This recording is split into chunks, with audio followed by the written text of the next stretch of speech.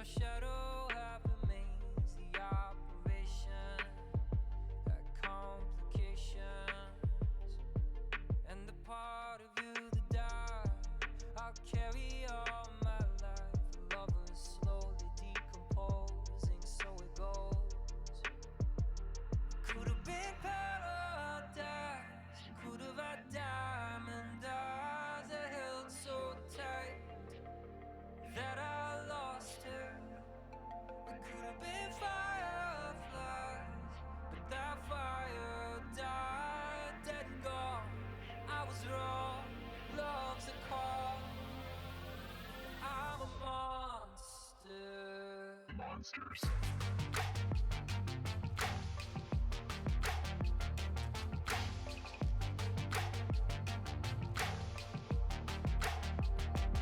Monsters.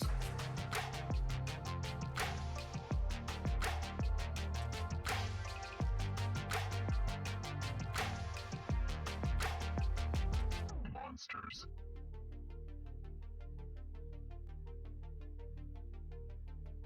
Hope lingers on after the one you love is gone. Thought I smelled your ghost in my winter coat, and our love became a void, another echo in the noise that can't erase what we became. We could have been paradise, could have been you and I played the fool, and you played the martyr. We could have been fireflies, but some fires die. I meant no harm, we were both wrong. Moving on. I'm a monster. Monsters.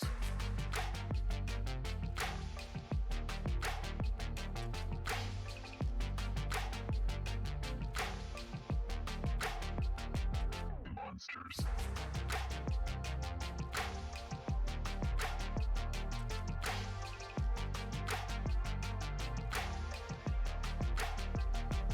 Monsters.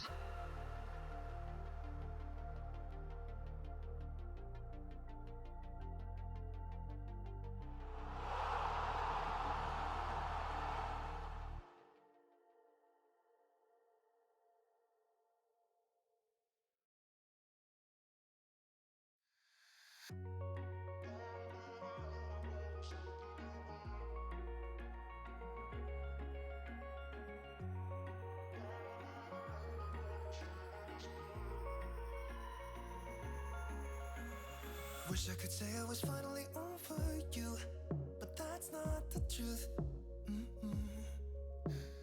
Everyone always keep falling in love again. The fuck's wrong with them? I don't understand. Maybe it will pass by. Someone save me before I pass out. I'm too lonely to be done. I'ma drink at this place. Yeah.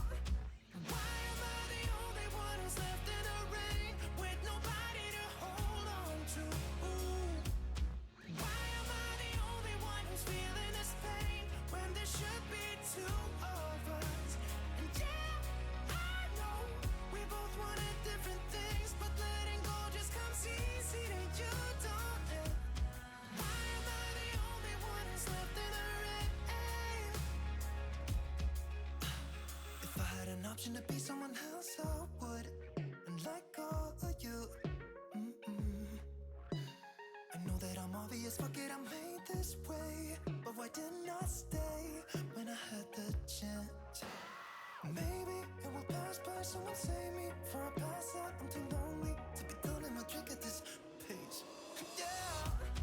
Why am I the only one who's left in the rain with nobody to hold on to? Why am I the only one who's feeling this pain when there should be two of us? And yeah, I know we both wanted different things, but letting go just comes easy to you, don't it? Why am I the only one who's left in the rain? The only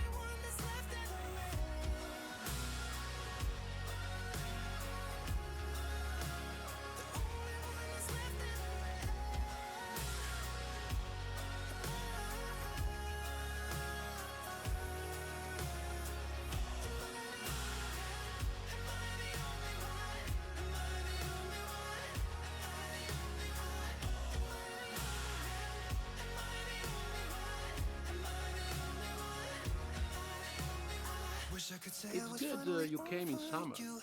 In winter, That's not it can get the truth. very depressing. Why am I the only one who's left in the rain with nobody to hold on to? Why am I the only one who's feeling this pain when there should be two of us? And yeah, I know we both wanted different things, but letting go just comes easy that you don't know. Why am I the only one who's left in the rain?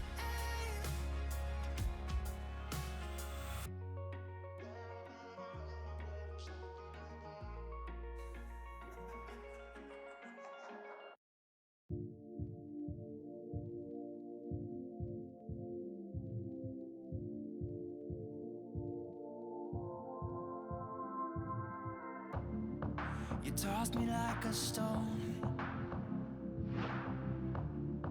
You swept me off my feet.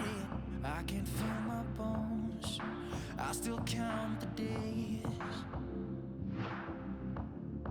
You swept me off my feet. I keep going high, she keeps going low. Something feels wrong right now, I know. Something feels wrong. You don't wait for me, 'cause I keep breathing fire. I won't wait for you, 'cause you keep telling lies. I keep going high, she keeps going low. At the end of the day, she's gone. But you don't wait for me, 'cause I keep breathing fire. And you keep telling lies.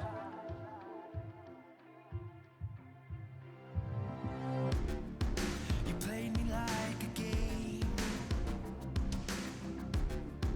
You told me it was fine, but I could feel the pain. It's been so many days, I still feel the pain. I still feel the pain. I keep going high, she keeps going low. Something feels wrong right now, I know. Something feels wrong. You don't wait for me, 'cause I keep breathing fire. I won't wait for you, 'cause you keep telling lies. I keep going high, she keeps going low. At the end of the day, she's gone. But you don't wait for me, 'cause I keep breathing fire. And you keep telling lies.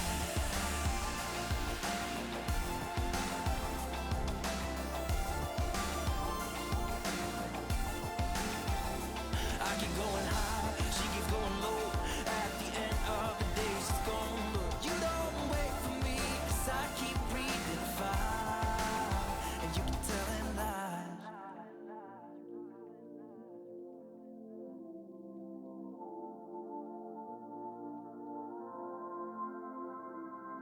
I still count the days.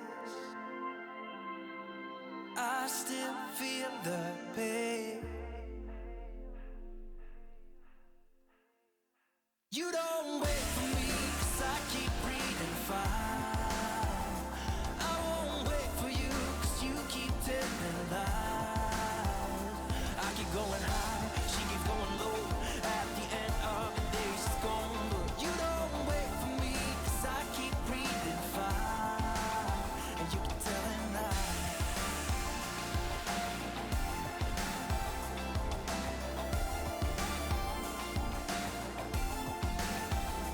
I keep going high, she keeps going low. At the end of the day, she's gone. But you don't wait for me, 'cause I keep breathing fire. And you keep telling lies.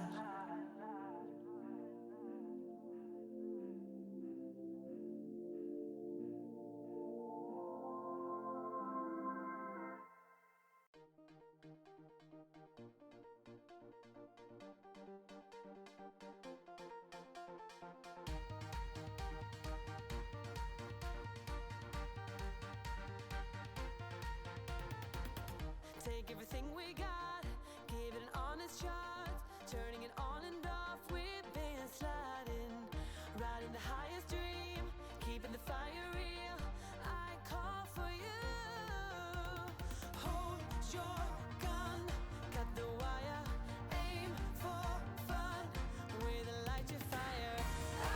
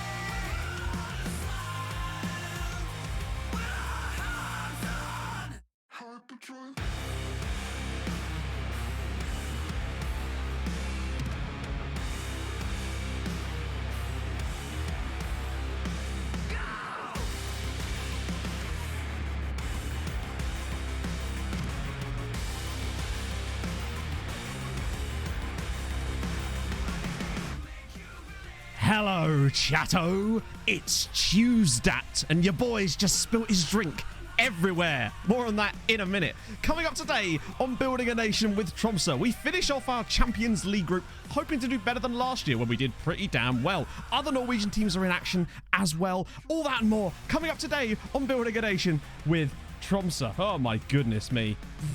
Whoa, how are we, my friends? How are we? That was a frantic last sort of 15 minutes for me. For those of you that arrived like maybe you're 2 or 3 minutes into the stream, literally moments before starting the stream, maybe like at 10:48 and a half, I go to reach for my mic and I just smash this full cup of water just all over the desk. Just all over the desk, all over the mouse pad, all over the mouse particularly as it was right in front of it. And you know how it sort of goes like a wave to the back of the desk, right under the audio interface, then it comes back, it goes under the keyboard, and then I'm like, shit. So I'm running to get tissues and like towels and stuff. And when I come back, I realize it's all dripped onto my chair as well, onto the floor. So I've got wet feet. My bum's wet from the chair. Mouse pad's ruined. Oh, it's not been a good start, friendos. Thank you, Damien. At least I've got that, I suppose. Turns out the drip is all over me in many ways today. Done it with milk.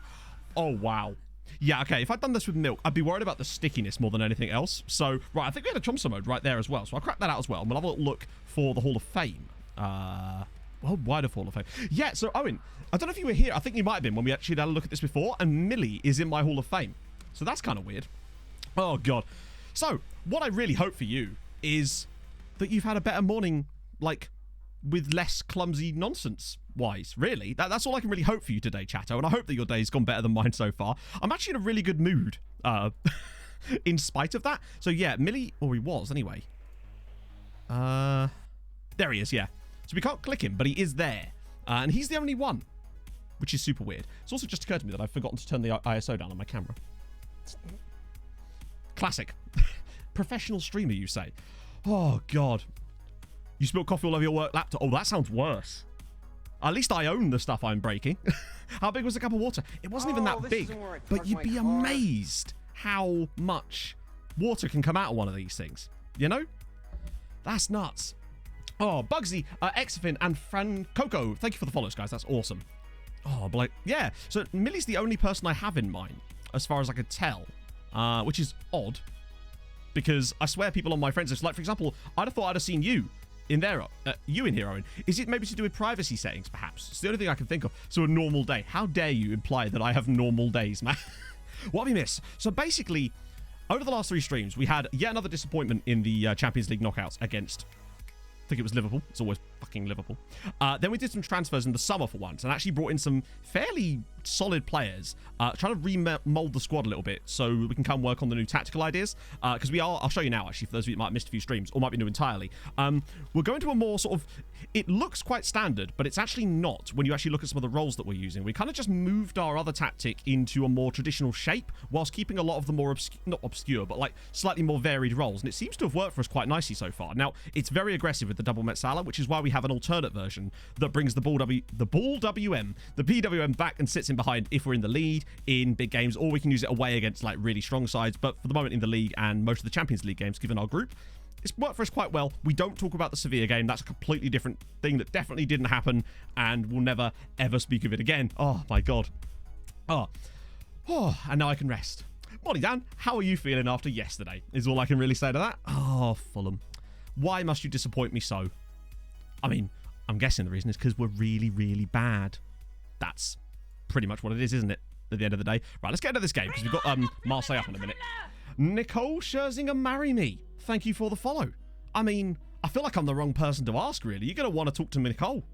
But it's an interesting name. I'll give you that. I was going to ask you the story behind it, but I feel like it's quite obvious, really, isn't it? It's just on all the Pussycat Dolls streams. Are they still a thing? Imagine that. Just streaming some FN. Oh, not going well hungry here, boys, to be honest. Hey, Bugsy. A mental TMI filter when addressing chat. No. As you can tell from some of the things I've shared over the last year, my TMI filter when addressing chat is somewhat limited, I'll be honest with you. Oh, by the way, chatto, you know, on the last stream, I changed it to the Norwegian version of the Streamlabs person. I was testing the notifications earlier so I could turn them down a little bit, and I got to hear a preview of Streamlabs Helga, Streamlabs Ingrid. I don't know what we're going to call the Streamlabs Norwegian lady. That's up to you, really. Who is Severe? Never heard of them, mate. There's some bit in Spain or something. I don't know. Does anyone know how to get into a password-protected Excel file? Oh, if Slugs was here, he'd probably know. That man's an Excel genius, to be honest. This is my alternate account. How many subs for a hot tub stream? It's less about subs, it's how much weight I'd need to lose to even be comfortable enough doing something like that, to be honest. Although, maybe having a bit of extra booba could help me. You never know. That's the meta these days, isn't it? Don't mention the S word. Does Diz hate Severe as well? Because I'm fine with that. Me and Diz will form a All My Homies Hate Severe club with me and Diz as the chairman. Instruction guy from Dresden, what was his name? Yes. Well, you see, no, it's a lady. We've got a Norwegian Astrid. I like that. I like that Astrid. That's a good name, actually. Let's have a look at this player while the game is going on in the background. Andre Tor. Oh, Arundel. Cool. Oh, damn. Jesus. Did he come through your youth intake, Holbrook? He's pretty sick. It's weird that he doesn't have, like, 5-star potential, but I'm guessing you are further up the league than, say, you know, at the start of the game. To have a player like that and not be considered, like, 5-star. Have 3 Ingrids as classmates at school. That seems fine then. Streamlabs Ingrid, it is. And yes, she does have a very, very thick Scandi sounding accent. I'll be honest with you, it's kind of hot, so. Ida what? Oh, that's really weird. So one of my Millie shows up in mine, in the worldwide one, but not in all the others, because he's the only one person we could find when we did this little test before. Super strange. More known for their handball club. Well, we better make sure that we don't take that into league games, otherwise we'll be giving away a shitload of penalties during that. Come on now. Awful. So I'll be honest with you, Dan. I didn't watch the game last night. There's so many things that... What on earth happened there? I was like, I could watch the game. But then I thought, what am I going to witness here? I think I might have saved myself the disappointment. Did that just go off the defender? I swear it does. Is it too early to run the segment? What on earth? Yeah, screw it. You know what? It's never too early for the segment.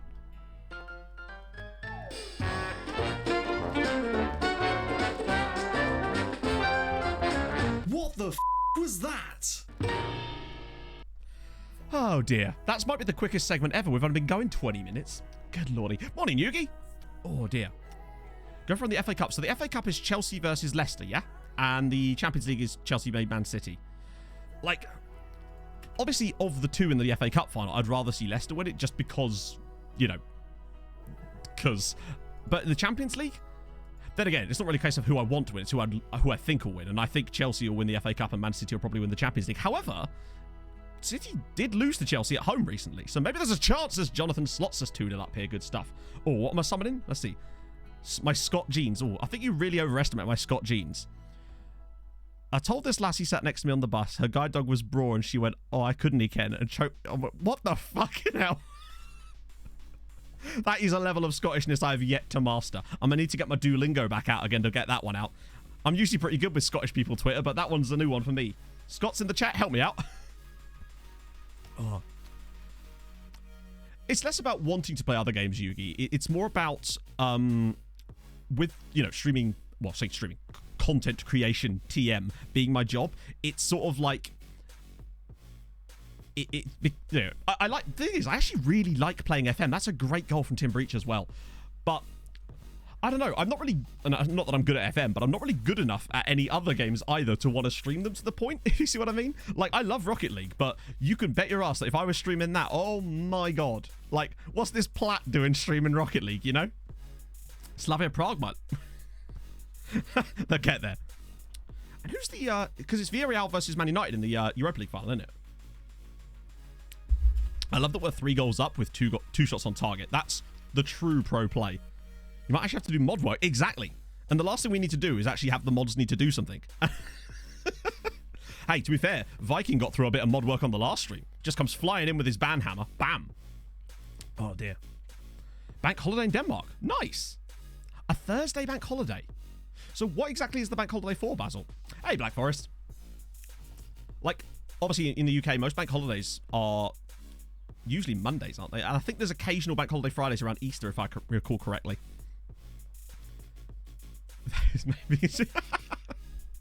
Lots of people using... Yeah, I kind of agree with you there. Oh, wow. Double save from the keeper there. Bloody hell. Ooh. From never hearing about Tony Khan... Yeah, well, this is the thing. The AEW stuff has, like, properly just... But that has not helped him in any way, because it's just like... Tony Khan is clearly preoccupied with doing other things right now, and the recruitment at Fulham would very much suggest that. Not that some of it's been that bad. There's been a few solid signings this year, but they've all just kind of gone off the boil for the last... Ever since the Liverpool game, we've been absolute dog shit. That was a really genuinely good performance from every single player and the management staff. But since then, just garbage. Absolute garbage. Playing Bodder... Oh, you're playing Bodder? Wow. That's weird, Holbrook, because Bodder have actually been surprisingly poor in this save. I think the only... Wow, that was the way he fell over there was super strong. Oh, he's gone. Oh, dear, this isn't good. Bodder have, I think, only won the league once in this save, and it was the very first season, which kind of mimics real life anyway, so that makes sense. Oh, dear. For the banks. Yeah, I suppose so. But, like, often they're usually, like, national holidays for other reasons too, aren't they? I don't know. I don't really pay much attention to bank holidays, if I'm honest.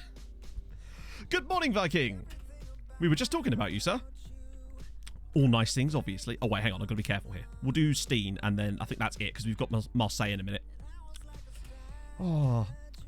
So, basically, on the last stream, I don't know if you saw the Sevilla game, so that happened, but then things started to calm down a little bit. We actually got some pretty good results in Europe, and the other Norwegian sides did fairly well as well, to be honest. Morning, Perts. Hey, Dom.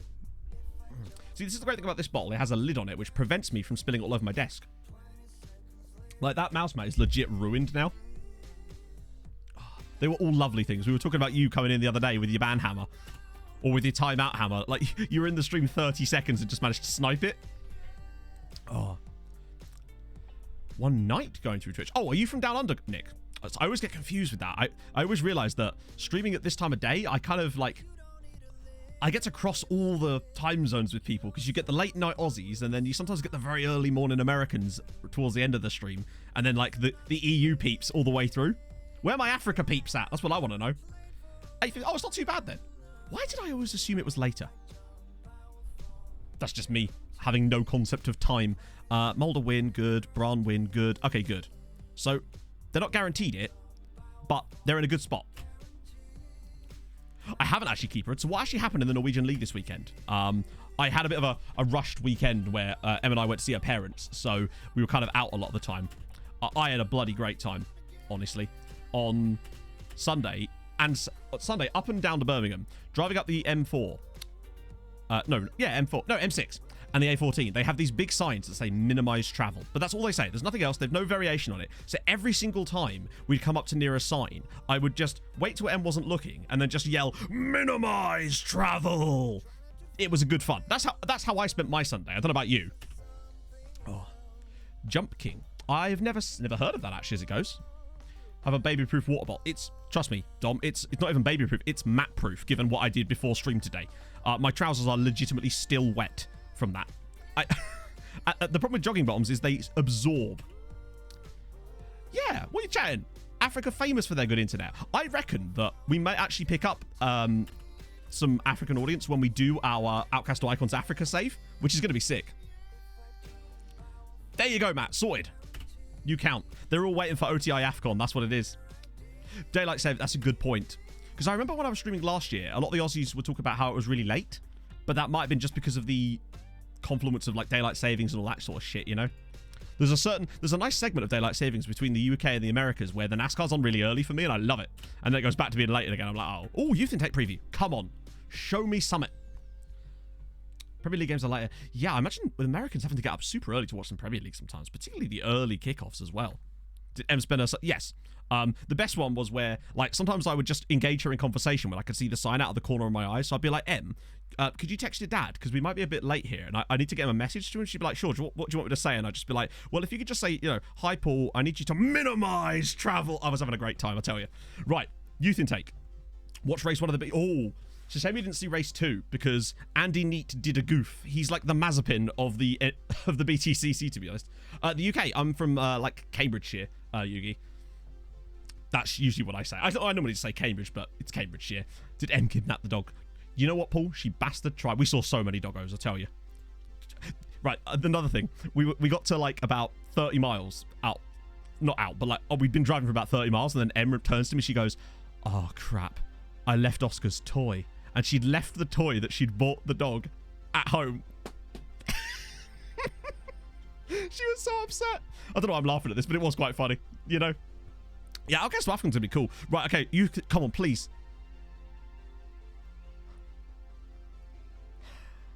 I mean, it wouldn't be this save without don't expect much from this youth tech. However, we have one good young American striker from Town and Country, Florida, who has caught the eye. I'm sorry, that's not a town, that's a magazine. I'm convinced that is a magazine. Are we just ordering one out of a catalogue now? God, as much as I like wearing this hoodie, I'm going to have to derobe, chat, because it's far too hot in here now. I wore it for continuity purposes because I have to record a video straight after stream today, but Christ. Yeah, we're literally signing Florida Man, apparently. That's going to be fun, isn't it? Oh, dear. 3 a.m. games. Yeah, I bet, because obviously that's East Coast. No, West Coast, isn't it? Pedestrian in the road slow. You love to see it. It's kind of like road work ahead. I sure hope it do. Truth or quant... Is this... It's funny, because we were actually talking the other day about American team names. Ditto, but I offered. She said no, Paul. I don't know. What can a man do, eh? We were talking about weird American town names the other day, and this is a strange one for me. It could be, yeah, it's just like you choose. It's like a choose-your-own-adventure birthplace. I quite like that. Big fan. Oh, did we lose again? Yeah, we always do that, don't we? Aussie's in your choice of team. I mean, not something I would choose to cognitively do, just because it's just like, I'm always like, with streaming, you have to kind of balance enjoyment and entertainment and trying to entertain, I should say, desperately trying. And stuff like that, just unfortunately, a lot of the time isn't particularly interesting for anyone outside of a very small group of people. And I've kind of moved away from caring too much about what other people think to a certain point. Hence why I did OTI, and I was like, you know what, fuck it, I'm just going to do a save I want to do, and that seems to have done well so far, so I'm happy with that. Very posh. Very posh. Indeed, it is very posh, isn't it? I've kind of just steered into the whole posh thing now. There's no avoiding it, innit? Exactly. I had to minimize the travel, so put travel on your second monitor, chat. Right, Marseille, this is big. Have we got the full strength? You know what, Ovi, that basically is full strength, isn't it? Holton has to be on the bench, because I'm still not sure about Brennan Nelson in that role, although he has improved lately, to be fair to him. And Jonathan on the bench instead of Daniel Steen. We're not having that, Christ. Sleek DMC. Thank you for the follow, man. It's actually called Town and Country. Really? Well, that's far better, and I feel like FM have done them a disservice with the ampersand. Really? 1860 after 10 seasons. Nicely done, man. 1860. Are 1860 a manageable team in OTI? I'm just thinking about this off the top of my head. Could that be a thing that could actually happen in that save, or have they been to a European final before? Break really hard. Everyone's like, well, shit. We trust your enjoyment. Oh, I wouldn't be so sure about that. So, basically, we just kind of felt like we needed a change, and originally we started using the tactic from OTI, but I don't feel like that's great for high-level play.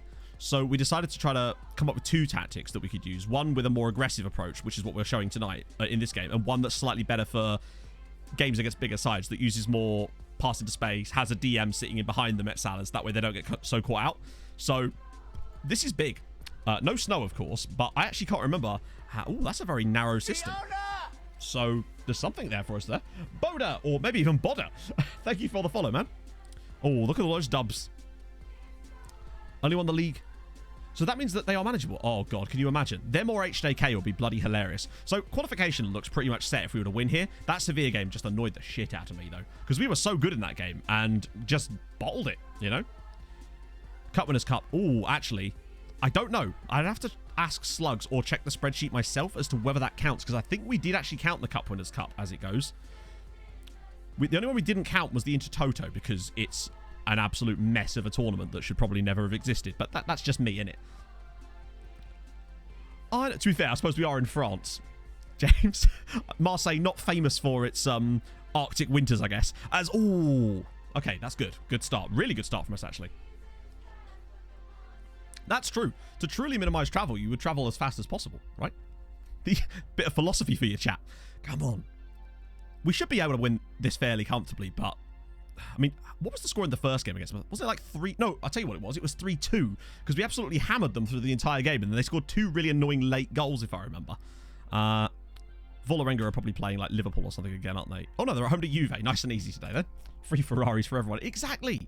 This has been a good start. I'm encouraged by this. Really strong start from the lads, which is what I want to see. Just need a goal now. Defensively look pretty stable. No shots given away. Loads of possession, which is another thing this tactic seems to do well. And then we end up relying on a free kick or set piece to score anyway, don't we? Kochimano! And how is that an own goal? What? Did it hit the defender and then bounce back out? That looked like it was going on target. Sorry. In what world is that an own goal? Yeah, fuck it. You know what? We might as well.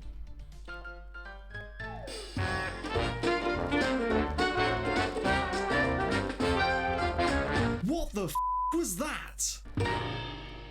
Kochimano has just been absolutely robbed, Chatto. I don't... Are they saying it came off Matsushima? And even if it did, it was clearly going on target. Hey, they all count in the end, but that is just weird. Yeah, I remember hearing about that keeper. So what was that all about? Did it involve all the Nordic countries? Like, or was it only a set few? Here we go. Oh, look at this. They've gone really aggressive. Jan Cavalcanti, can he cut back into his right foot here? Yes, he can. Oh, yeah. Oh, okay. Kochimano, this time, will it be giving us an own goal? It will not, and it is 2-0 to Tromso here, away at Marseille. And Facundo Kochimano, since moving him up to advanced playmaker on that right-hand side, he has been lethal with both goals and his assist. It is actually filth. His goal return, 23 on the year for him on the right wing, whilst as a playmaker as well, I should stress. So he's got about 20 assists to go with it. Only Scandi. You love to see it.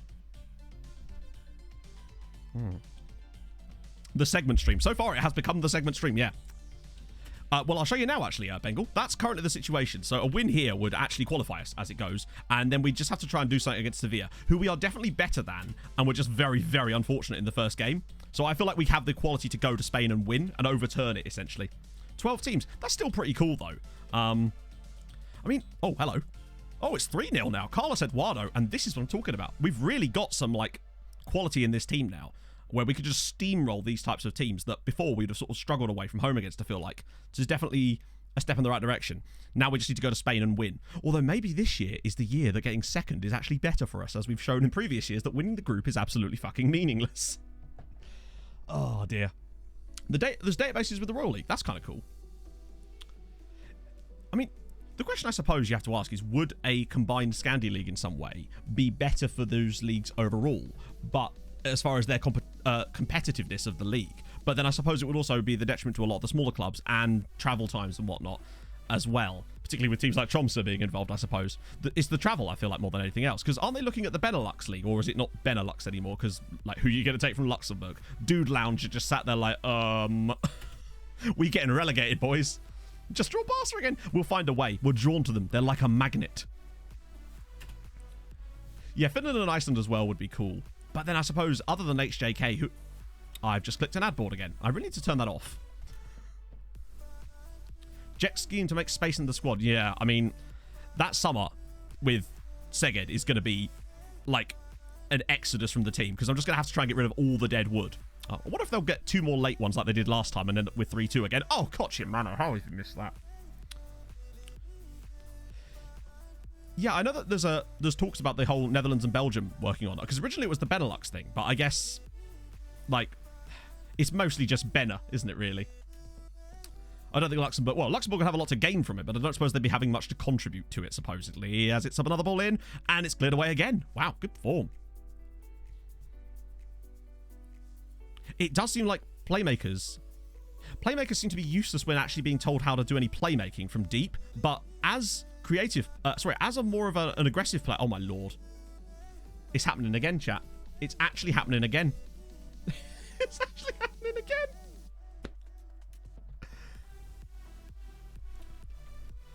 Oh, lordy lord. Look at this. Clears it against him. It's the same guy. Watch this finish 3-2 again. Oh, lord. It's actually incredible. Their first shot was like 60-something minutes into the game. They'll score a long ranger next, I suspect. Oh, Kochimano again, and it's cleared away. Oh, I think maybe it's because people call that region Benelux, possibly. Yes, he certainly was. I haven't seen Foxy stream FM for ages, which is kind of sad. Just because he's a good streamer and a lovely dude. Right, yeah, we'll get Sandy off for... No, that's... Yeah, actually, that'll be fine. Just need to freshen things up a little bit. Maybe even Jonathan through... No, actually, we'll leave it as it is. We don't want that third sub just yet. Tranmere sacked the manager before the playoffs. What? That is a strange choice, I'll be honest. Benadude Lounge is the pro move, for sure. Ooh, okay, Millard. All right, Millard. I'll be sure to go extra ASMR for you there. How about that? We'll do a bit of a... I am going to work later on the week on the FM ASMR scene, so we actually can have that as a channel point reward, because I think it'd be quite fun, you know? I want to start mixing things up a little bit with cool stuff again, as Jesper Holton does really well here. In fact, so well that he's lost the ball entirely. Excellent. Yeah, Bolton getting promoted is... I remember looking at Bolton earlier this season and thinking, oh, they're not having a good year, are they? What on earth has changed at Bolton over the last sort of 6-7 months to make them suddenly be like a top contender? Or is that always the case and I'm just an idiot? As Cavalcanti goes through and... Okay, Jan Cavalcanti and the Post. Name a more iconic duo. It just... He must have hit the post about... And it's always the Champions League. It's incredible.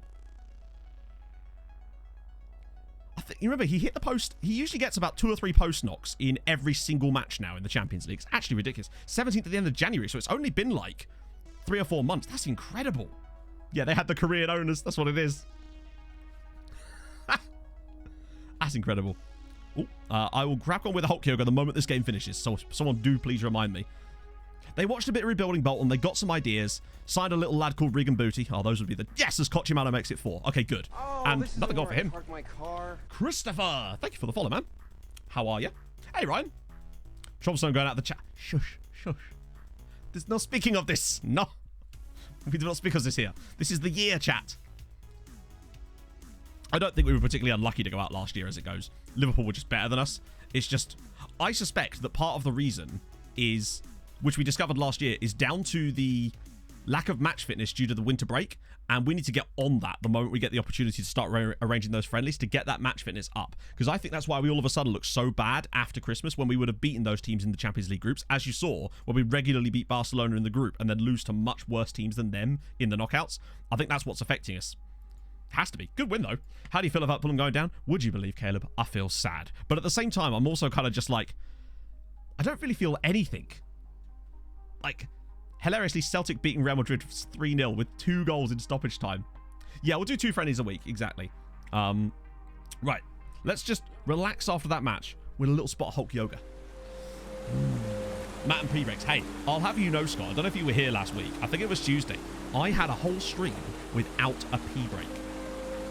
I know. Promise you, it was a real thing. Didn't realise until after. I was like, I really need a piss. But I did it. Today will probably not be that day. Although, to be fair, I will probably be able to drink a little bit less, given that I spilled half my drink across my desk before I started streaming. So, you know, it's one of those. Sounds tough for the bladder. It do be tough for the bladder. I don't know how you lot can do it. I'm getting old, you see. Just need those peas. Exactly. I'm going to enjoy seeing Fulham, hopefully, anyway, win games next year. That, oh dear. Kayun, he's been on a... That is full-on jet ski material. First knockout round. Got some cash. Good shit, good shit, good shit. Great performance from Kochimano. How many assists has he got this season as well? I'm kind of curious now. So he's got 16 assists and 24 goals. That is quite good. From right... Remember, he's a right winger. He's not a striker. 16 assists, 24 goals. Now, obviously, Cavalcanti's been brilliant as well. But you can see that the top 3 here have really linked in nicely. And Ovalar from there as well. Superb. The transfers we made. Okay, so we did actually make some transfers, which is weird for us, particularly in the summer period. So some of them you'll have already seen, because I think a lot of you were here when we signed up Ray Saro on like a 900k, basically. Paid the compensation. He's already gone out on loan to Lillestrøm. There was Edgar Villacorta, who just isn't spectacular, but we were just looking at, like, I think he was free, actually. Or was he free? Yeah. There's also Lucas Santos, who was a keeper I picked up purely on the fact that we were starting to look a little bit weak in terms of backup keepers. So I was like, all right, cool, we'll get another keeper in, relatively cheap. There was Luka Ivkovic, who may not have good finishing. Whoa, hang on. Whoa. Why did I not put him on? What? Why is my... Okay. This is just... you know what? Screw it. We'll do it. Oh, I'll tell you what it is. It's because he's in here. Actually, no, I don't want that at all. What am I doing? I want playing position, and then I want shooting. Because that's his big weakness, is his shooting. So he was like 5 million, but he was really cheap, really, in the grand scheme of things. We brought in Carlos Eduardo for £18.5 million, and I think he is well worth it. 18 in that midfield is already a starting player for us for the most part, and I'm excited to see what he can achieve here. So that's pretty cool.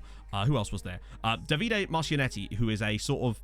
He's a ball-winning midfielder, essentially. He's a guy that can play this role when we want to play the more defensive tactic, because he is... Look at him. Oh, ridiculously good. Still only 17 as well. And then there was also Julius Christensen, that right-back that was quite highly rated at FC Copenhagen, who maybe isn't as good, but look at the mentals, and the physicals even aren't even that bad either. Oh, here we go. Stand by for Ingrid. Finally finished all my uni work. Dissertation submitted and I'm ready to cry. I'm so happy. I'm so happy. Yes! Give it up for Ingrid.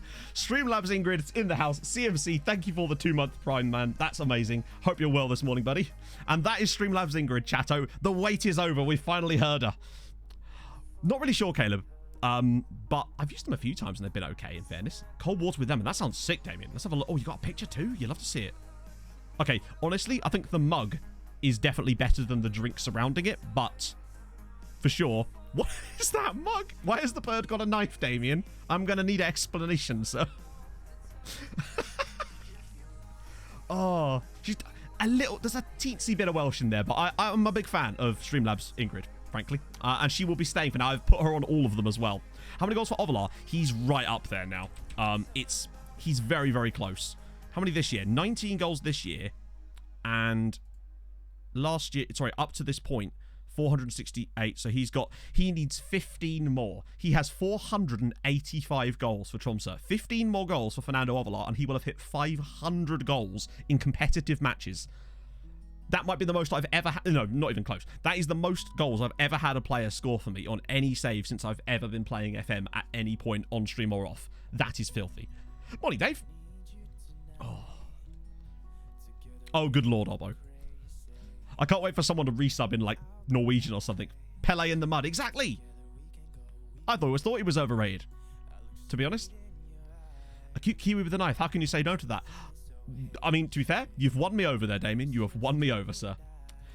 I mean, I don't think he started declining yet. Well, we can actually see, can't we? Maybe in certain... Oh, wait, that's...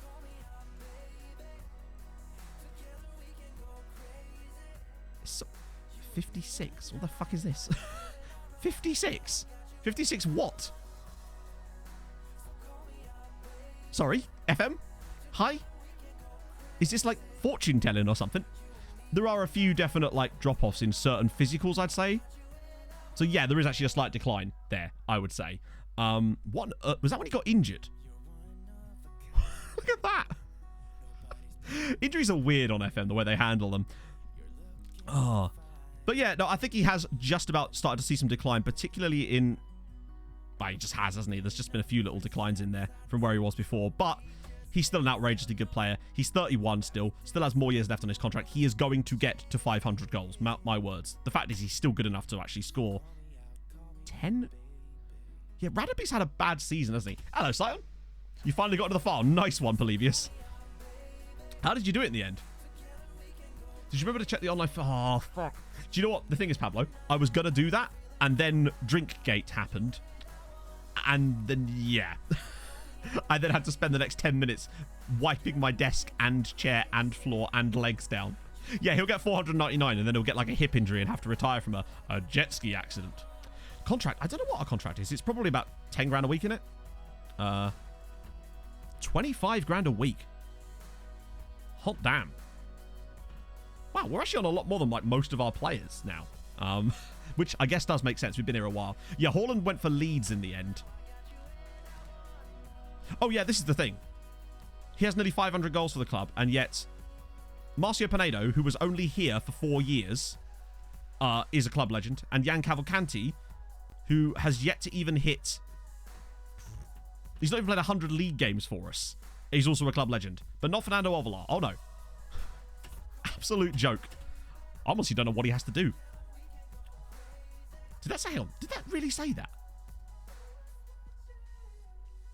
What in the fucking hell? That is insane.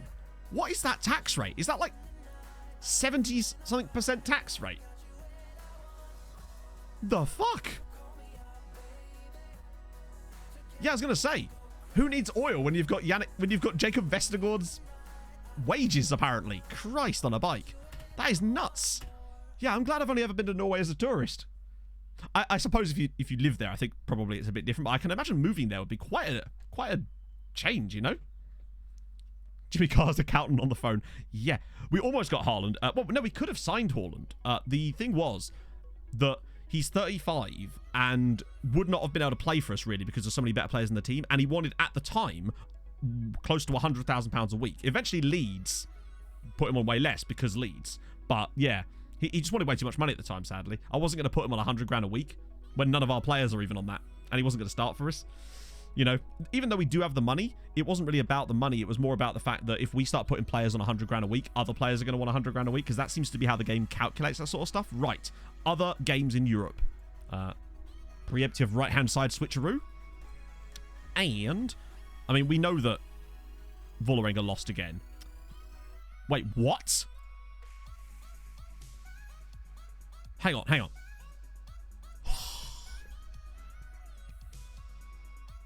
Oh my god. They might actually get out. This is insane. Remember how dogshit they were in the Europa League last year? I cannot stress this enough. These guys came bottom of their Europa League group last year. And they got thrown into the Champions League because game. I mean, they're basically qualified, haven't they? Even if they lose to Rapid Vienna, Rapid would still need to get another point somewhere. That is absolutely mental. They got a draw against Juve. It's kind of like when Mulder got that draw against Inter and Chelsea last season. Well, other teams, you've got a lot of work to do to catch up with that. Come on, show me your good stuff. Oh, damn. Did Mulder lose? They did. They lost to Spurs, in fairness. So, that would be expected. Although, again, they knocked Spurs out of Europe last season in a knockout game. So, actually, maybe not that expected. But I still think they'll probably... Now that they've played both games against Spurs, they have home to Tromsø and then away at Anderlecht. The Anderlecht game is going to be the decider in that one, because I think that Anderlecht will lose to Spurs and Molde will beat Trabzonspor, but it's going to come down to the head-to-head probably between the two. Oh, dearie me. Yeah, I've seen loan players get on there too. I think at Bolton, I had Kyle Wilson, as you a lot know, on loan from Chelsea for like 4 years, and he got on the favoured personnel list as well before a lot of our permanent players. 33, is that like the starting tax? God, I think in the UK is like 20, isn't it? For the first bracket is 20%. No, sadly not won the Champions League yet, FM Folklore, and the coefficient's okay, but we've kind of stalled out the last few seasons, mainly due to us, to be honest. Oh, see you later, Basil. Thanks for stopping by, man. Hey, Soul Wound. Oh, right. Okay, so that's good. The question is, Bran. Oh, Bran. What happened here? Or did they play Valencia again? That must be what it is. Oh, dear. I still think Bran will be able to get through that group. Yeah, so what I meant was the first time you actually have to pay taxes, it's 20%. Rather than... It's 12.5... I've been having to do a lot of looking at this lately. It's 12.5 something, I think, is the actual max you can get zero taxed on. I'm sure there's probably accountants in chat that know this way more than me. If you are an accountant and are looking for a client, then hit me up. Just saying. Just got the Plat Trophy in red. Oh, nice. I literally read the first part of that and thought you were talking about Rocket League. And I was like, you're not a Plat. What are you chatting? Oh, I think Bran will still do okay in this group. Because they go away to AEK, which is huge. And then they finish off at home to Krasnodar. Despite their sort of poor form against Valencia, I think they'll be okay, to be fair. You work in accounting. Good shit, Ryan. That's what I needed to hear. 35. Wow. That is... I mean, I'd hope that wages are higher in order to compensate in some way for that. But, I mean, I guess there's all sort of other things that kind of come with that. So it's not just the same as, you know. Right, okay, so We've still got 2 more teams to look out for. I'm amazed at how many teams we've got in Europe this year. I mean, Rosenborg. Was that a win? Yep. Wait! It what? Not only was it a win, but it was against Sporting. Rosenborg 3, Sporting 2. That is enormous. Okay, I thought they'd beaten, like, Skendeby or something. Big news. They kind of needed that as well to have any chance of getting through. Oh, come on.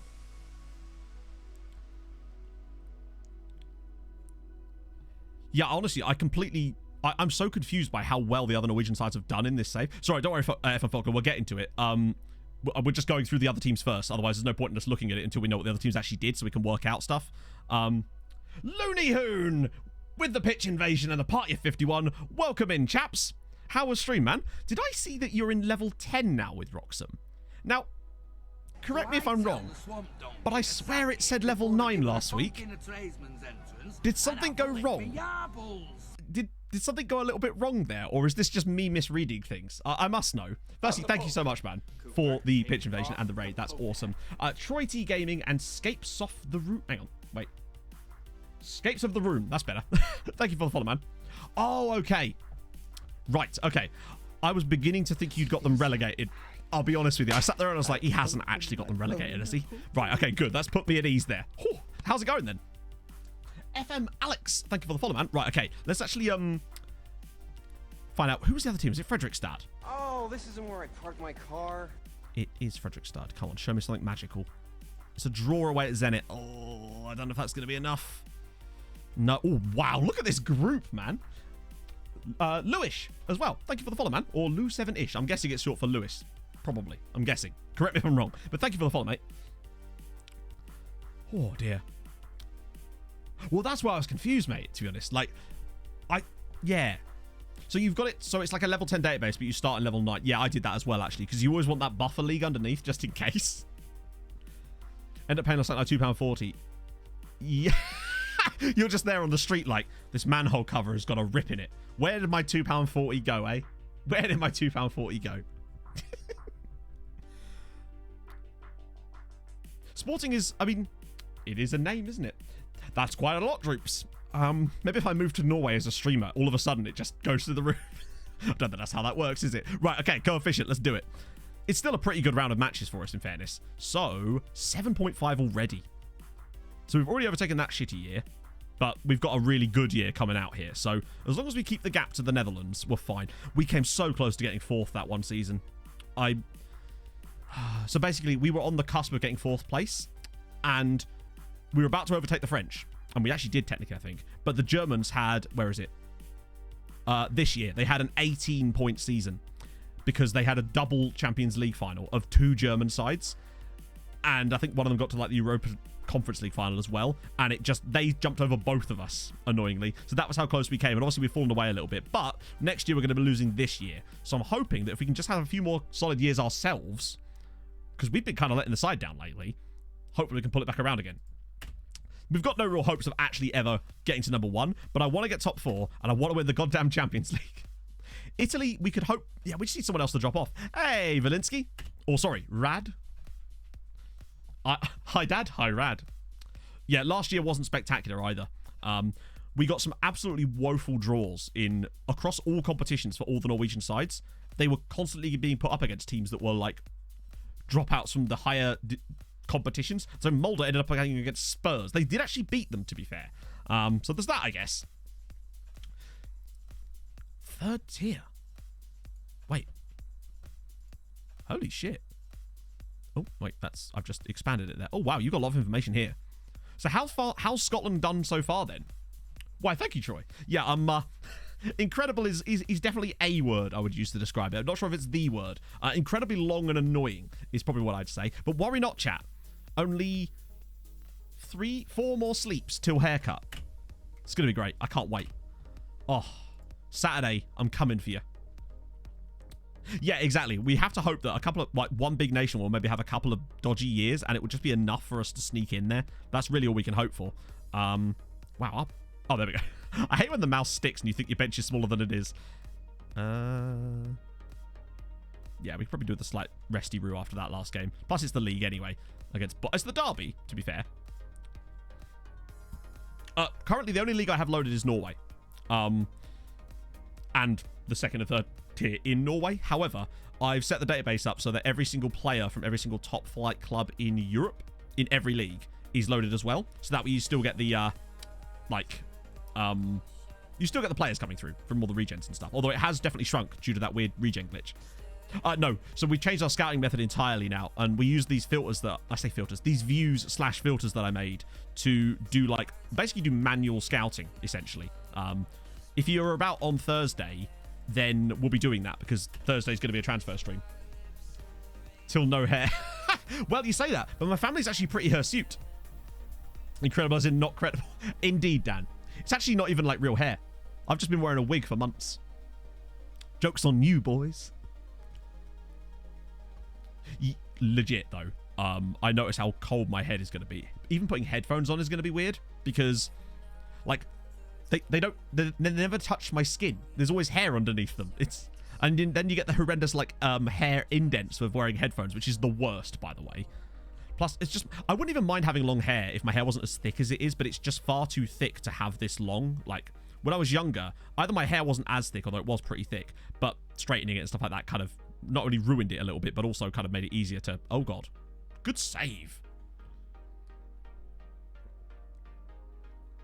That's the thing, Dom. Yeah. I remember reading a, playing more Man Yeti. Oh god. Oh, what are you trying to imply, Chris? What a bloody header.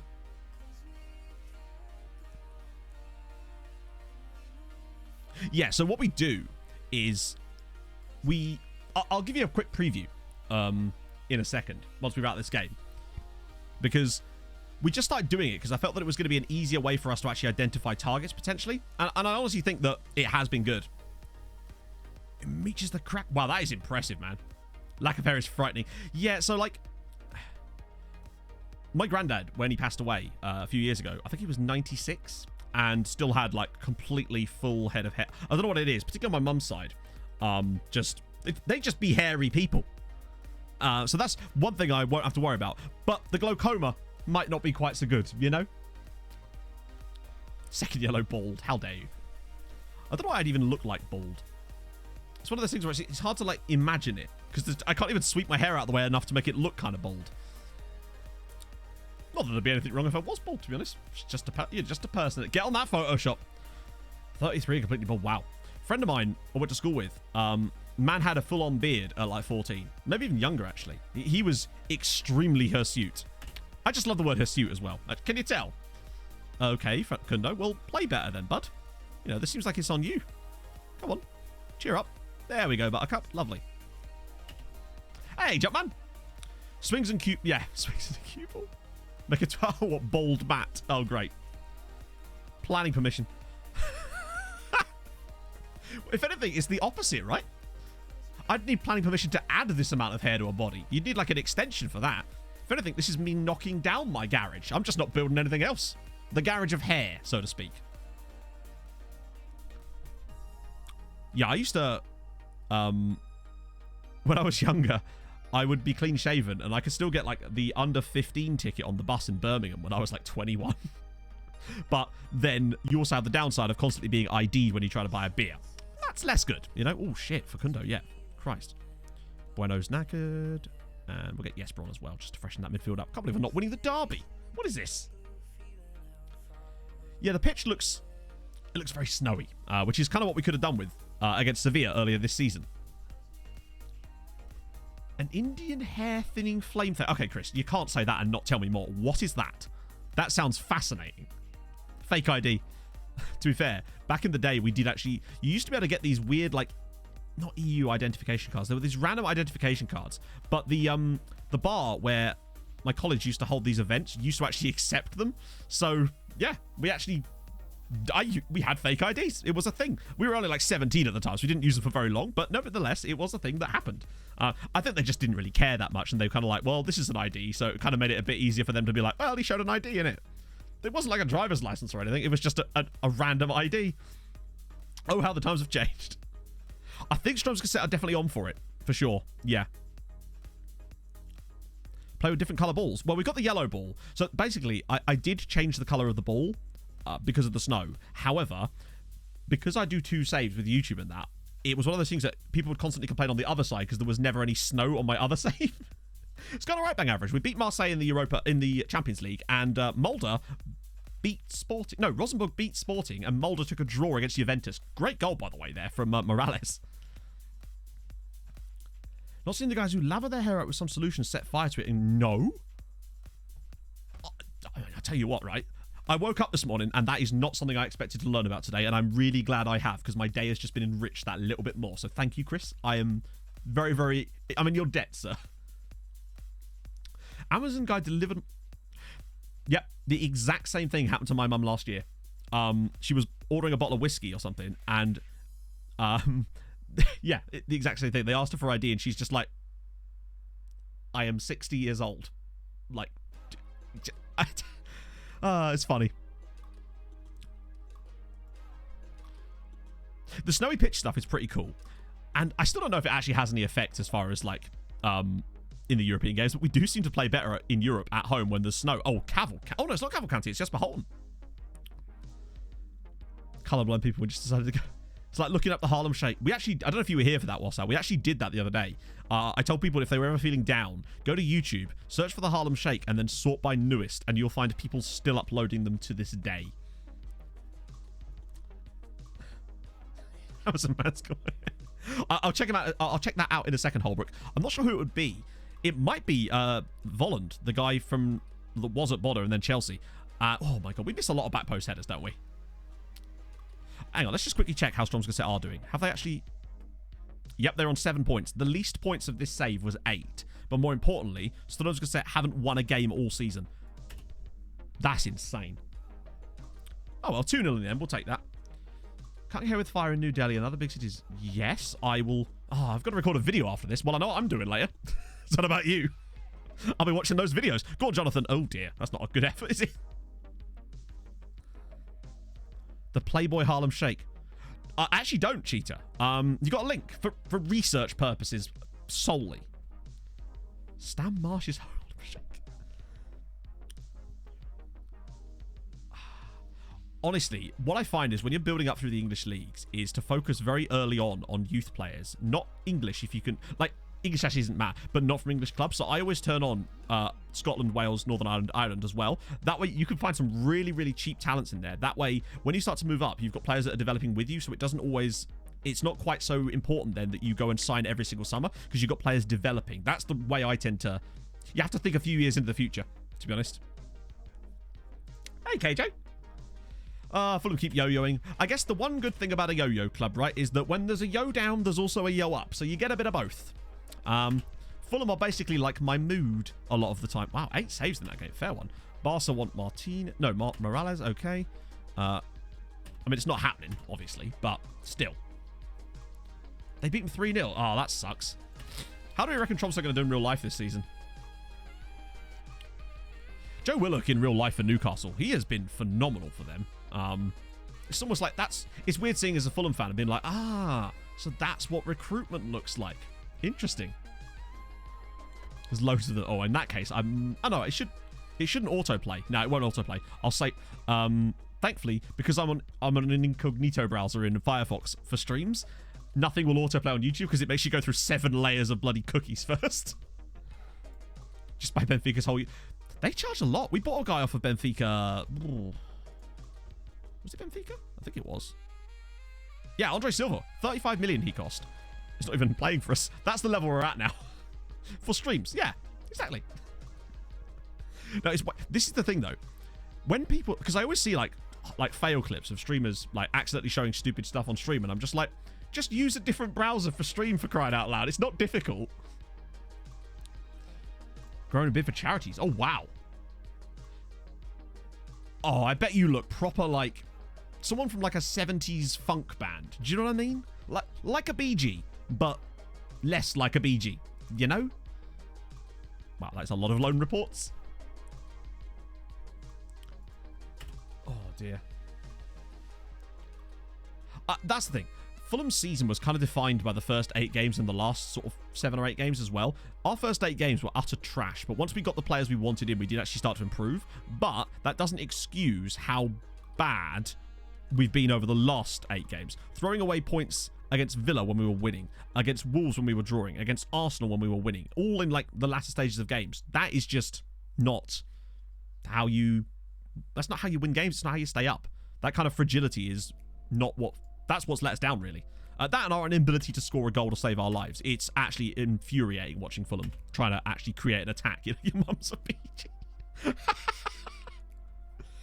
Oh, the Arsenal. Honestly, I thought the game had finished because I wasn't able to watch the game at the time, but I was keeping an eye on an acca I had, and a game that had started at the same time had gone to 96 minutes, and then the game finished. I was like, oh, okay, fair enough. Fulham must have won. And then I saw that actually we hadn't. My watch flashed up and it said 97th minute goal, and I'm just like, end me in the face. The Lookman pen, the Aguero pen, you know, everyone makes mistakes. He was quite good for a while after that, in fairness. I honestly don't know. It's all very well saying get rid of Parker, but it's like, okay, but then who comes in to replace Parker? You know, it's not like we have the biggest gravitational pull as far as, yeah, I mean, Saints, honestly, if Southampton don't have the start to the season that they had, they would be in deep shit. It's actually crazy how close Fulham and Southampton are, given where they were at the start of the season. Oh, what on earth has happened, Viking? Like, what is Hasenhüttl playing at? Is it injuries? Is it just bad tactical decisions? Parker will go. Interesting. But then who do we bring in? I agree that Norwich... It's nice to see Norwich come back up. Actually, while we're on the topic of, like, championship and stuff, who do you... Firstly, who do you want to win the playoffs? But who do you think will win the playoffs? Those are two very different questions. You could have Wayne Rooney. I think I'd rather have, like, a wax sculpture of Wayne Rooney. Maybe designed by the same guy that did that Ronaldo bust, perhaps. Parker has a lot to learn. At the end of the day, Fulham stumbled to 4th with probably the best team in that league very easily. It's... I don't know. I would love to see Barnsley come up, honestly. But I don't know if they will. Now, I can't say Brentford because I would be sick in my mouth. But a man has a limit, you know? Crouching Tiger, thank you for the follow, man. Did that just change? Yeah. Well, it's only Brentford's time if they win the game. And some people say, oh, Brentford deserve to go up instead of Fulham. It's like, well, they should have won the fucking game then, shouldn't they? It seems like they're in control of that ability. You know, if their goalkeeper didn't stand 80,000 yards off of his line. I would like it to be Barnsley just because, I don't know, I have a bit of a soft spot for Barnsley. In general, really. That and we have quite a lot of... We've got regulars in the chat that are Barnsley fans too, so I'm kind of be happy for them. Brentford are a Premier League team in my opinion. I see. Then I suggest you don't understand how leagues work, because they are definitely not a Premier League team on account of the fact that they've literally never played in it. So... Oh, wait, what? Hang on a minute. Oh, right. Sorry, I signed this guy in the draft I did against Looney at the weekend. Plus, I had him at Midtjylland. Oh, shit. Oh. That was scary. Cambridge United are a Premier League team in my... I wish. Oh, tell you what. Oh, I watched that Barnsley-Brentford game last year. I was... I'll be honest. I was quite happy.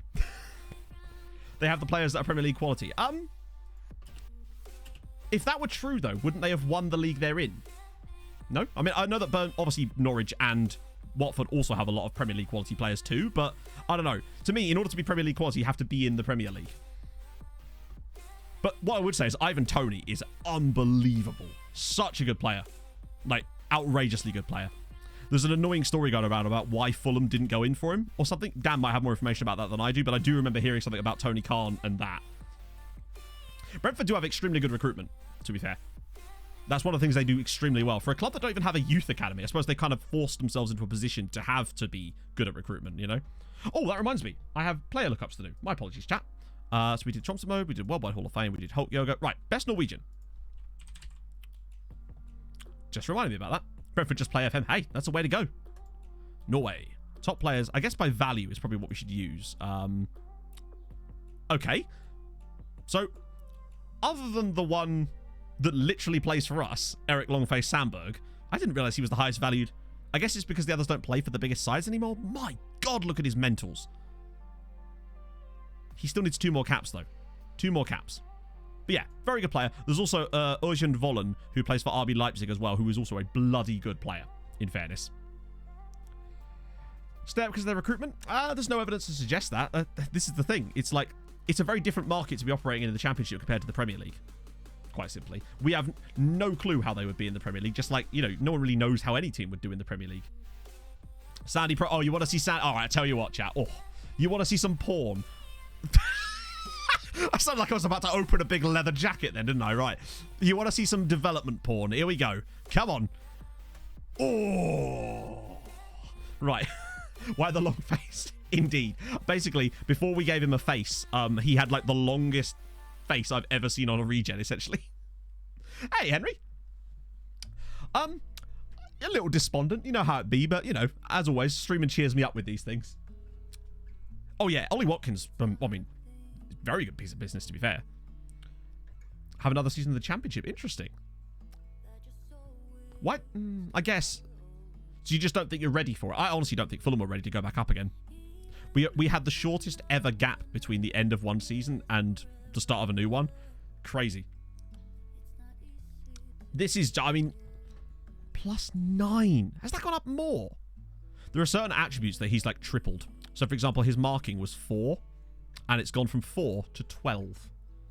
I remember when we first signed. Sorry, remember when Eric Sandberg first like came through the club, and we were like, oh, he's only got 7 finishing. This guy is not a striker because he already had really good passing as well, which was like 12. So we were like, okay, we'll make him a midfielder instead. And since then, he's developed to 16 finishing, and he can play in literally all of these positions.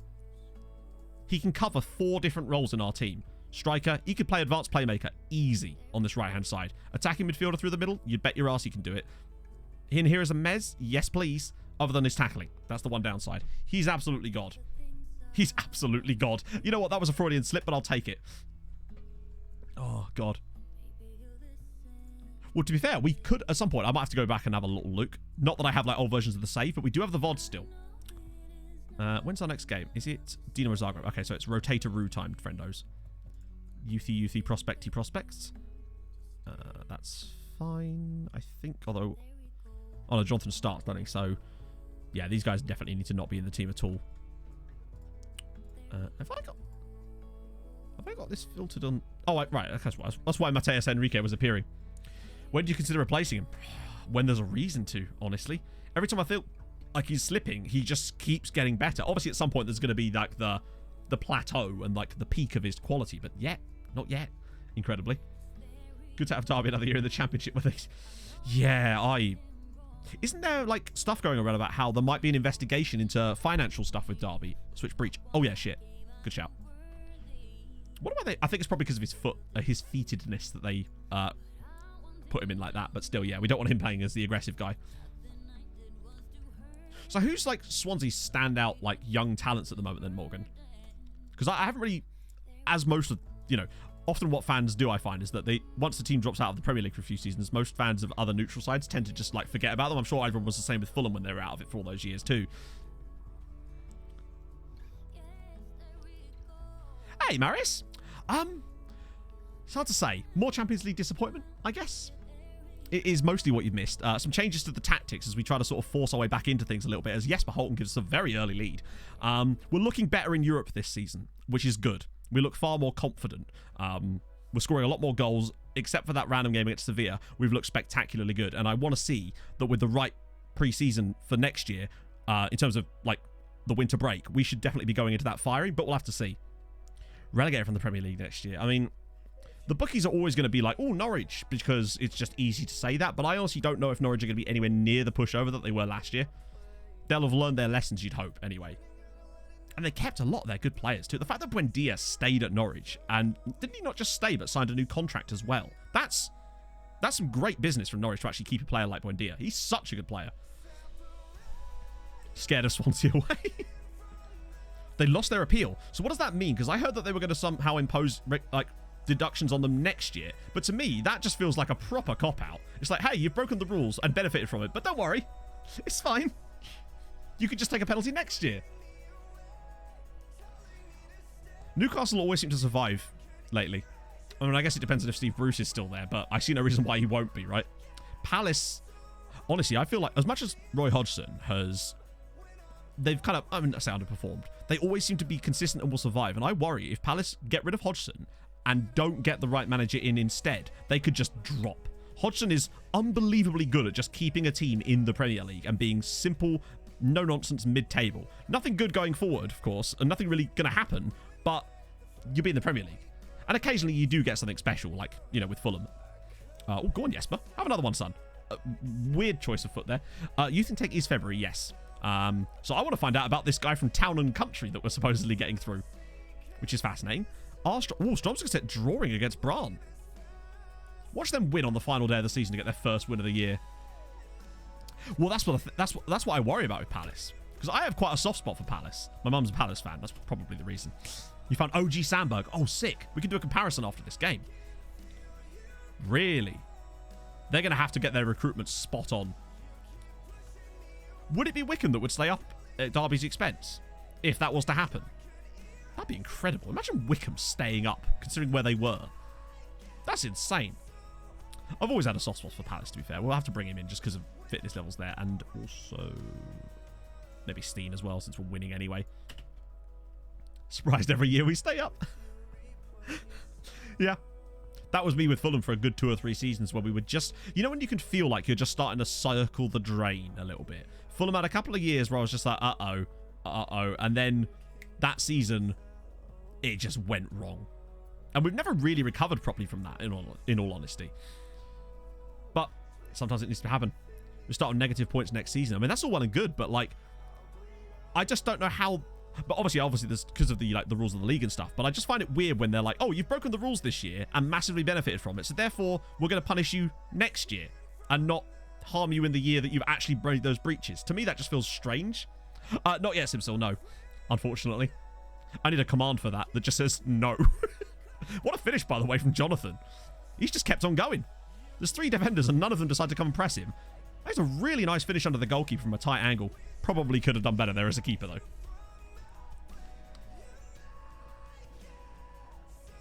Champions League, what is that? I didn't even see you set that up. Or did we already have that? That worries me. Yeah, I don't know. It always feels strange when stuff like that happens. Oh, Boney and Michu.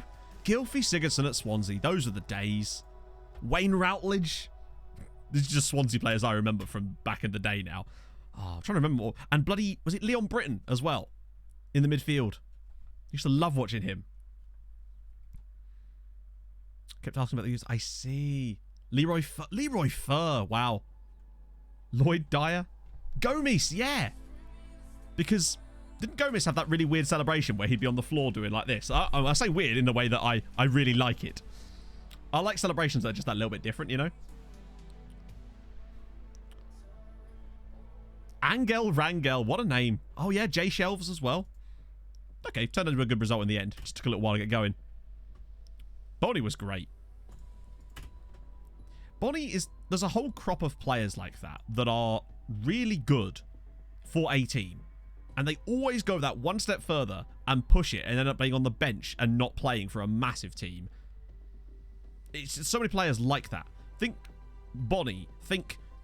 Was Roque Santa Cruz a bit like that for Manchester City as well? There's all those players that just go one step too high and then just completely ruin their careers in many ways. And they just end up sitting on the bench for the next 4 years. Demba Ba. Yeah, loads of them. Did they lose? No, they didn't lose, but they also didn't win. Scott Sinclair. Yeah, Danny Ings. Mulder taking 3rd is excellent news. Brann getting Europe is excellent news. Sarpsborg not getting Europe is excellent news. Rosenborg being shit is not a huge surprise. Start in the Champions League next year is going to be an absolute bloodbath, but sure. Jack Rodwell. Oh, yeah. To be fair, I'd do it too, but it's just like, I don't know. Wait. Oh, okay. So the cup final is actually irrelevant, which means we'll go win it, as per. Good shit. So let's actually have a look at this. So, Sandefjord versus Ålesund there. So, yes. Strømsgodset have gone a full season and not won a single match. 8 points, which is the joint worst that we've had in this save. But at least when the other team did it, they actually won a game.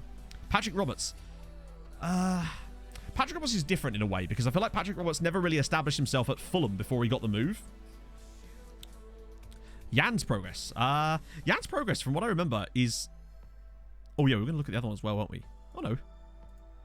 Okay, yeah. Wow, look at the finishing. That's been the main uptick for him, to be fair. Oh, sorry, Victor.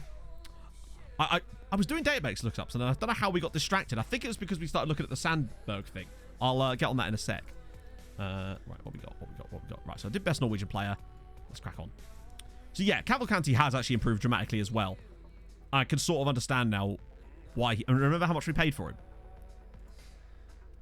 Wasn't it like £29,000? 29 grand we paid for him. Player I bought from Santos. Which guy? Oh, Paulo. Sorry, I forgot about him. Yeah. Just another young Brazilian, basically. Best striker in the world, not even close. Sadly. We already had that guy, probably. We had Marcio Pinedo. Or Darren Shaw. He's probably up there for one of the best strikers in the world, too. But Marcio Pinedo is probably better. I'm kind of curious now, actually, to compare the two. Yeah, Harvey Elliott as well. Well, the reason that he even played any games for Fulham is because Fulham already knew they were in deep shit that year. And they knew that by giving Harvey Elliott game time in the Premier League, it would allow them to get more money from the arbitration from the Liverpool deal, basically. Because they basically stole our player. And we had to go through arbitration to get any money from it. And Fulham did the same shit to other teams as well. They all do this crap. And I feel like there should be more protections put in place for the teams that actually develop these youth players, to be honest. It just feels like a lot of them get shafted by it.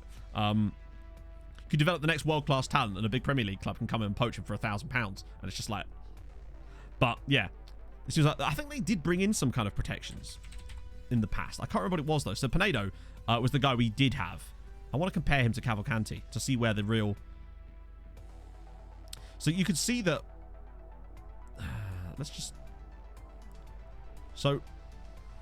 Yeah, Pinedo's just better in finishing, dribbling, first touch, penalties as well. But, you know, some other areas. But it's not as clear-cut. But I think where Pinedo really excels is the physical side of things. He's got that speed as well. Yeah, it was about 6 million or something. So you can see why Pinedo is still, like... If we have a choice of the two, he's better. Just because he's got way better aerial ability as well, which is a nice dimension to have for a striker. It's weird how chonky Jan Cavalcanti is, actually. He's 13 stone 7, yet shorter. And has the same... Wow, he must be like... Where is he putting all of that weight? That's a bizarre difference. Not too bad, Kippy Dan. We've got a game coming up soon to pretty much decide it, really, because we lost to Sevilla at home in a really annoying game. Lower legs. He's just rocking an enormous dump truck. That's what it is. 62 games unbeaten. Hang on, is that back-to-back unbeaten seasons? Might be, you know. It is. Yeah, back-to-back unbeaten years. Took us so long. We still haven't done a perfect one. Not quite yet, though. The England to England adds a premium where you pay a lot more. Yes, I heard about that. How clubs... Well, so we lost... Oh, God. Who was it? I think it was Dembele when he went to... Was it Marseille? And then to Celtic? Cavalcanti is sus. You know, he's just got a massive dump truck. That's all it is. Fat earlobes. Don't you earlobe shame my boy. You leave him alone. Zagreb opposition report. That's fine. Ooh, this is our problem. I mean, it's quite simple, our problem, really. This year, we've not scored enough with the chances we have got, and we've not defended well enough when we have given up chances. Quite simply. Moussa Dembele, yes. The young one, the French Moussa Dembele. That doesn't really... Did he go to Celtic? I thought he went to Marseille first, or did he go from Celtic to Marseille? That might be where I was confused, actually. 25... Yeah. Sad times, eh? We got nothing. Yeah, sounds about right. I still remember watching him play in the youth... Atletico striker. Is he at Atletico? I thought he was at Lyon, or... He was at a French club, I swear. Oh, is it Lyon? Right, yeah. I don't think he plays for Atletico. Unless there's probably another one. There's a lot of Moussa Dembele's out there. Hello, Mr. Progger. How's it going? Give you an update. What do you want an update on? Weather's pretty sick. Is he at Atleti now? Wow. Fair one. I just have not followed his career. So basically, Progger, so far, where did we start today? So we beat Marseille 4-1, which was the key thing. And now we've got Zagreb, then the cup final, then Sevilla, to sort of try to turn this around for us right now. Because the group stages, it's actually not looking too bad. It's just that game against Sevilla here was just the most I don't know if we're going to be able to actually see it, because the game sometimes doesn't. Yeah, here we go. It was that game where we just could not, to save our lives. Hang on, let me just move to the right so you can see properly. Actually fucking... We just couldn't hit the target. We were getting into so many good positions and just simply unable to hit the target with any shot. And then we, yeah, just lost. That game was the worst. Mouse Dembele, you love to see it. He might not be playing still. Other Norwegian teams are doing really, really well. Molde, not Molde. No, it was Molde, wasn't it? No, Rosenborg beat Sporting in a group stage game, and Vålerenga took a draw at home against Juventus, which was just amazing. Right. Let me just type in Dembele. Actually, that's not going to make it any easier, is it? Especially if you don't spell it right. Dembele. Is there really only that many Dembele? I refuse to believe this. Huh. We're having a bit of a Dembele shortage here. Oh, there's Mr. Dembele. Oh, no, that's a brand new one. Yeah, that's a surprisingly low amount of Dembeles. Well, I'll be damned. I guess he's just not available anymore. To be fair, we are 16 years into the save, so I guess there's that.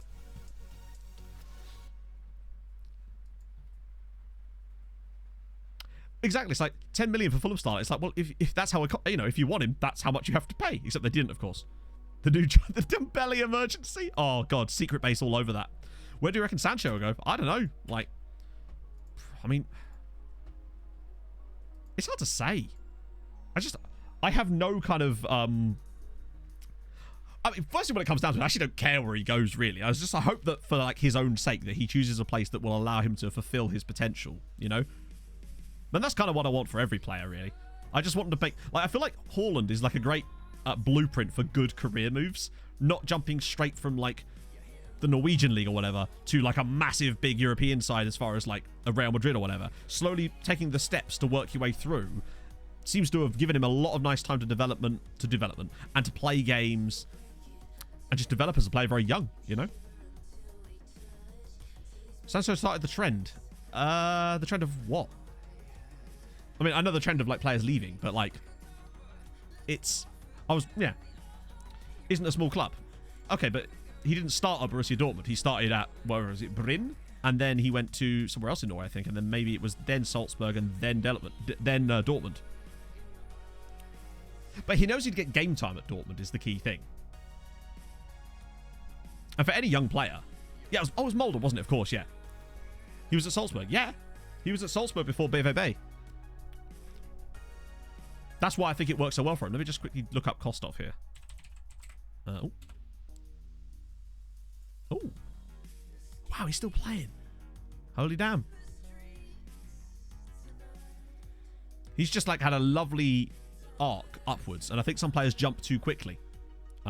It feels kind of like... So, for example, I think a good example of a player that maybe did that exact thing was someone like Luka Jovic, who was doing it right, but I just wonder if the Eintracht Frankfurt to Real Madrid jump was just too much and he needed one more team in between.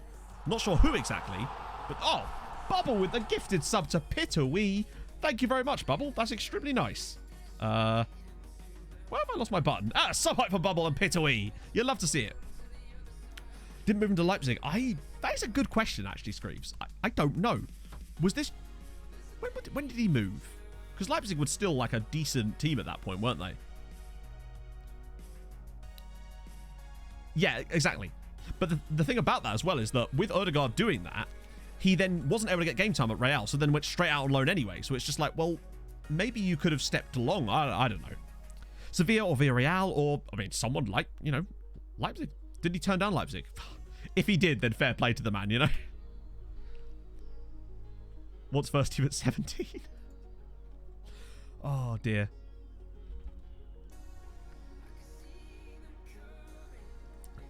But Sancho would come. I mean, I don't know. I haven't watched that much German football this year, mostly just because of Ackers occasionally. But because Dortmund have had a bit of a weird year, haven't they? Like, every time I watch them, they look like they're amazing, but they just seem to lose a lot of games. Is it a defensive issue that they've got? Because every time I watch them, Haaland just seems to be destroying people. Like the T1000 that he is. Right.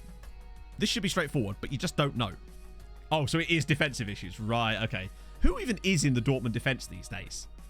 Like, I couldn't name the last time I paid any attention to the Dortmund defense, it had people like Jacob Błaszczykowski, Marcel Schmelzer, Mats Hummels, and people like that. Hummels? Oh, he came back, didn't he? Jesus.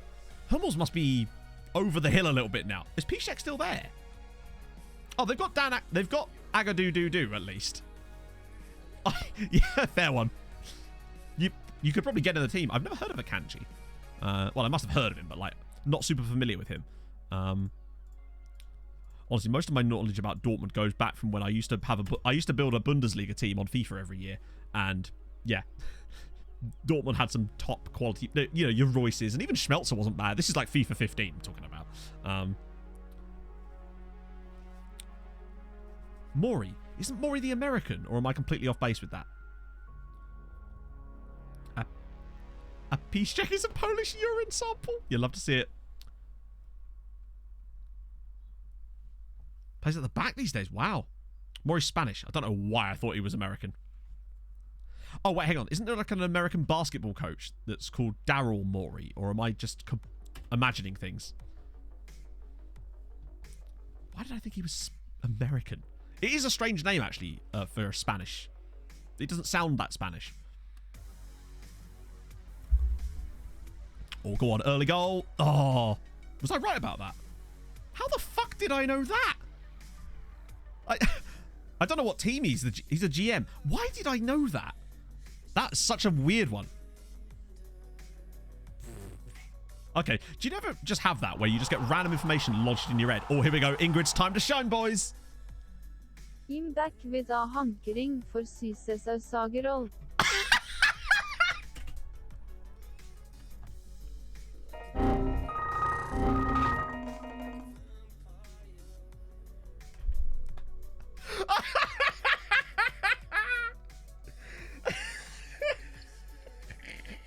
Okay, so chat, today we learned that Ingrid can't say sausage roll. Firstly, Reva, thank you for the 5-month sub, man. That's amazing. I should just fill you guys in.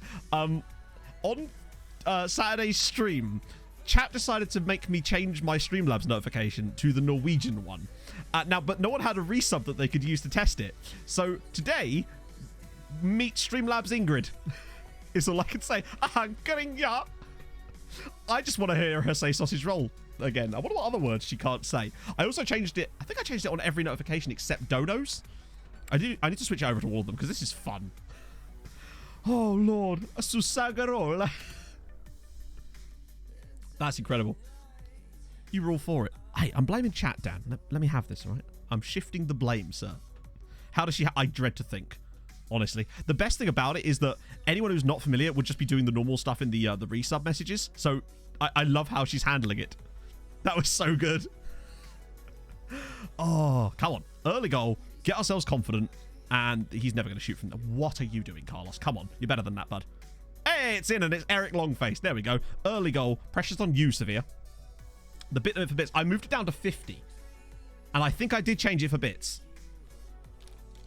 Because it was set at 100 before, but I moved it to 50 because 100 was too high. For TTS, that is. Obviously, anything will trigger the notifications, but... I just hope it's saved. Because Streamlabs is horrendous for this.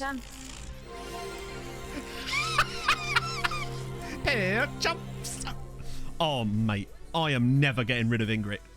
Streamlabs Ingrid, I love you. She's like my version of Janet from The Good Place. She's from the Norwegian place. As Carlos Eduardo heads us 2-0 up here. Come on. That was amazing. Thank you for the 100 bits, Bearded Child, as well. Can you repeat the sausage roll one? Oh, I might be able to, actually. I can.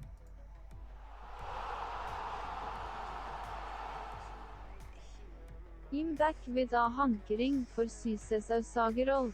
Sysesausagerroll. Oh, God. Yeah, I hope you guys welcome Ingrid and treat her like one of our own. That is incredible. I had no idea I could replay alerts. I genuinely... Hey, there you go. I've learned something new today, chat. I'm not a robot. We need Derek. That's what we need. Oh, Lord. That's incredible. Mardy Fish? That's a great name. Sign Erling Haaland as a Doff. Sometimes signing up players who as coaches, even though they're shit, is part of the fun. Like, don't worry, I'm still waiting for my opportunity to sign up Yuri Krot. And once the board at Seged will let me actually increase the size of the scope, the backroom staff. They already can. It's just that they won't let me actually, like, there's a gap, but they won't let you actually sign a player in there. So once that happens, you can bet your ass Yuri Krot is going to be coming to Hungary. Oh, Jan Cavalcanti, Sandberg again. What a finish from Eric Sandberg. 3-0 in the first half and 17 goals for Eric Sandberg. She's not talking Bokmol. No? Is she talking Ninorsk? I wouldn't be able to tell the difference, I'm going to be honest. Cecil Saka. Sounds like she says. Yeah, that's... Look at this. Outside of the right foot from Eric Sandberg. Ooh, what a finish. Oh, God. Yeah, Dinamo Zagreb are very much going towards the bad place as things stand. And even better news is that Benoit... It's 3-0 to Marseille. Marseille are 3-0 up against Sevilla, so we're going top of the group before we even have to play against Marseille. I love how the third goal has... The first goal has come through behind the second and third ones. Oh, this could get quite embarrassing for them at this rate. If... Oh, what a hit from Renan Nelson. It's Tromso 4, Dinamo Zagreb 0. That might be goal of the season. Renan Nelson has absolutely clattered that. Yeah, I mean, that is a thunder bastard of a strike. Wow, what a hit. Cavalcanti drops it off, just gets it out of his feet and launches one into the top corner for 4-0. Oh, get in there, Renan. What a hit. They're going to love the butthole spiders. You're damn right they are. I'm only on season 2. Oh. The Crot... Oh, my God. Can you imagine? The Crot and Booty collab. So, I actually haven't talked about this in the videos, because I'm an idiot who forgot. But Booty's actually on loan at Barrow from Ermis at the moment. But his contract expires at the end of the season. So, I will find a way, hopefully, to bring him to Seged for next season. On his weak foot, too, yeah. She sounds like someone from Trondheim. I love that you've managed to identify the accent, Progger. That's amazing. Dom Magic 33. Thank you for the follow, mate. Hope you're well. I mean, the stalling offer, all the stalling offer does basically is it just puts it off for a bit, and it won't really stop your players wanting to leave. What it does is prevent your board from doing overzealous nonsense. Not prevent it, but like limit the number of opportunities that they've got. That's the reason I do it. So the less bids you are having to reject or receive on your players, the less chance there is of the bid getting higher to the point where your board will take matters into their own hands. Exactly. Oh, I did say I went to Barrow. Oh, okay. I thought I mentioned it on stream last week, but I didn't know if I mentioned it in the video yesterday or not. Point is, I'm going to try and get him in, as Cavalcanti is offside. Yeah, it's 50, I changed the TTS for bits to 50, because it was too high. I didn't realise it just defaults to 100.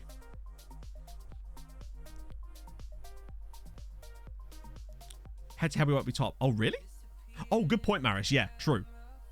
But it gives us a much easier time. Actually, it doesn't really change all that much, does it?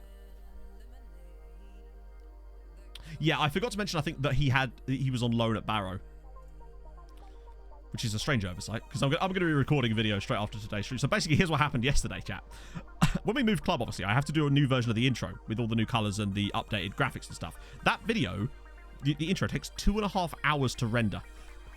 I was going to run it over the weekend, but then I completely forgot. And I went to record a video yesterday, and I'm like, shit, I don't have the intro done. So I was only able to actually record one video yesterday, because I had to sit around for 2.5 hours waiting for the intro to register. Oh, he's done it again! It's 5-0, and Carlos Eduardo's banged one. So yeah, I have to record tonight's video after stream today. So that is going to be a very interesting one, because that team is a mess. Seged are a joke as far as like their squad right now. Lord was said looking like Janne. You ruined my night completely so you could have it.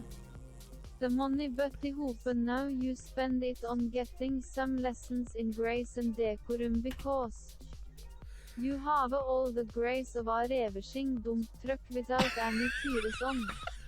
A reversing dump truck without any tears on. Oh, that's superb.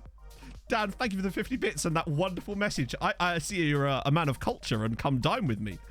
Incredible stuff. Oh, my Lord. And Matar, thank you for the 9-month resub as well. We have a Twitch baby, sir. What would you like to call it? How are you, man? Wow, 5-0 up as well. A reversing dump truck. Love it. Oh, this was the best decision we've made in ages, chatto. Oh, hang on. Shit, Sevilla are coming back. They were 4-0 down. And 61, 65, 69. Nice. Although not nice, because I'd really hope that they don't. To be fair, what I'd say is that, firstly, substitutions. Even if they're going to draw, it actually doesn't change a great deal, because we still have to kind of go there and win anyway. Look at the ratings. Let's get Drill on. Let's get Jonathan on. And get the man of the massive goal. Oh, I should have maybe changed. Oh, it doesn't matter. Vålerenga 1-0 down to Liverpool. The main thing is, though, as long as Rapid VN, who we can't see, are losing, it shouldn't make too much of a difference. What are you doing, Stebrava Shingdram truck? 63 injuries is quite a lot. Ah, I'm so glad that we've got Streamlabs Ingrid. She is my new favourite character in the stream lore. That's your local club, Raka. That's awesome, man. So, do you live in Tromsø? That's phenomenal. Welcome. And you just started playing FM. Wow, what a lovely day this is to be. How are you enjoying it so far, man? It's just Eden Hazard. They're all Eden Hazard. Every single injury. Another singing session. Well, I did promise that if we ever got to number 1, I would do words. Use words, Matt. Come on. It's easy. English. Engelska. I would do a rendition of Ronan Keating's When You Say Nothing at All from Notting Hill. However, that seems a little unlikely. I am going to start getting back into guitar, though, because this interface that I use for my new microphone actually has a guitar input, too. So I'm about to, hopefully at some point, crack out my guitar again and actually start relearning it. Yeah, you'll find a lot of Norwegians in here, Raka, because, well, for obvious reasons, really, I suppose. Actually, that's a question for you, Chao. Any of you Norskis in the house? Did you already know about my content before, or did you see the Tromso stream and that was what brought you in, essentially? I'm a huge fan of Ingrid's Norwenglish guitar stream when... Okay, one of two things has to happen, really, for a guitar stream. I have to learn how to play guitar again, or get really, really fucked in a streamer showdown. A la Tom FM, as we've seen. I tell the swamp donkey to sack it before I give her a tonk in the tradesman's entrance and have a lick me yarbles. Ah, Raki Teston, thank you very much for the follow, man. Why not both? True. Why not both? Indeed, yeah. Maybe that was the plan all along. Okay, so Juve beat Rapid VM, which is excellent. They only lost 1-0. So we lose a game, and instead of, like, sipping angrily, I just pick out the guitar and start playing Megadeth. I have never listened to Megadeth in my entire life. I have no idea why I plucked them out of the ether to use as an example there. For a long while. Oh, interesting. Because obviously, whenever you, like, as a content creator, whenever you do a save in somewhere that, actually, to be fair, whenever you do a save anywhere, you always tend to, like, accumulate people that are fans of the club. So I have an abnormal amount of Portsmouth, Wimbledon, Bolton, Notts County, Stockport supporters compared to average, so to speak. And the same with, like, Polonia, and particularly Serbia as well, because of Red Star. Don't roast me if I fuck this up. Oh, I'm going to roast you. I'm going to make you like a toiki. Do what I'm playing, Ben. Oh, I'd have to... Put it this way. I haven't played guitar in years.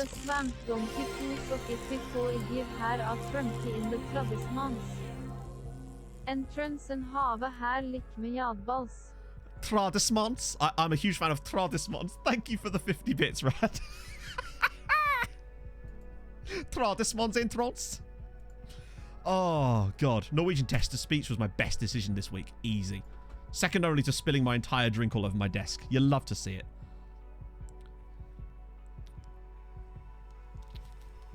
Interesting to keep it on. Yeah, I did YouTube. I've kind of had like 2 lives as far as YouTube goes.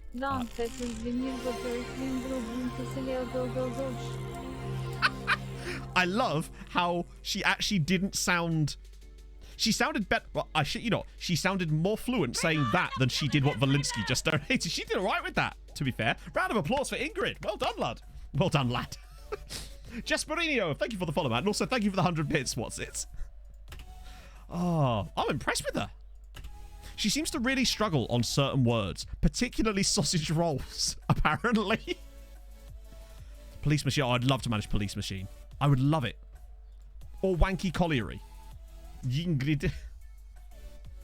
Don't use the title when you come back. What, Welsh? You mean they won't understand me, Prog? That one, I'm surprised. Så Saga rolls. Hey, Vaughn. Oh, you've come at a good time, buddy. How's it going?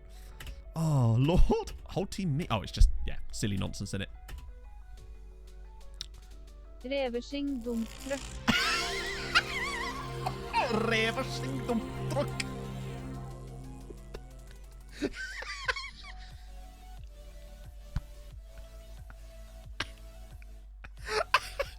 Reversing dump truck. What are you doing, step reversing dump truck? Oh, I love it. She really does struggle with the word reversing, doesn't she? That is superb. That is my favourite one we've had so far. That and the 6 sausage rolls one. So, Vaughn, I should stress, what happened was we finally changed over TTS to Norwegian lady, and turns out she's brilliant. It's essentially, repeat it, crack on then, why not? Reversing dumptruck.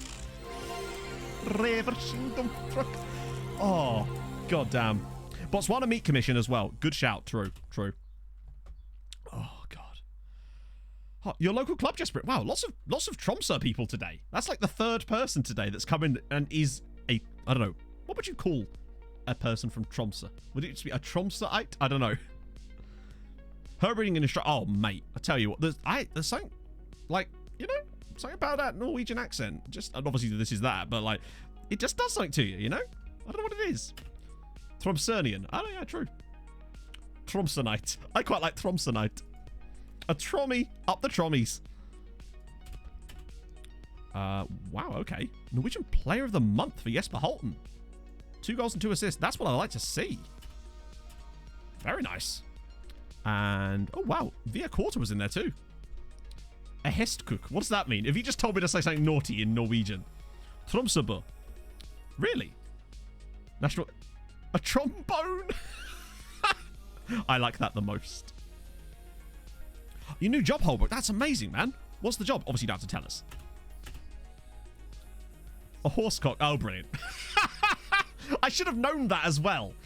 Oh, God. You've stitched me right out there. The whole population of Tromsø. Well, to be fair, I imagine it's fairly cold today. Nah, it's May now. It should be, I don't know, maybe above 0. Oh, if we're lucky. Right. Mulder in the cup final. A Tromato. Hey, you say Tromato, I say Tromato. Let's call the whole thing off. Wait. I think we've got a gap after this before that. Yeah, it's 11 days. We can go full strength here in the final. Make sure we win it again. They don't have hands and have 5 legs. This is true. And elephants, one of the only animals, or might even be the only animal that has 4 knees. I don't know if anyone saw that video the other day of an elephant crawling under a fence. That was quite a strange scenario. Oh, Breachy, I'm going to miss you next season, bud. I am. Wait, is this our full strength team? Oh, I suppose they're still tired from the last game, aren't they? In fairness to them. Sandy definitely needs a rest, but 17 goals this year is... Bravo, bud, bravo. Put Bueno on the bench. Tromtanian, yes. Costa Coffee, nice. A barista / delivery courier. Hey, to be fair, I rate Costa. Like, my coffee machine only makes Costa coffee, Holbrook. In honor of you. It's almost like I knew. That and I just really like Costa coffee. Yeah, that'll do. The elephant playing cricket. Oh. Okay. I mean, you've just absolutely trumped the shit out of me there. Christ. I was like, oh, I saw an elephant like crawl under a fence, and Rushy's like, hold my elephant. This one's playing cricket. I guess the question is, was it any good? Kirste? I bet that's where Ingrid gets her coffee. Blatantly. Right. Okay. Cool.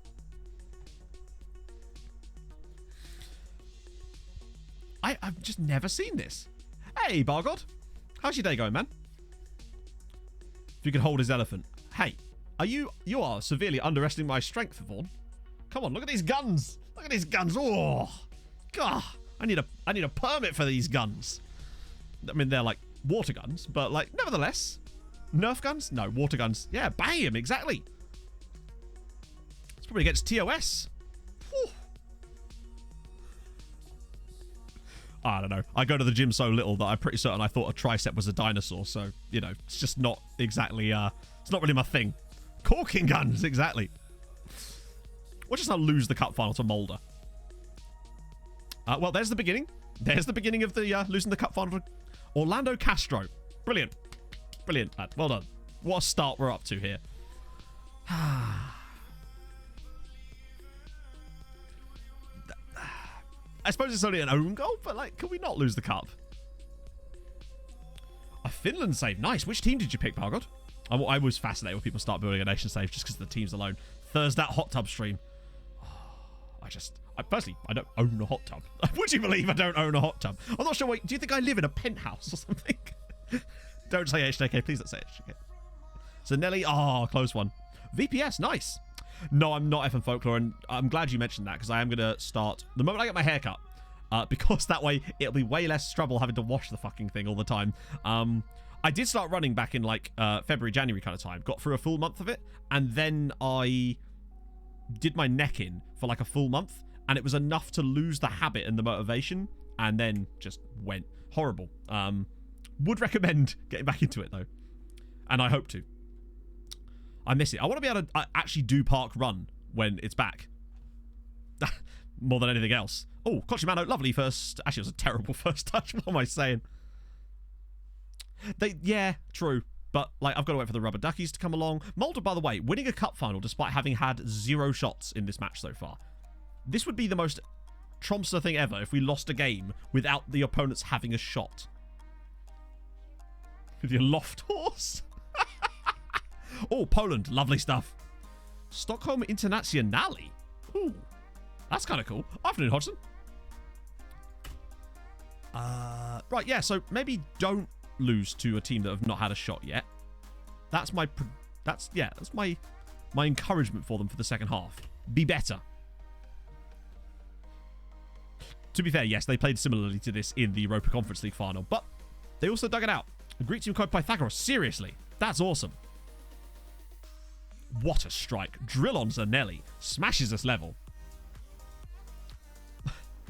Trust me, Arrow, there's no real limits on what you can say in my chat.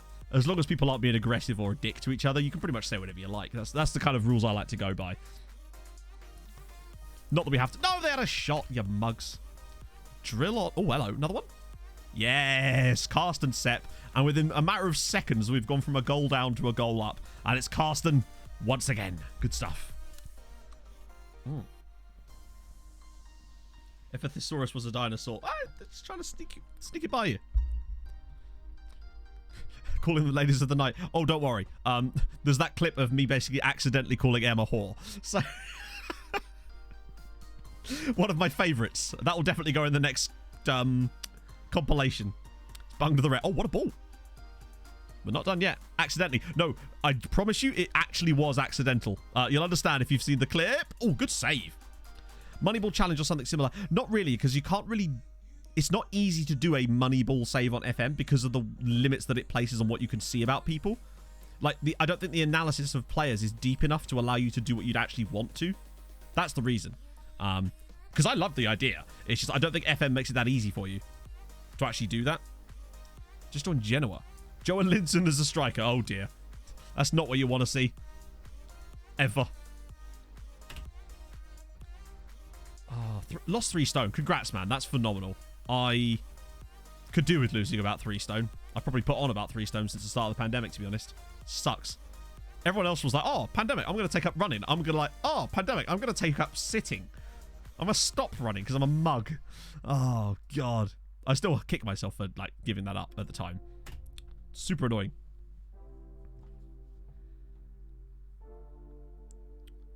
I mean, I think it can be done. There's definitely exploitations in the market. It's just that FM, like when people do Moneyball saves on FM, a lot of what it is that they'll turn off the attributes and stuff like that and use the analysis, but I don't think the analysis is good enough to actually allow you to make sensible decisions.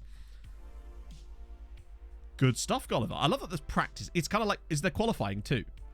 I bet you Hamilton will still get on pole. Soldier 20-year-old region striker. I'm a man of principle, indeed. Exactly. If I had any principles, I would have left Tromso years ago.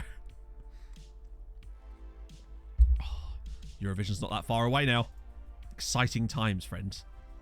Okay, we've turned this one around a little bit. Yeah, that's another reason why I think I need to take it over. My mental health's been to the toilet lately. This last week, for whatever reason, I just don't even know why. That's what makes it worse, actually, is usually when you feel a bit shit or anxious or like just a bit depressed, when you can pinpoint a reason why, you're like, well, okay, I just have to let time pass and I feel better. That's cool. It's when you have no legitimate reason to it. That's when you really start to feel like, oh God, you know? That's me for the past week, weirdly. Just don't know why. Way, a cup win. That's better. Well, that's the thing, because baseball is like, it's like a series of actions, whereas football is more fluid. I find that the more fluid a sport is, the harder it is to imply that kind of statistical analysis to it, I guess. In the game against Midland, instead of shouting, he held up a whiteboard. Hey, he's just being inclusive. He wants all the players to be able to hear / see him. Yeah, no, I agree, Marius. That literally, yesterday morning, before I came to do videos and stuff, was the worst I'd felt in years. Just mentally, for whatever reason. Don't know why, it's just one of those things. Like, no explanation for it. Oh, goalkeeper with the flip. Nice. And then I always check comments before I record, because sometimes people give me ideas for story stuff that I can use in videos. And the comments were so nice, like out of nowhere, just completely out of nowhere. And I was like, what is this? It just baffled me. It was so, like, overwhelmingly nice for seemingly no reason. Right, let's look up Cakey, because his man's Cakey, and you know, I had some cake last night, it was great. Oh no, it has to be this Cakey, right?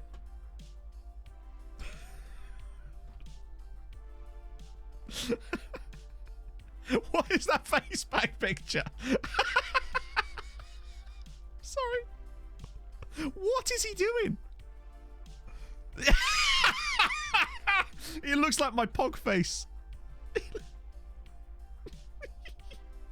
No, you're right, we didn't, Mr. Prog. I'll do that now. Oh, he's got a Man City in real life. I hope they've got a lot of cake, because man's ready. Look at that. He's just like, throw it right in. Beautiful. Why is that the face pack picture? Like, DF11, you've got some questions to answer, boys. Thank you, Keeper. That's really nice of you, man. I feel like this series on YouTube has been good as well, in the sense that it's making it much easier for people to, like, jump in a brand new club and not really miss out on it. Ah, Mental Health Awareness Week. Well, even more reason to talk about my... No, but in all seriousness, like, it is important to talk to people. It's just very good that I've got Em, because she literally will send me... Like, she knew that I was feeling a bit rough on Sunday night, and I woke up on Monday morning, yesterday, to, like, an outrageously just, like, you know, soppy, but, like, incredibly heartfelt message from Em. And that helped as well, I must say. And then I went on YouTube and I was like, well, fuck me. But no, honestly, talking is super damn important. Ah, Viking, fair one. Can I get some of that? It's just about talking to people. Even if you're not talking about the thing that you're worried about, just playing games with your friends and talking shit sometimes can make you feel a lot better. Honestly, when I'm playing Rocket League with Viking and Twazuk and Dean and others, oh, all right, fine, Juan, off you pop. Well, just as well we got Lucas Santos coming through then, isn't it? To be fair, he's not played for a while. I can understand that. Nudes also help improve mental health. It depends. My nudes would certainly not help anybody's mental health. Let's put it that way. Least of all mine. Oh dear. But no, I'm glad that... Are you feeling sad? Have you tried? Not. But no, that shit is super important, and I don't think like it's one of those things that I feel like it is talked about, but not enough is done proactively about it, I suppose. And I don't know, just you are always welcome here is what I want to say. And like, if you're feeling down,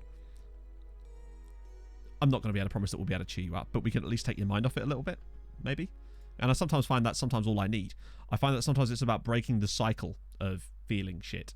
So if I'm feeling shit and I'm trying to concentrate on a task, the thoughts of feeling shit stop you from concentrating on the task, and it sort of reinforces it, like a sort of it's a vicious cycle. And I find if I can just get like a pause in there, whether that just be something that distracts me entirely, be that reading sometimes, although sometimes admittedly that is hard as well, or just talking to my friends for a couple of hours while you have to be... If you're playing Rocket League and talking to friends about other shit at the same time, there is no room in your brain for that kind of negativity. And I find that afterwards I feel a lot better, because having my brain relax itself for a couple of hours and not feel anxious means that it's far harder for it to then start the cogs up again and do it again when I stop, I find. I don't know. Yeah, those are the real friends, and I'm extremely fortunate to have a group of friends that are those people. And I realize that not everybody has that, and that is... I feel like I wish more men would just kiss the homies on the mouth, is what I'm saying. Where I parked my car. Oh, hello. Eleuterius. That is definitely not. Eleuterius HD. There you go. Got it. Bam. Sit down, grab a cuppa and a custard cream and watch Matt. Exactly. Watch me embarrass myself. That way you don't have to. Oh, intensive language course. That sounds exactly like something your in-laws would say. Did they give you a bottle of ketchup while they were at it? Ooh.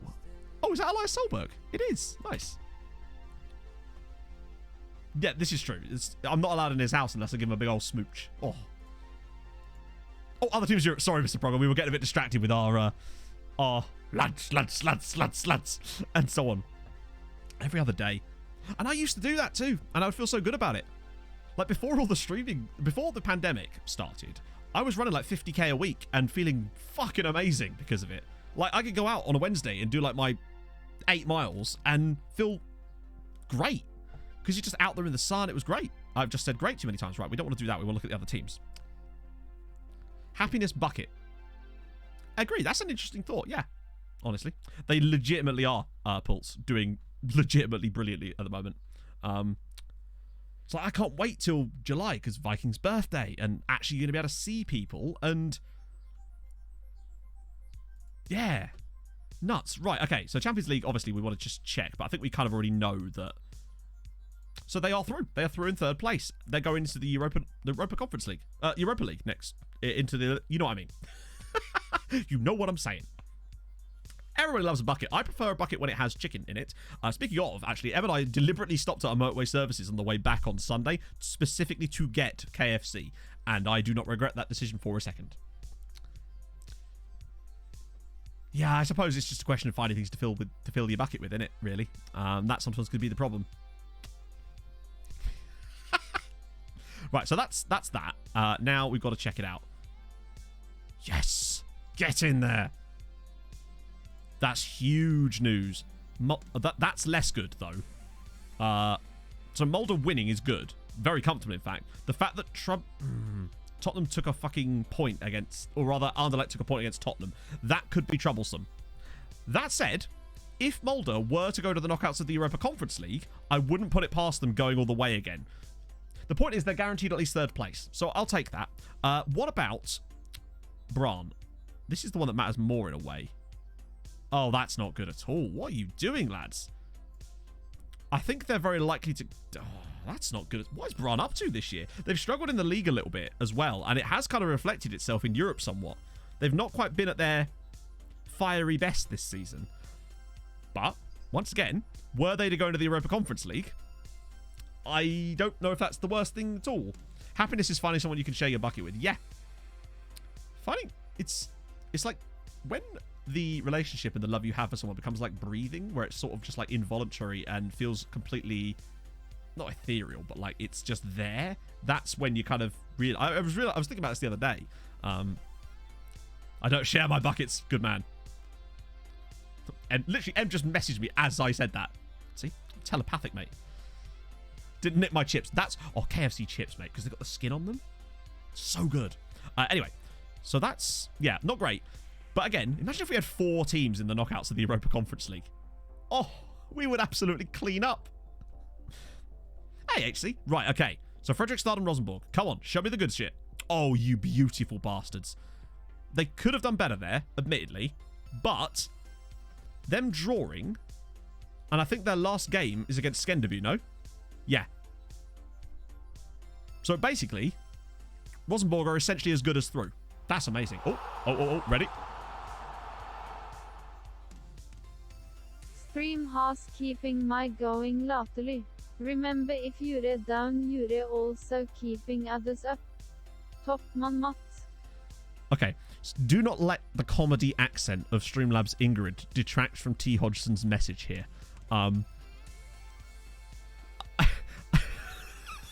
Thank you, firstly, for the 2-month resub, man. And I'm glad that in some way we've been able to help.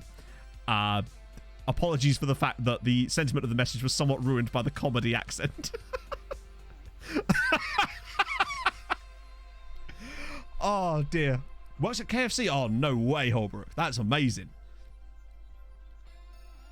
The discounts must be tremendous. Oh, yeah, they are through, aren't they? I guess it's because they got a better head-to-head against Ferencvaros. So there's no way that they can come through. She is starting to sound more and more Welsh each time. Yeah, fair one. Oh, dear. She needs to be given the keys to the Tromso. She does. Ingrid be a cutie, I reckon. I don't know. First person called Ingrid. It's blatantly going to be a physio. Right. We'll get onto that in a sec. But first, we must check. I bet you Frederick started ballsed it up. Oh, they have. I think they've drawn again. Oh, no. They lost to Austria Vienna. They can still get through. Who are they playing on the final day? Please tell me they're at home. I tell you what. They actually could still qualify. If they beat Astana and then Austria Vienna beat Zenit or draw against Zenit, then they'll go through. So Zenit have to win. But if Frederiksdal win, they actually can get through. God, imagine if we had 4 teams in the knockouts of the Europa Conference League and 1 in the Europa. We'd have all 6 teams through. We did at one point ask why their flag is the flag of Greenland. I'm not sure. Anyone know why Fredrikstad's flag is like, or their badge/flag is like that? Because it is a bit strange. I'm assuming there's a long and well thought out reason for that. So Ingrid, show me Ingrid, not Ingerd. That's very different. No results found. Well, didn't want to anyway. Boring. Fucking. That's just not. That is so not poggers. So not poggers. Oh my god, what a youth intake.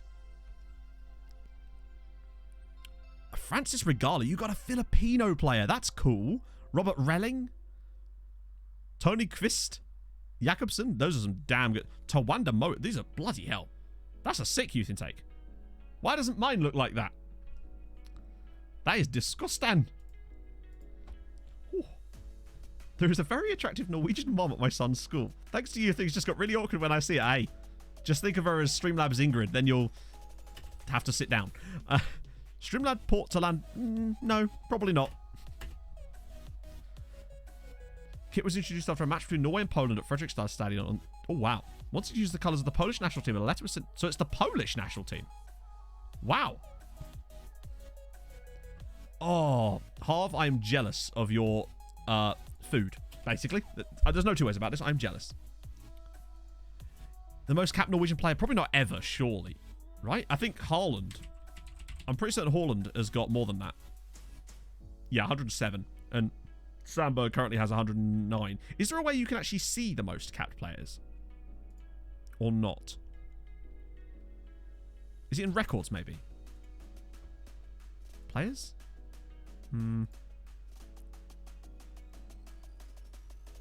All-time top goal scorer. Yeah, he's at Leeds now, yeah. 142. Where does it say that? Oh, there it is. Yeah, most capped player. 142, Christopher Ayer. Yeah, you're right. Okay, so Sandy's probably not going to get that. Yeah, the fact that Haaland went back to Leeds is pretty sick. I'm almost kind of glad he went there instead of us in a way. Not even close. No, Sandy would need like... There's just no way that he gets that many more caps. I don't feel like he's had a cap for ages either.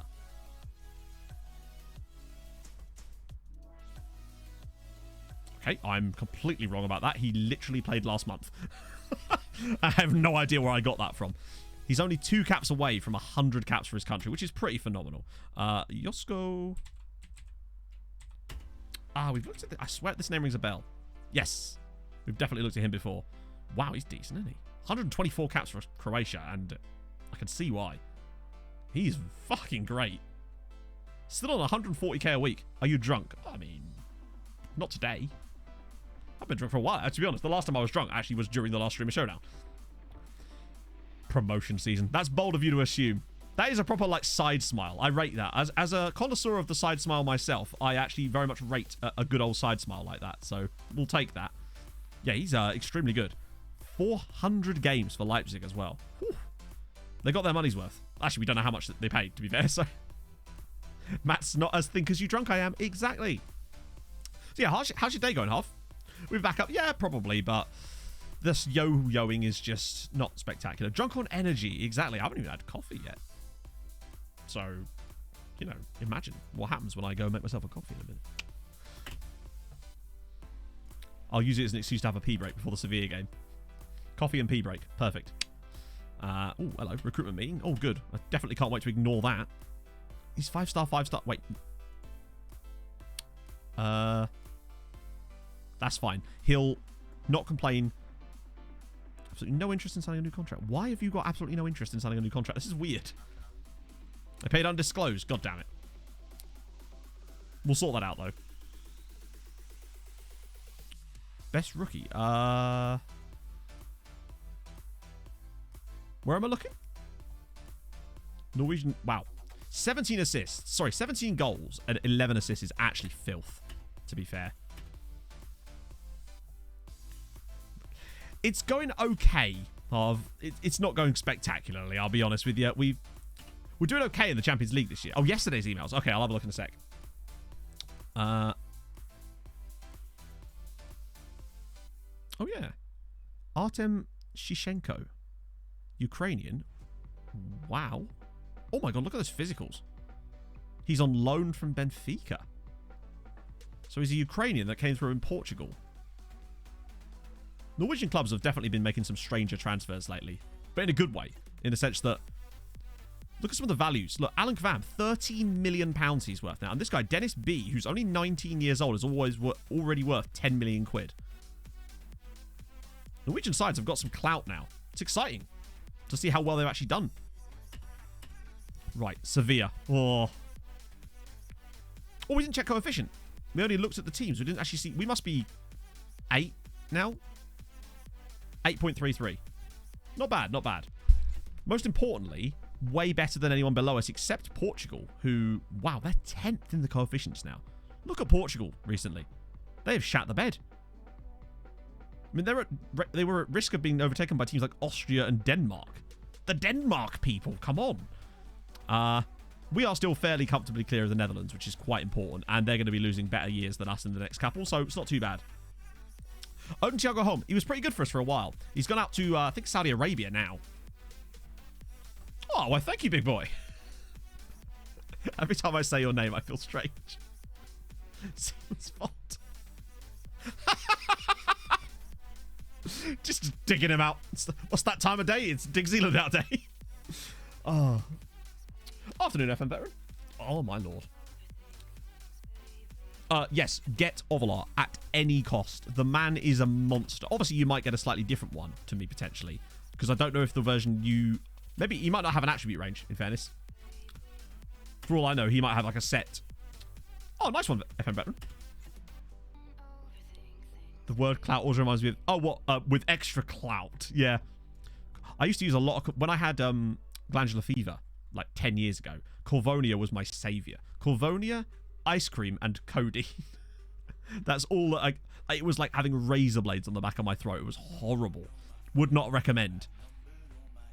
Yeah, right, cool. Yeah, I thought it was Ainsley Harriott. It definitely sounded, it sounded like Ainsley Harriott. I'll be honest, I'm fairly certain on my phone I still have a tab open with just Ainsley Harriott jumpers. Yep, no, I do. I promise you. Oh, the shop is unavailable. They took down my Ainsley Harriott jumper shop. I was about, oh. Day is ruined. Taunicus, thank you for the 12-month resub. That's amazing, man. That's, I mean, I was just going to show you some Ainsley Harriott themed jumper and knitwear, and now Etsy have come along with their big hammer of bullshit. What's a man to do, eh? But no, seriously, thank you so much, man, for the 12 months. I love Ainsley Harriott. He's a national treasure. God, look at our defense. Ruined my holiday. Yeah, exactly. JDFM Johnny Rady with the party at 12. Thank you very much, man. How was stream?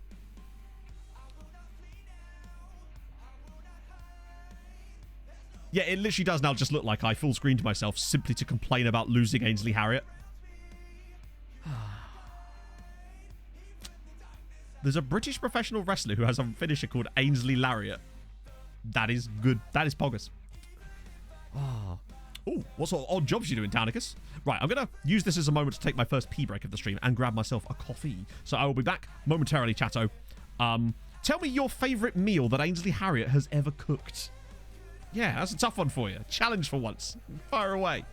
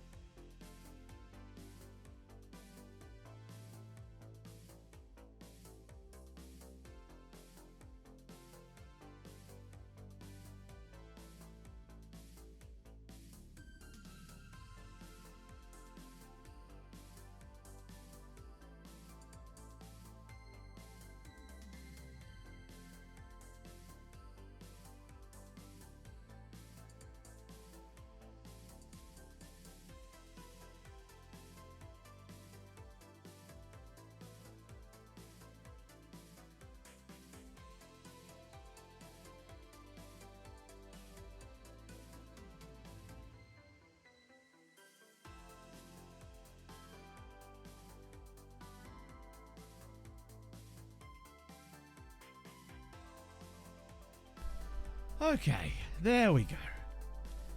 Oh. Sorry, that was a bit longer than I was expecting, but man had to make himself a coffee. I didn't make one before stream because, again, busy cleaning up all the water on my desk. So I thought, you know what, I'm going to do it now.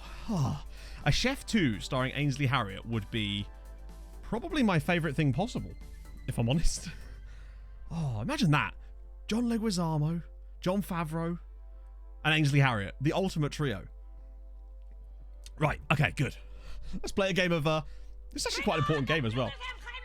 Rakim Kiribirge. No, Kiribirgere? I'm screwing this up here. Kibiriga. That's it. Don't know why I struggled there. I thought it was Norwegian for a second. Chef 2 Electric Boogaloo. Oh, yes.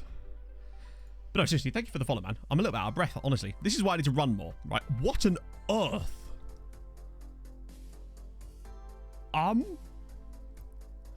That is a brave formation that they have chosen for this game. Particularly as it's a game that they don't actually need to win. We are going to find spaces in this team, I sense. Oh. This is an unusual tactic for an AI team to play, particularly from the start, unless it's because of their manager. Oh my goodness me. I guess we just go. Chef 2, Chef this. Chef 2... No, 2 Chef, 2 Furious? That doesn't really work, does it? We're just into puns now. Really? Maybe it's because of the manager. I didn't actually see who the manager was. Yeah, a good question. Who is their manager? We'll have a look in a sec. I think we can do it from the next screen. 2 Chef, 2 Foodious. Ah, of course, they won't let you. It's weird that so many times they're clickable, but not from this one screen. We'll avenge them. We actually played super duper well against them in the away game. Kan veit to have my sagerroll on my reveshing dumt trykk sagerroll. Sagerroll just on lunch and now I want a sausage roll, maybe a chorizo. Sausage roll. I love the way at the last year she was like, sagerroll. Okay, fair one. Thank you for the 50 bits, Scott. Oh, Ingrid is not going to get boring. I am a big fan of Ingrid. Right, let's just... I'm going to go the long way around here. Sausage. It's great. Sevilla's manager is Fernando Diniz of... Wow, okay. That's an interesting one. Oh, see you later, Mikey. Huh. So he's basically managed exclusively, from what I can tell, in South America. Wait. Yeah. And then Sevilla were just like, yoink. And to be fair, wow, look at him. He's pretty good, isn't he? To react to Norwegian commercials. Did we ever hear the Norwegian Autoglass one when we did that Autoglass stream all those years ago? Right.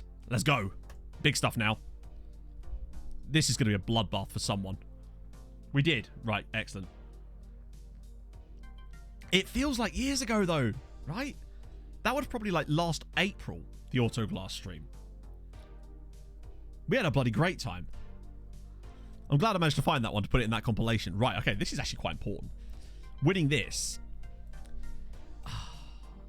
Even if we hadn't lost that home game to them, we just need Cavalcanti to not hit the post. Because I swear to God, if he hits the post again in today's game, I'm going to be annoyed. And you won't like me when I'm angry. Volorenga, by the way, winning away at Rapid Vienna already. And could end up actually... Like 7 points on the board would be extremely good for them. Right, come on. Let's do it. Draw isn't good enough. Yeah, I mean, knowing our luck, yeah, probably. Wow, look at the possession they've got. Considering how aggressive they're being, I'm surprised they're able to keep as much of the ball. Maybe we should go a bit more, I don't know, more counter-attacking today. We'll see if we ever get a chance. If we get in front, then maybe there's a chance for it. Because I feel like they're going to be vulnerable to things like this. Oh, pull it back. Oh, look at that. He's taken 3 of them on. Oh, no. They just held onto the ball too long there. Here we go. We're not done yet. Oh, edge of the box for Fernando Avila. Oh, just wide. Yeah, never go counter-attack. We've got to minimize travel. True. Minimize travel. Catherine from Autoglass fills your crack with his resin. That-y do.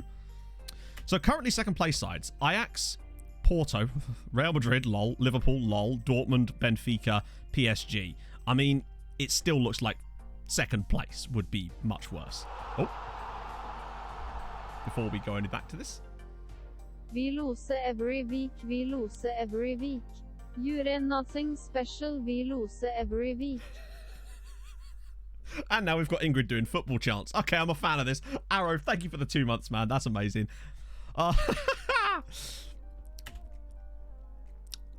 It's not been a good performance from us so far. I wonder if switching to the other tactic in the second half might actually make us better. Because right now, we're just not really... Actually, we kind of are looking better as the game's worn on. But a draw isn't really enough. I just don't want to throw too much at it and risk losing it. But... Oh, I'd be so annoyed if we didn't go if we didn't get a good result based on that first game against them where they just mugged us off royally. Today's been much more even. Who made my kits? My kits were made by Millie, Jordan Millwood. Well known in the community, I'm sure. But Millie knocked them up for me one day, which was very, very kind of him. They do look pretty sick, don't they?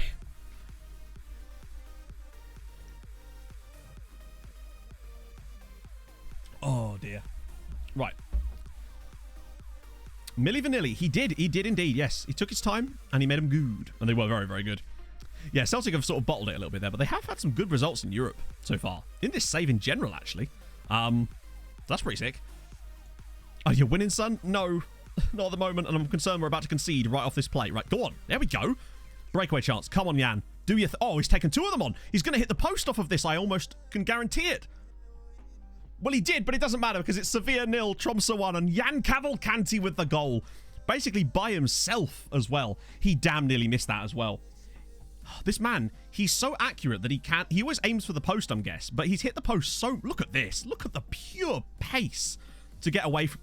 That is a great goal. And now, we'd be going through. Come on. Well, we're obviously going through anyway, but we'd be going through as group winners, which would be super important. Watch us draw Liverpool or Real Madrid. It seems an inevitability at this point, if we were to get through, that we would join Liverpool or Real Madrid.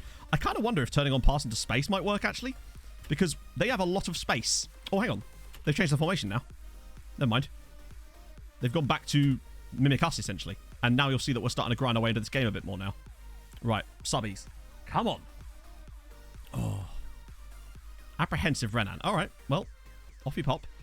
Offie's not done great today, but actually, you know what? Sandberg might be the perfect man to get in that position right about now. And we'll leave the other one in case there's an injury, but come on. This is good. Oh, they've switched their system back again, you fuckers. I'm going to just go with pass into space because I just feel like there's going to be gaps exploitable if we can just get the ball into them for Cavalcanti. Morales. Oh, use the width. There we go. Second goal, and I'm feeling much more confident at that point because then they'd need to get 2. Jean Valjean. Morales. Oh. Go on, get on it. What a tackle. That's more like it. Look at this. Sandberg round the side for Jesper Holten. We are playing some gorgeous football here. If there's a goal on the end of this, which there isn't going to be. True. Yeah, never aim for the keeper, but Cavalcanti's hit the post so many times I was beginning to wonder if he was doing it deliberately. Holten could slip him through here, maybe. We've definitely turned up a bit more as this game's worn on. That is a big tackle on him. And uh-oh. Oh, look at the space in the middle. All right, come on. 2 of you on 1 man. Please just don't let him run right past you, please. I swear to God, what a tackle from the fish. Oh, my God. What a tackle. That might be the tackle that puts us second in this group. Wins us this group, potentially. Holten now bringing it away on his right foot. If he can find the pass, although they're just going to let him keep running, apparently. He's into the box. Win that penalty. Oh, nearly. It's going to be a throw to us. Don't you dare knock that out of play. Oh, God. Come on. Right, that's it. Use the width again. Holten's not over there now. Whoa. We've been okay today. They've only had 1 shot on target. And we've actually at least managed to hit the target a few times in today's game, unlike last time. Oh, we'll check out Trent in a second. Around the side here for Jean Valjean. Kochman. Uh-oh. Every time we get broken on, I am a bit concerned. Maybe we should switch to the DM tactic in a sec. Just to sort of set this... Right, there we go. Well played. Just to maybe give us a bit more defensive cover. Holten knocks it down brilliantly. Oh, no! Well played again. Because we are just running it a bit fine at the moment, as far as, like, we're trying our luck a little bit here and there. Holten, if we grab a second goal off this play, then I think... Oh, what a ball. Kochimano. Why did he pass it? I think we have to change the system. I can't believe he's passed it.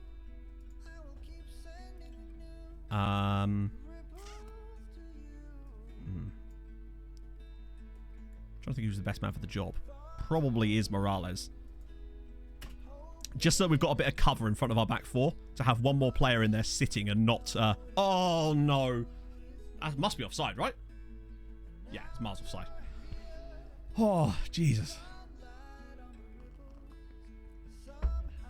That was close. Although, actually, I don't think it was that close. But when the fish missed that header, I was concerned. Park the bus. We don't park no buses here. But we have changed the tactic, to be fair. Yeah, he's miles offside. Why are they even checking that with VAR? We've put our... Oh, hang on. What I will do is time waste and play for set pieces. But the rest of it will keep the same. Because just having that DM might just be having an extra player in a position to make an impact for us. And yes! Sevilla 0, Tromso 1. I think we managed that game pretty well there. Quite simply. Just VAR for the lulz at this point. Oh, dear. Oh. Yeah, I imagine if one of those actually ended up with the goal being given. Wow. Okay, yeah. I think we deserve that. We were very good on the night. And shut when we needed to late on. Got the result. That makes up for the... Wait. Hang on. That was only a 1-0. Oh, no. It doesn't matter because there's no head-to-head because obviously we go above them now, don't we? So what happened? Vålerenga, 4-0 win. Kvam Ferreira, Higuita, and Ignacio Fernandez. Mr. Fire Fernandez as well. That's a big result. Why couldn't they do that in the Europa League last season? How is it they've managed to be so much better this time around? Right, okay. Move to the right. Let's go. Let's see how that does for... Obviously, Champions League-wise, that means guaranteed... Right, so what does that mean for the others? So, Ajax are a second pot team. Oh, sorry, are a second place team. Porto, Real, Juve, Dortmund, Benfica, and Paris Saint-Germain. Literally, Benfica I'd be fine with. PSG are not the team they used to be. Dortmund, they narrowly beat us. I would take that properly. I wouldn't even mind Juve, but they're a pretty strong side. Honestly, the only one we don't want is Real Madrid. I don't really want Juve or PSG or Dortmund, really, but I'd take them. It's Real Madrid that I can virtually guarantee we'll end up getting. That being said, we did get an extremely good draw for our group stage. I mean, look at our group this year. Sevilla, Dino Zagreb, and Marseille was our group. Even better is the fact that Marseille came bottom of the group, meaning that the Frenchies lose even more points. That's good news. Germans getting a team completely kicked out with Leipzig there too. Italians losing a team, although the Frenchies do gain one. Germans losing another team as well in Hertha. I mean, Germans have lost 2 teams completely from Europe. Vålerenga won 4-0 in the end. Right, okay, so that's that. So that's 2 wins as well for Norway right there. What about Europa League? Come on. Molde are through. Fuck yes, they got a draw away at Anderlecht. Molde come second in their Europa League group. A draw away at Anderlecht, and they're through to the knockouts. So, we're in the knockouts of the Champions League. Vålerenga and Molde in the knockouts of the Europa League so far. And as you can see, Brann fucking did it. They beat Krasnodar 4-0. So, Brann, we have 3 teams in the Europa League knockouts now. 3 teams. That might be the most we've ever had. Get in. That's a great result. To be fair, Krasnodar do look like pretty shit. So, every team so far in Norway has got through to the knockout stages of their group. And Rosenborg are already through. That much we know. So it's just Fredrikstad. Imagine if they got through as well. Right. So first things first. Greenbottom is the best lutefisk. Green 3. Mr. Progger with the 100 bits. Thank you very much, man. That one actually sounded completely legitimate, to be honest. But I guess that would make sense because you can phrase it in a Norwegian way. I bet she'd sound way better if it was actually in Norwegian. Like, if someone had a resub message that was in Norwegian, I reckon she'd say it flawlessly. Right. Okay. Europa Conference League. Show me Rosenborg. Yeah. Wow. They won again. 7-0. Rosenborg won 7-0 away from home. It still sounds like shit. You're probably right, yeah. Okay. Moment of truth, friendos. So what did we need to happen? We needed Fredrikstad to beat Astana and then have Zenit not win, basically. Yeah, that draw against Ferencvaros really did... Oh, you're right, yeah. How much of a difference could that make? But when you look at the group winners, actually, that could make a lot. Yeah, right. Let's look at the squad. Let's look at the score first. Come on, show me that good result. It's the next group, isn't it? Oh, you bottle jobs. Losing 2-0 at home to a Kazakhstani team, who end up winning the group, by the way. Disappointing. But, yeah, and Zenit winning 4-0 against Austria, Vienna, presumably because Vienna just didn't bother turning up. Oh well, 5 teams through in Europe is pretty good, really. That's weird, Holbrook, because Aaron Ramsdale was at Chelsea. He seems to join Chelsea a lot on my saves. Oh well, I think that's still better than normal for us. We must be getting close to a 10-point season now, right? 9? No, we're already on it. Wow, we've actually already got more points than last year. Not even had any knockout ties yet, and we're already on a 10.6. That's good news. Also, with the way that Italy have performed over the last few seasons, obviously they've got to lose these years, but they will do. Italy are going to start to sort of fall into the clutches of the Germans and the French and the Norwegians at this rate. I know we're miles off of these guys at the moment, but that 7-point year is going to go, and depending on how well we do this year, we could have a shot at another leapfrog, particularly with the Germans losing 2 teams in the Champions League completely. So no Leipzig to the Europa League final, no Hertha doing really well either. That's big news. I think we're definitely going to have our best season this season since this one, maybe even further. Yeah. History repeats itself. 5 teams in the knockouts definitely is, I think that's the best we've ever done. 5 knockout sides, right? Okay. So, was there any lookups I needed to do firstly? Did that one. Right, so Trent, firstly. Should be the first, yeah. Sorry. Okay. Well, that I did not expect that. 37-year-old Trent Alexander-Arnold, who, by the way, still has 2 years left on his contract at Sevilla, is at Sevilla. Wasn't featured in that squad in any way, I don't think. Teams won anything yet? Yes, Molde won the Europa Conference League, and Brann also reached the final of the Europa Conference League, but sadly didn't win it. Wow. 37. And he could play till his 39ers. Imagine if there was an extension in there too. 70 million, really? Imagine playing 70 million for a 37-year-old Trent Alexander-Arnold. It looks good for his age, to be fair. I mean, look at the mentals and his mentals and technicals are supreme, but obviously, you know, he's lost a yard or two of pace in his old age as old Trenty. Not that he's like supremely fast anyway. Did he come on a free? Probably. Oh, if I had to guess. Imagine if they paid money. No, they didn't.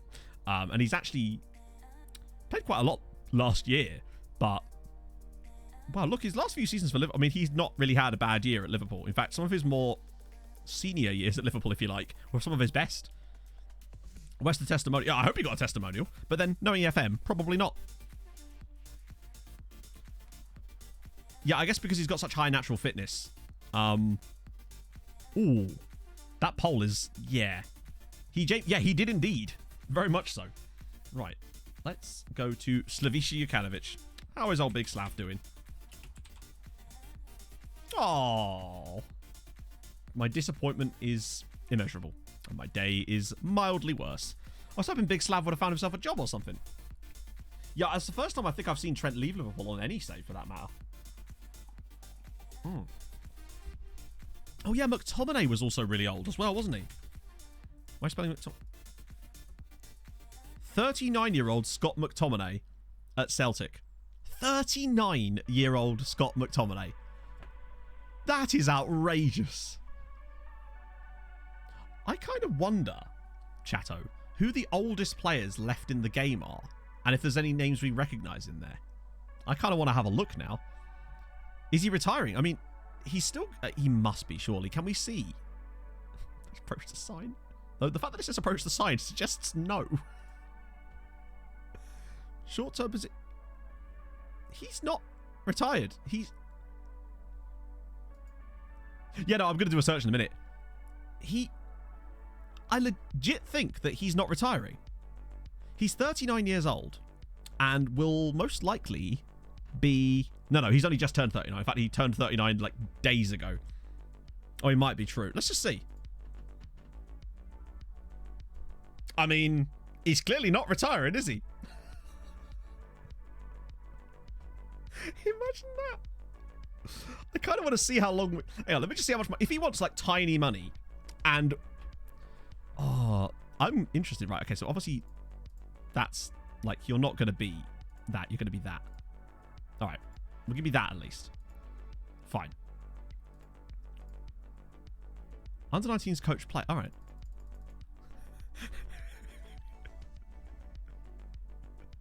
Where's my... Oh, I can't put an optional extension clause in.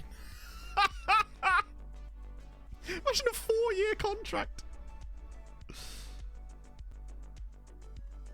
Have him until he's 43. Just knock that down a little bit. Secondary job. Yeah, under 19s coach. Sure.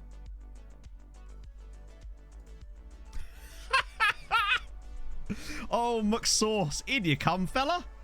How are his coaching stats, though? I mean, this is a good question, but if he's only doing our under 19s, then let me just finalize it anyway. He's probably crap. Oh. Then it's not the end of the world if he is a bit garbo. How do we see his staff attributes? Oh, there we go. Okay. He's not incredible, I'll be honest with you, but he could be a lot worse, I guess. I'm just amazed that he actually isn't... Like, the thing is, he's not coming in as a staff member. He's coming in as a player/staff manager. So he could still play. That's nuts. Yeah, I think he'd be fine. Go on, McSauce. You'd love to see it. Right, that was an unexpected... Yeah, he's got a national A, so... You could definitely bump him up a bit. Yeah, he spent 9 years at Spurs. It's crazy that he spent 9 years at Spurs. And has managed to spend 6 years at Celtic. Like, imagine that. Oh, yeah, get... Yeah, we could play him in, like, random cup games. We could put him in against the Fishermen. Oh. That's true. He's definitely better than Kim Min. God, I can't wait to get my coaching badges. I can't believe the board said no, the cheeky bastards. Oh. You can see he has fallen off a little bit. Some of his best work was actually done in the latter part of his Spurs career and his early Celtic career, to be fair. Over 50 save. I parked my car. Sylvester, thank you for the follow, sir. Not Sylvester. Sylvester. YouTube, yeah, unfortunately. Well, let's have a look, though. Let's do this exact search now. Let me just put it on a more generalized one for now. Just standard scout transfer rather than our actual scouting one. I guess... No, wait. I put minimum 45 on that one. And then... Oh, wait. Can I not... Is there no max? Can I not, like, remove the max age? I guess the way you do that is by setting it to 45, innit? Oh, wait. That's strikers. Hang on. Ah... Disappointing. Is there anything I can do here to remove that? But then there's no one going to be actually any older than that, is there? So let's just scroll down to 44. No, hang on. Just want to make sure that this is advanced. Yeah, still can't do it. Oh, minimum age. Oh, I see. Right, okay. Yeah, that makes more sense. No, but if I remove all age filters altogether, then it will just show every player in the database. Hang on. Ah, here we go. Is at least. That's what I want. There we go. That might have been what I already had. Sort by age. Yeah, but it takes forever to sort by age. I'd rather filter it than sort it, because if it's having to sort 90,000 players, you know how it'd be. That makes more sense. Obviously, that's not going to be right, but... I just want to see if there are any 40-plus players. Wow. None at all? Or do I actually have to click OK for it to do it? No, okay. No 42-year-olds at all? Remember, we have world scouting range, so we should be able to see virtually, if not every player, but most of them. Wait, so there's no 40-year-olds at all? Wow. So yeah, it is working. It's just that all these players are like... Oh my god. So I guess...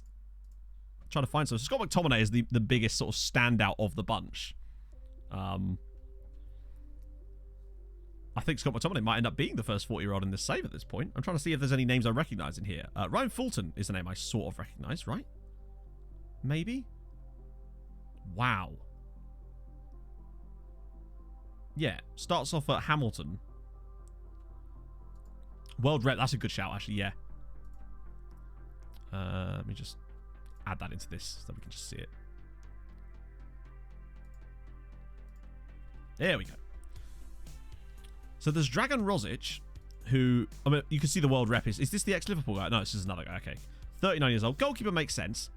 Villar Mira, who, has he even got a club? Oh, okay. He was the ex-Tromsø goalkeeper. So, you see, if they hadn't have released him, maybe they'd have actually won a game this season, eh? I'd hate to speculate, but it does seem that way. Nikola Vilasiljevic. Not a lot of names I'm super familiar with. Yeah, it's just McTominay. Oh, hey, look, an outfield player. Here we go. Carlos Donchel at them, who has played for... Oh, he actually came through at Dam. He was third choice. Oh, really? So he's played at, like... He just never quite got that big break, did he? Up to one of the better teams. Real Murcia are probably one of the higher ones. Ponferradina as well. But he played for Dam. They're always recommended as a club to get players from. Any more outfield boys? Here we go. There's a few more down here. Weirdly, all the high rep ones are goalkeepers. Yeah, we'll have a look at some other ages in a sec, actually, because we've got time now. Because we've already played the Sevilla game, and all we've got left really is we could do some pre-scouting and stuff like that, but I'll save most of that stuff for Thursday stream. Because obviously Saturday stream is going to be an hour shorter because I'm going to get my hair cut. That's the only time I can get in. Oh. Right, so there's a lot of Norwegians in here, but that makes sense because obviously Norway switched on, so we would have more Norwegians around. But there's also Nicolas Solabarieta, 39-year-old striker. Do you know if there's a train coming anytime soon? Oh, yes, Ola very soon. Elendikson. Yeah, Thank you very much for the follow, sir. Costa, the ex-Porto keeper. Which one's Costa? Oh, it's Raul Costa, surely. Yep, yes he is.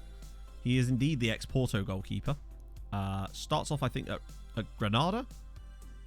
I'm guessing so. Went to Les Shows. Casapia. Average, yeah, the average ratings are not superb, are they? It's almost like you lose a bit of pace when you get to that age. Any other names? Luka Kukic. Great name. But, you know, Duncan Ferguson. Let's have a look. I'm spelling that right, because that would appear to say no. Sadly. Let's just, see, now I actually do want to adjust it differently if we're going to do it like that, so it doesn't just show us all the same. Because otherwise it will just show us all the ones that are older than that as well. So I want it to be like that. Lots and lots more here. So, wow. Ruben Diaz, he's at Celtic as well. This is going to be a mad ride. What is it with Celtic and having all the old... Are Celtic building a team of pensioners? Wait. It's the New Saints, isn't it? There we go. Not a lot I can... Oh! Well, we can actually see their team, in fairness. No manager, sadly. But nevertheless. Viking have been okay. They did have one season in Europe and they did win a cup. I'll show you in a sec, actually. Building a nation with Scotland, but, I mean, hey. If you fancy it, really. Scotland's low enough down to the point where you'd make some progress. So let's just see who their best player is, since that's what we can kind of see. Key player is Isaac Civita, who is... Tell you what, we can't see everything about him, but he doesn't look too bad. Like, came through at the club. 200 appearances for them as well. Presumably they've won... Oh no, not every year, but most years. They've lost a couple to Gap Connors Key. And there's a few Barry Town second places in there. When they haven't won it, though, they have been very much second, which is not hugely surprising. Murrich in a rebuilding sale. I don't know, actually. But hang on, I'll just have a look. I'll show you Viking, just because. So they've sort of been all over the place in this save. They came second one year, which was pretty cool. But they've had a few seasons in Europe. They've done okay. Nothing like major, but they've taken a lot of players on loan from us, to be fair. In fact, here's one of them. Rodrigo, who... How many seasons has he been there now? Is he seriously... 1, 2, 3, 4, 5, 6... He's been at Viking for 7 years on loan from us. 7 years at Viking on loan. What's his contract like? Still got another year on it. Back you go then, son. I wonder if he's actually a...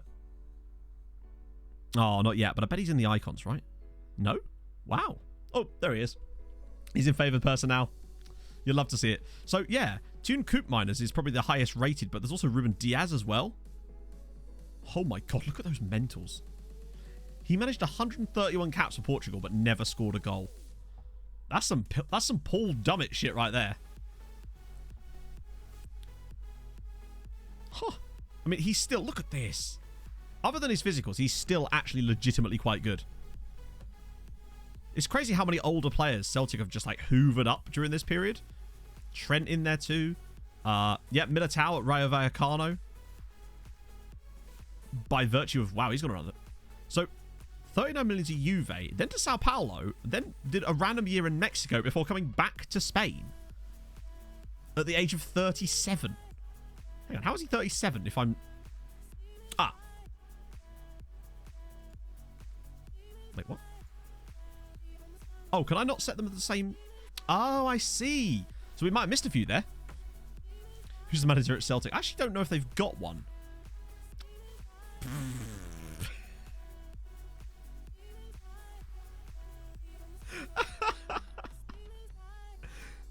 To quote myself last year, Neil Lennon can suck my balls. Ah, dearie me. To be fair, they've done quite well in this save. Wait. Oh, for a second I thought that was a recent one. Oh, lordy lord. So, Alastra there, Dominic Grief. Trying to look for names. Ramadan Sobby still playing. Stoke City legend Ramadan Sobby. Could be, actually, yeah. How's the Portuguese? Not well. They're actually down to 10th in the coefficients at the moment and are in danger of losing places to Denmark and Austria at this rate. Portugal have not done well. Stevie G's... I almost said Stevie G's dead. He's not. He's just not in the database anymore. But the only thing that's really left of Steven Gerrard, and this is strange, is a random stadium in Leicester called Steven Gerrard Stadium. And I know what you're thinking. You're thinking, Matt, he managed Leicester and they built a stadium after him. Yeah, no. That didn't happen. There's just a random stadium called Steven Gerrard Stadium in Leicester. I swear we checked and he definitely never managed them. Or if he did, it was for like a year. Nope. At no point did Steven Gerrard manage Leicester in this save. Let's not even have a manager in this save. Oh, it's just like the Tromso one with that random stadium being... Wait, hang on. I refuse to believe this is real. Kim Yu-il, indeed. I mean, he's in North Korea, so it stands to reason.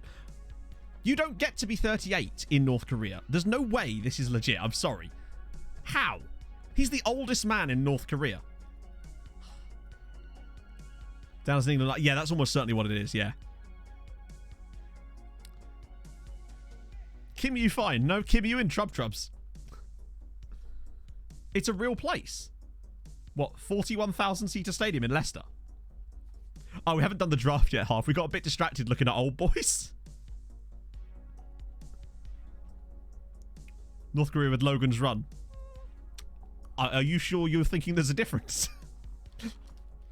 Oh. Kim, you in trouble, son. Still only got 39 caps. Who else is Kim Il? It would appear. I heard he sung as well. Right, well, that's surprising. That's one for you, Medi, when you see the VOD of this later. They did definitely host something. We suspect that it was because England hosted some kind of major tournament and they built new stadiums as a result of it. Ryan Nyambi at Plymouth as well. I recognise that name too. Would have been from his days at Blackburn. Wow, he was at Blackburn for a while. 600 league games for Blackburn in the end. That is nuts. A guy called Luca Sharozi. Oh, he's Georgian. I thought he was English for a second there. He's a Rangers player, is he? It didn't look like he was at Rangers. What? Not according to this. Unless he's moved to Rangers in real life, like, after. This is true, Jamie. This is a much better distraction. We're going for the geriatric approach right now. Who else is there? Starting to get into, like, more obscure territory at this point, I suppose, which makes sense because obviously we're down. Yeah. Right, so what I'll do is I'll just knock it down another notch here. See who else is around that's maybe got cool... Oh, wow, there's a few more in here. So, Jamal Lewis, another player at Celtic. How's he looking, old Jamal Lewis? 159 caps for Northern Ireland. Yeah, he did okay there, didn't he? And he's been at Celtic for 11 years now. Well, we saw a couple of the top ones, but I filtered it differently. Robbie McCrory. I recognise that name. So, hang on. Didn't Robbie McCrory play... Oh, no. That was someone else McCrory. Don't know who. Someone else McCrory. Nathan Back... Wait, hang on. Fulham have a 37-year-old goalkeeper. Jesus Christ. Celtic... Yeah, Celtic are certainly building an old team, aren't they? Celtic just soared by ages. Well, let's go find ourselves a Celtic player. I can't imagine it'll be too hard. There's one. Senior squad. Indeed, very much so.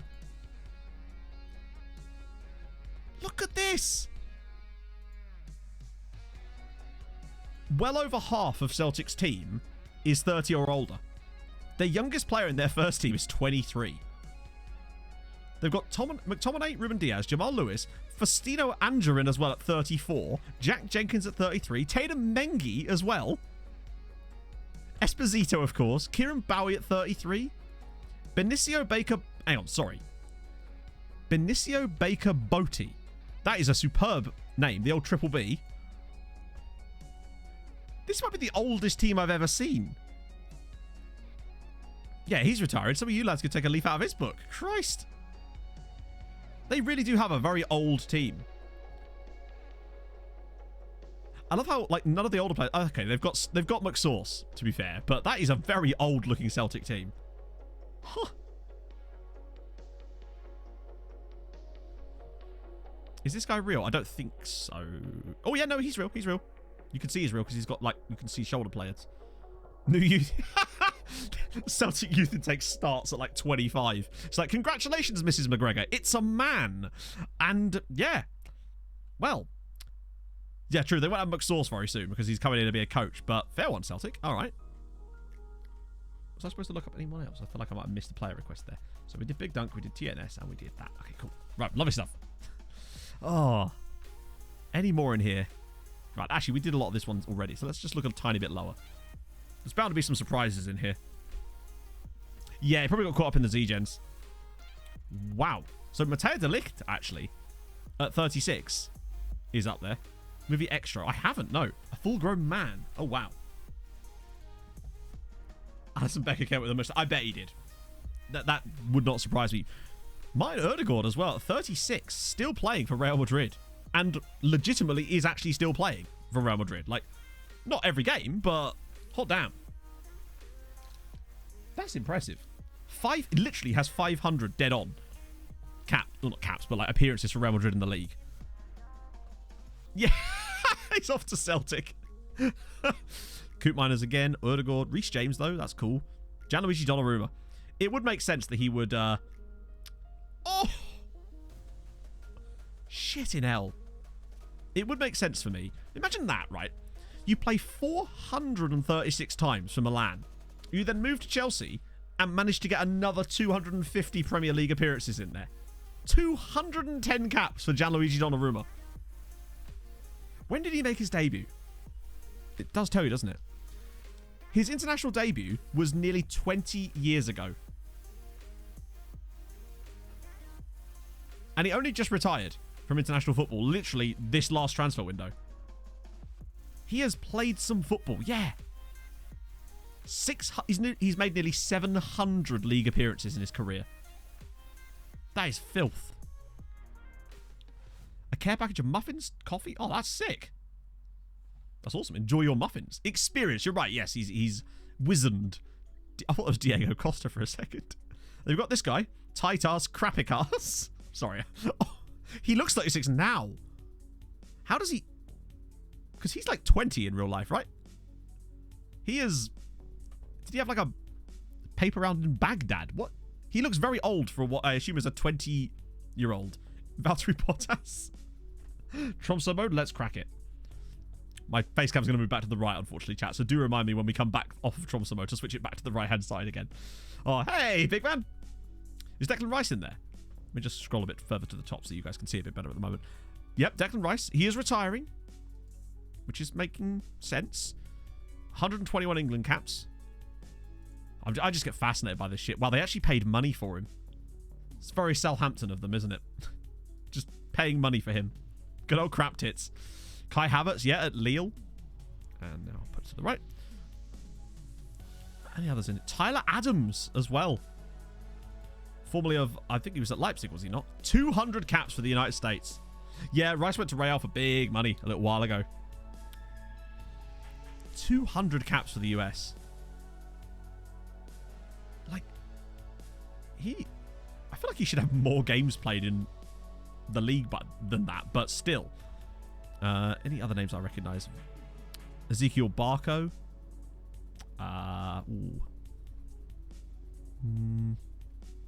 No, it's starting to get a bit thin. Although you're getting more and more players with each level, of course, because we're now starting to get to the point of born for Zealand. Wait, what? Oh, it scooped up a few of the... It's annoying the fact that it won't let you just... I suppose you can do is, can't you? But that's now capturing both, so we'll swap down one more set. Mason Greenwood at Manchester City. Oh, shit, sorry. I can only put the camera in so many places. Wow. I had no idea he was at City now.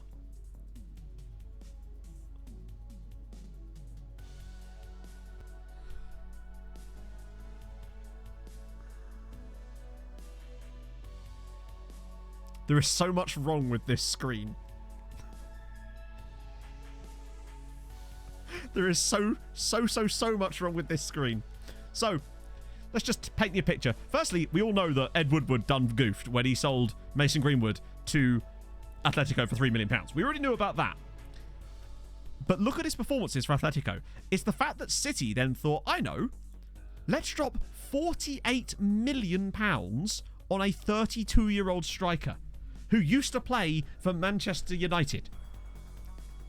Although, in fairness, his first season at City was dope, and his second season's not looking too much worse either. I still kind of feel like both Manchester clubs have had a bit of a mare there. United for letting him go so cheap, and City paying that much for a 32-year-old Mason Greenwood. Although, theirs has been somewhat vindicated because he actually has performed pretty well. Considering he's 34, he has 14 pace. Nearly 100 goals for England. So, in fairness, I bet you they would have been laughed at like mad when they first signed him, but he has actually somewhat justified his price tag, incredibly. That I did not expect. We already knew he was at Atletico. I just didn't know he'd left. Sandro Tonali, Marcus Antonio, Lee Kang In, of course. Caicedo, Erling Haaland, of course. Leeds United legend Erling Haaland. How's he done at Leeds? One long throw, get him out of my face. I was going to say, he's still got at least 100 league appearances for Celtic on him. Yeah, Atletico continuing some good recruitment. Haaland's contract still has 2 more years left on it. So he could go through to this like 37, to be fair. He did not do well at Chelsea, did he? He only played 8 times for them over 2 seasons and scored 2 goals. Leeds, though, in the Premier League, managed to bag himself 6 goals. It's every Leeds fan's dream, that. Just with Xerxes as well. Any others? Curtis Jones of Tottenham. 34-year-old Curtis Jones of Spurs. Wow, he's actually quite good too. Hang on. This player only got 16 England caps. I'm fairly certain Tim Breach has more England caps than Curtis Jones does. How did he not get more England caps? I'm guessing it's because there was too many good players in front of him.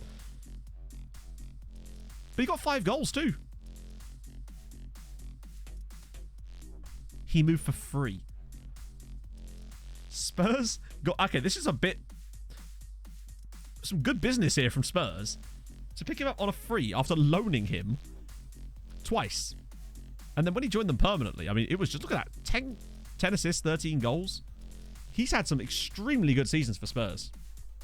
Ah, true. He couldn't get into the England squad because of all the Celtic players. You're right. Yeah, I knew it. Ugarte. I didn't see Ugarte. Did I see? Oh, there he is. Manuel Ugarte. The Gladbach. 112 caps to Uruguay. He's got around a bit. Most of his career was spent at Sevilla, though. It seems that Inter got him for free and then somehow managed to blag him off a year later to Gladbach for £2.5 million. I mean, they fell for that there, haven't they? Osman Kebab, did you say? Oh. I thought that was a real player for a second.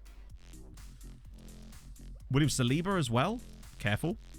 Serginho Dest. I bet he's got like 150 US caps as well. I wasn't far off, to be fair. 153 US caps for Serginho Dest. He did not last long at Barca, did he? Well, he did. He just didn't play. Jesus. That's what Joe Kinnear would call him. That's so correct.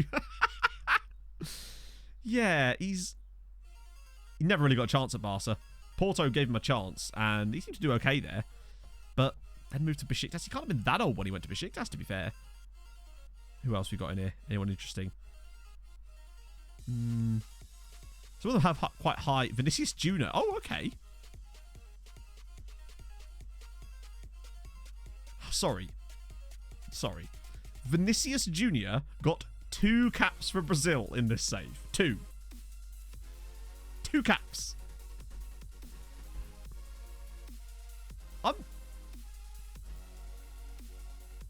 That surprises me somewhat, considering he's played for both Real and Barcelona. For free? Oh my god. At no point did he move for any money after joining Real. They gave him to Barca for free, being like, nope, you have him. And then about 1,000 years later, Barca were like, you know what, Atletico Mineiro, you can have him. Back to Brazil with you. And then they were like, you're not even good enough for Brazil. Although he actually kind of was. That is... The left mid for Brazil. That's a good point. But the thing is, they've probably retired now. So it's going to be hard for us to see. Yeah, we must have got the Phil Foden version of Vinicius Jr., i.e. similar. How do we sort of... Actually, that's what we could do. Let me just get rid of these. Hang on. Clear it. And then... I wonder who is the most capped current player in the save. International caps. Is at least... Oh, shit.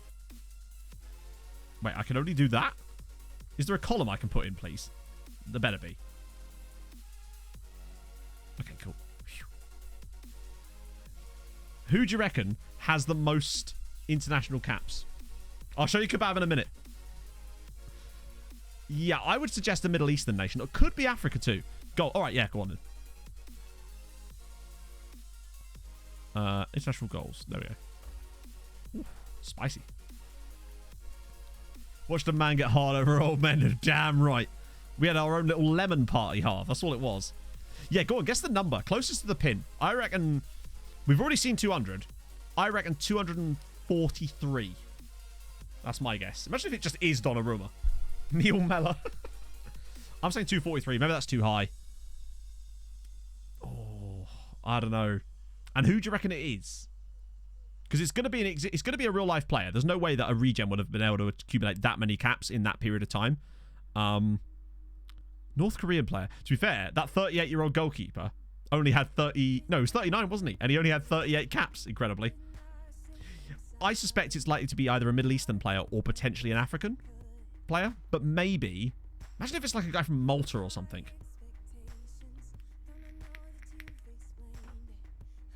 All right, here we go. Moment of truth, chatto.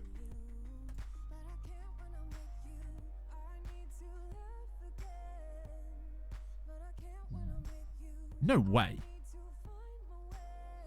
It's Donnarumma.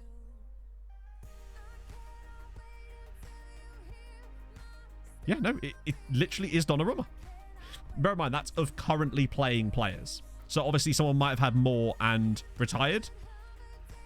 But we can't see that, sadly. Wow. What if there is a way to see, like, the maximum?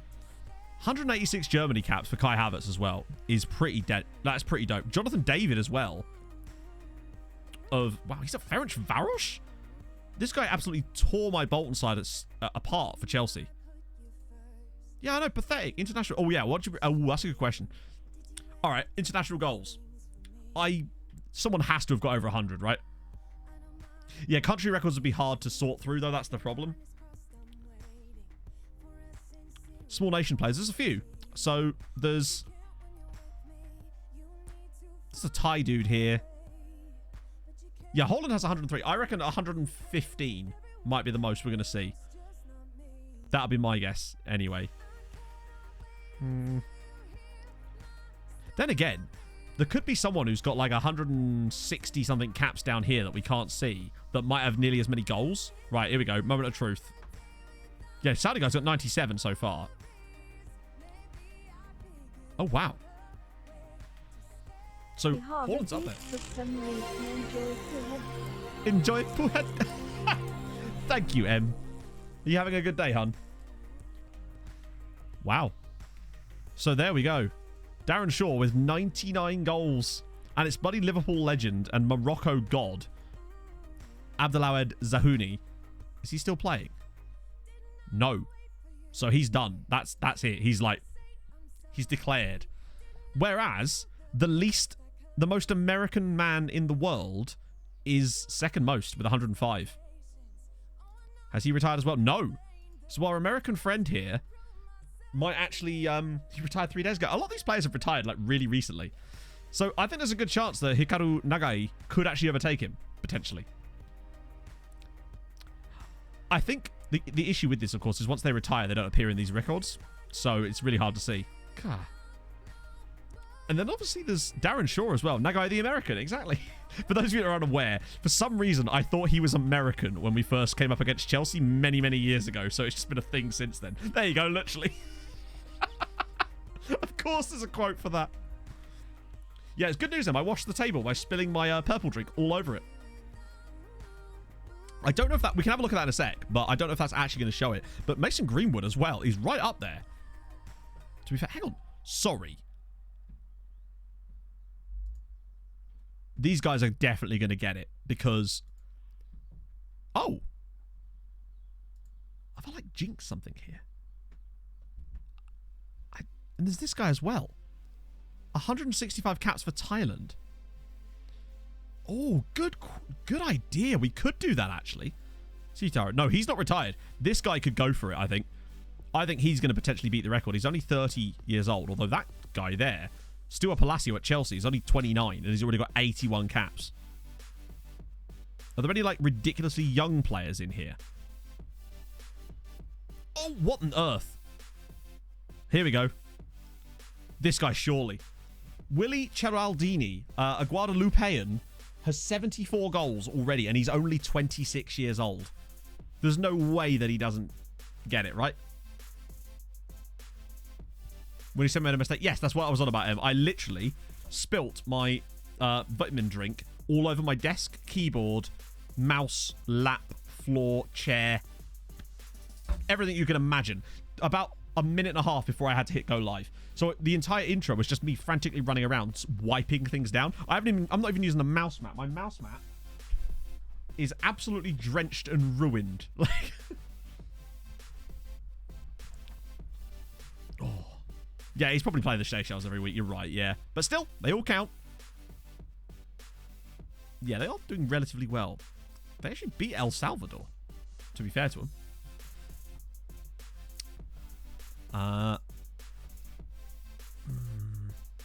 Yeah, let's look at the staff one. World's wettest streamer. Damn right. Yeah, sorry. I didn't actually show you properly. It's...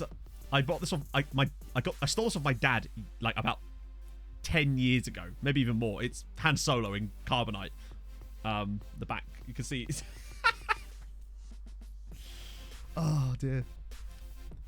That is very on brand. It is, isn't it? Hey, Inferno.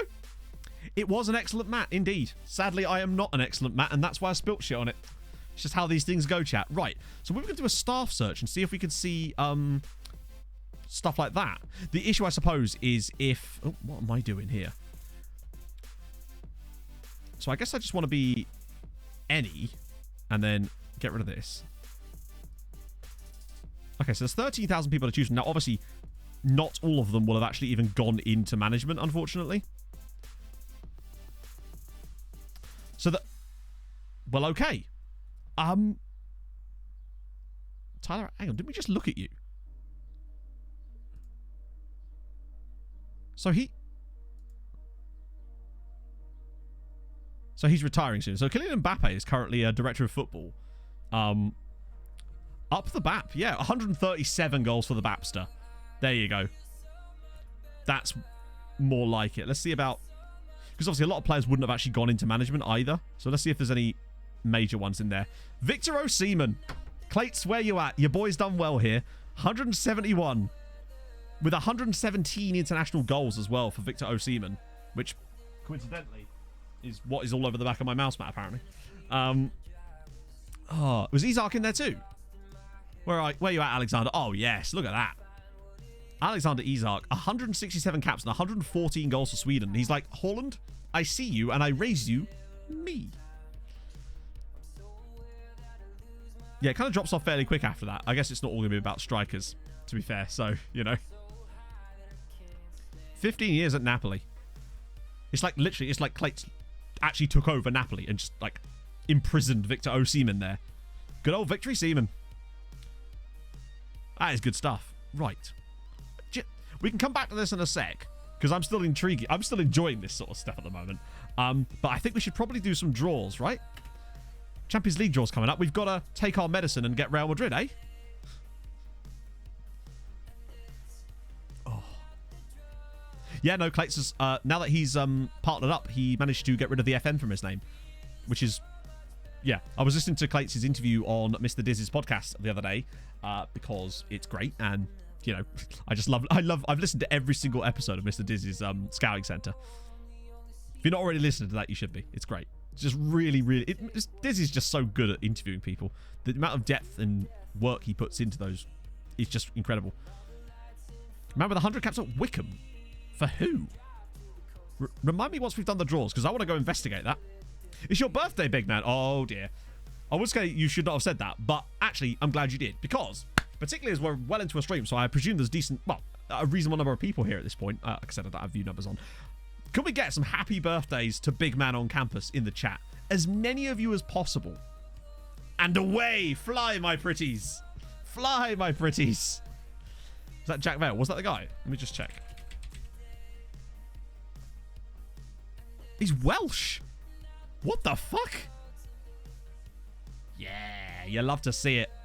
You can't just come in here and be saying happy birthdays in this chat or mentioning that it's your birthday and not expecting us to come along and do this. I don't know why I'm doing like Scandi intonation with that.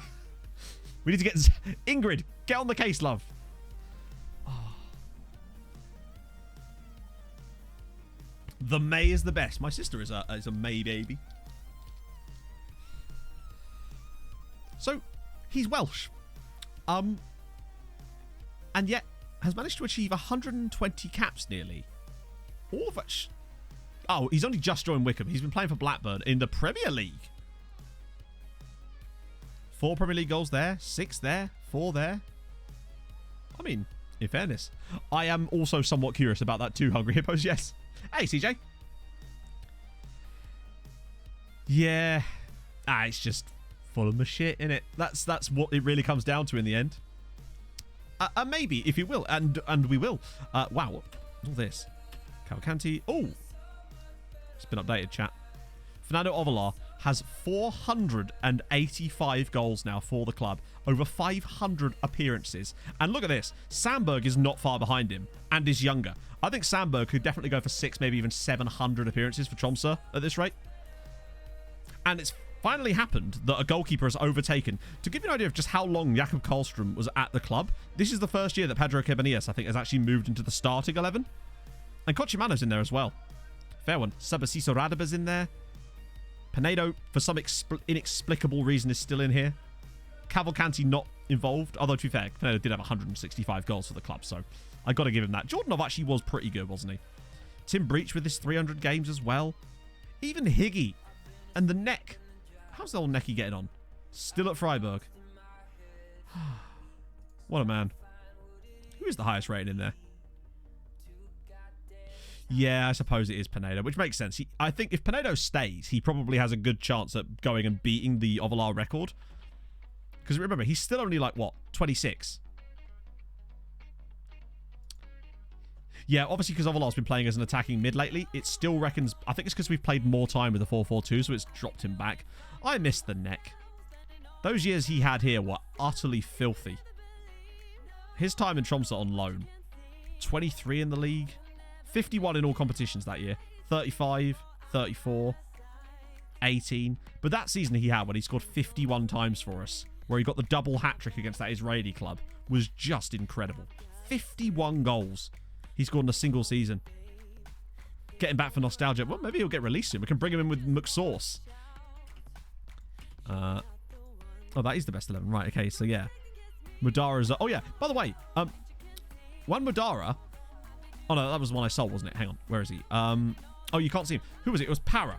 Para left Bayern Munich to go to Barcelona. And they barely even made any money on the deal. Ship him to Celtic. Analyst report. Let me guess. They want us to... Oh, they actually reckoned we... Normally, they always say that we were going to get 69 points every year. Schnookums. Thank you for the follow. Thank you for the follow, man. Hope you're well today. I just realized I said that twice. I am robot. Honest. Oh, God. Here we go. This should be fun. Very happy, though, which is nice to see. Congratulations. You're going to win it again. And then they lose their mood. Why can't they stay very happy? Like, what do you expect from me? Wave hand. Yeah, all right. That was exactly the sort of reaction I was after. Latter stages. Yep, that's what they come to expect. Promises for next season. Code of conduct. Way. You'll love to see it. To be fair, the board are actually expecting us to get to, like, the semis of the Champions League this year. Not sure what makes them think that's something we're going to do, but inevitably they've decided that to be the case. So, hey, we're stuck with it now. What I might do, actually, after we've done these draws as well, is go and schedule loads of friendlies for next season once we know when our game is. That way we can have it all prepared and planned out as soon as physically possible, basically.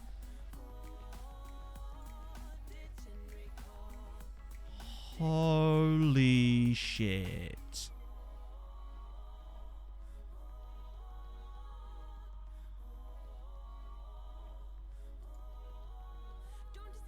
Who the fuck are you?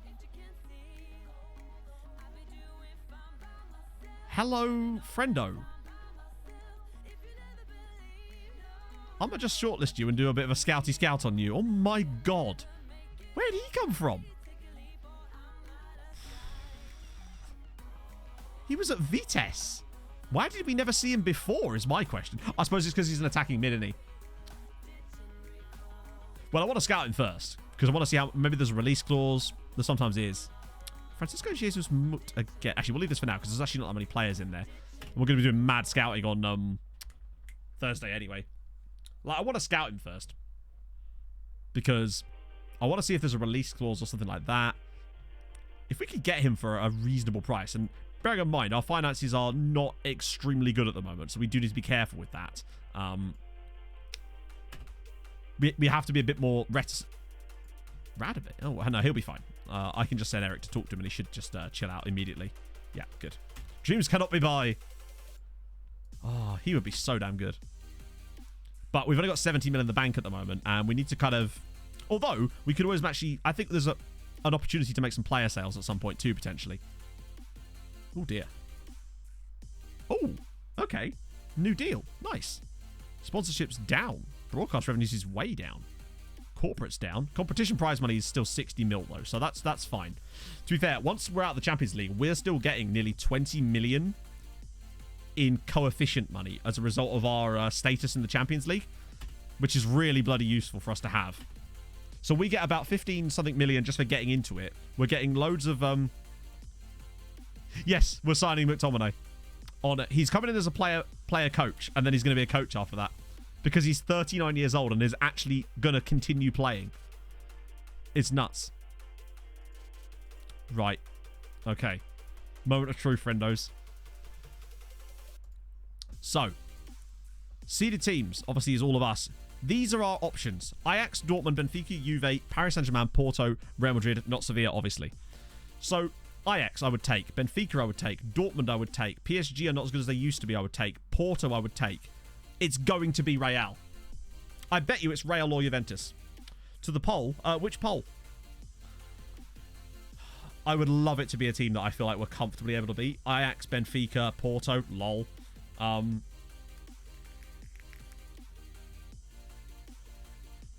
I still think it's going to be Real Madrid. Even though the chances are very slim. It's 1 in 7 to get Real Madrid. Come on. Let's do it. I'm still saying Real Madrid.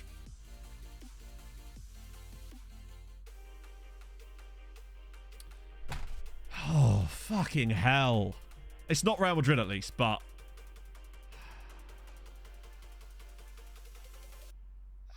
every fucking year, man. Let's see who Sevilla get. I honestly think I'd rather play Bayern. We've beaten Bayern easily in the past. Are there any good ties? And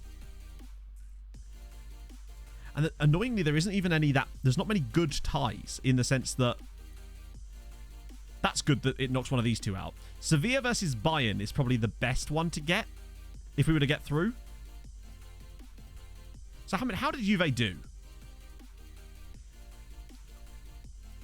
I forget. They were second in their group to Liverpool, weren't they? Which is not normally a great sign because Liverpool are actually fucking outrageous. That being said, and this cannot be stressed enough, Juventus did drop points to Vålerenga. So, I think we'll see what group that was. Was it Group G? Nope. I should have paid more attention, shouldn't I? There it is. So they beat Rapid Vienna 3-1. They beat Liverpool 3-1, though. Then they beat Vålerenga 4-1. Drew 1-1 and then won 4-1 again and then lost to Liverpool. Yeah, it was in Norway. And they only narrowly... By the way, look, it was actually 1-1. And it was Nascimento scored in the 91st minute to prevent them from even not losing that game.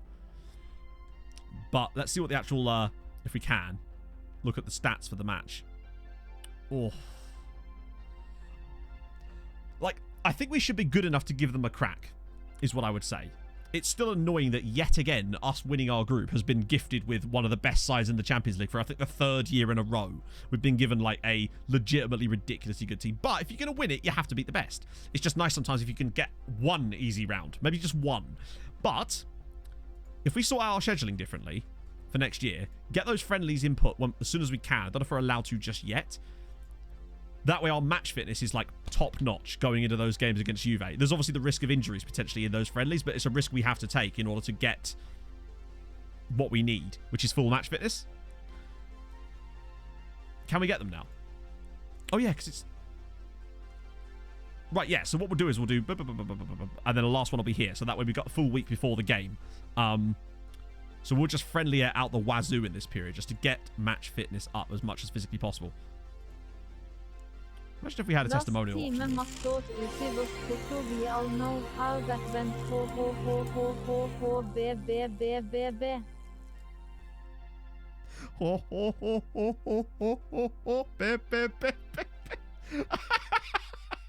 Thank you for the 50 bits. 50. Bearded child. Oh, Ingrid's just done me right up there, chat.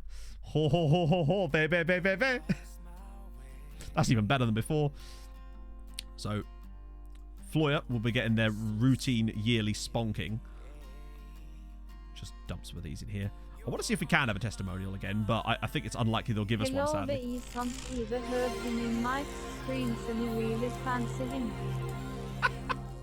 I've tried to turn down the volume of the sound effect as well, and it just will not let me do it for whatever reason. Thank you for the 50 bits, Henry. I'm the Pope.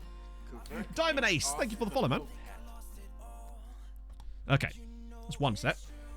That was somewhat understandable. Yeah, true. Still can't do a bloody testimonial. It just makes me so sad. I think we are genuinely just going to have to wait until he retires. Holbrook's found Ingrid. Wait, we found Ingrid, chatto. There we go. We found... This is apparently Ingrid. I don't know why I can't scroll. What's going on here? That was weird. Ingrid Van Heerle. So there we go. Dibs. In it, though. Turns out Ingrid's a cutie, as we suspected. Did I already do Kveloy? No, I didn't. They were always in for a routine battering as well. We're going for Ramfjord as well. And then Tinguten. Oh, I want to beat... No, I want to beat the Blue Men. No, we'll put them in the next one. And then one last friendly. here, where we'll batter the blue men around. And that should do it.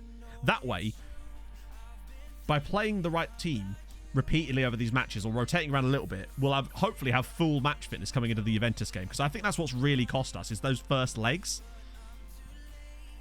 Obviously against Liverpool it didn't matter in the end, but we were much better in the second leg against Dortmund than we were in the first one. And again, the same with Real Madrid here.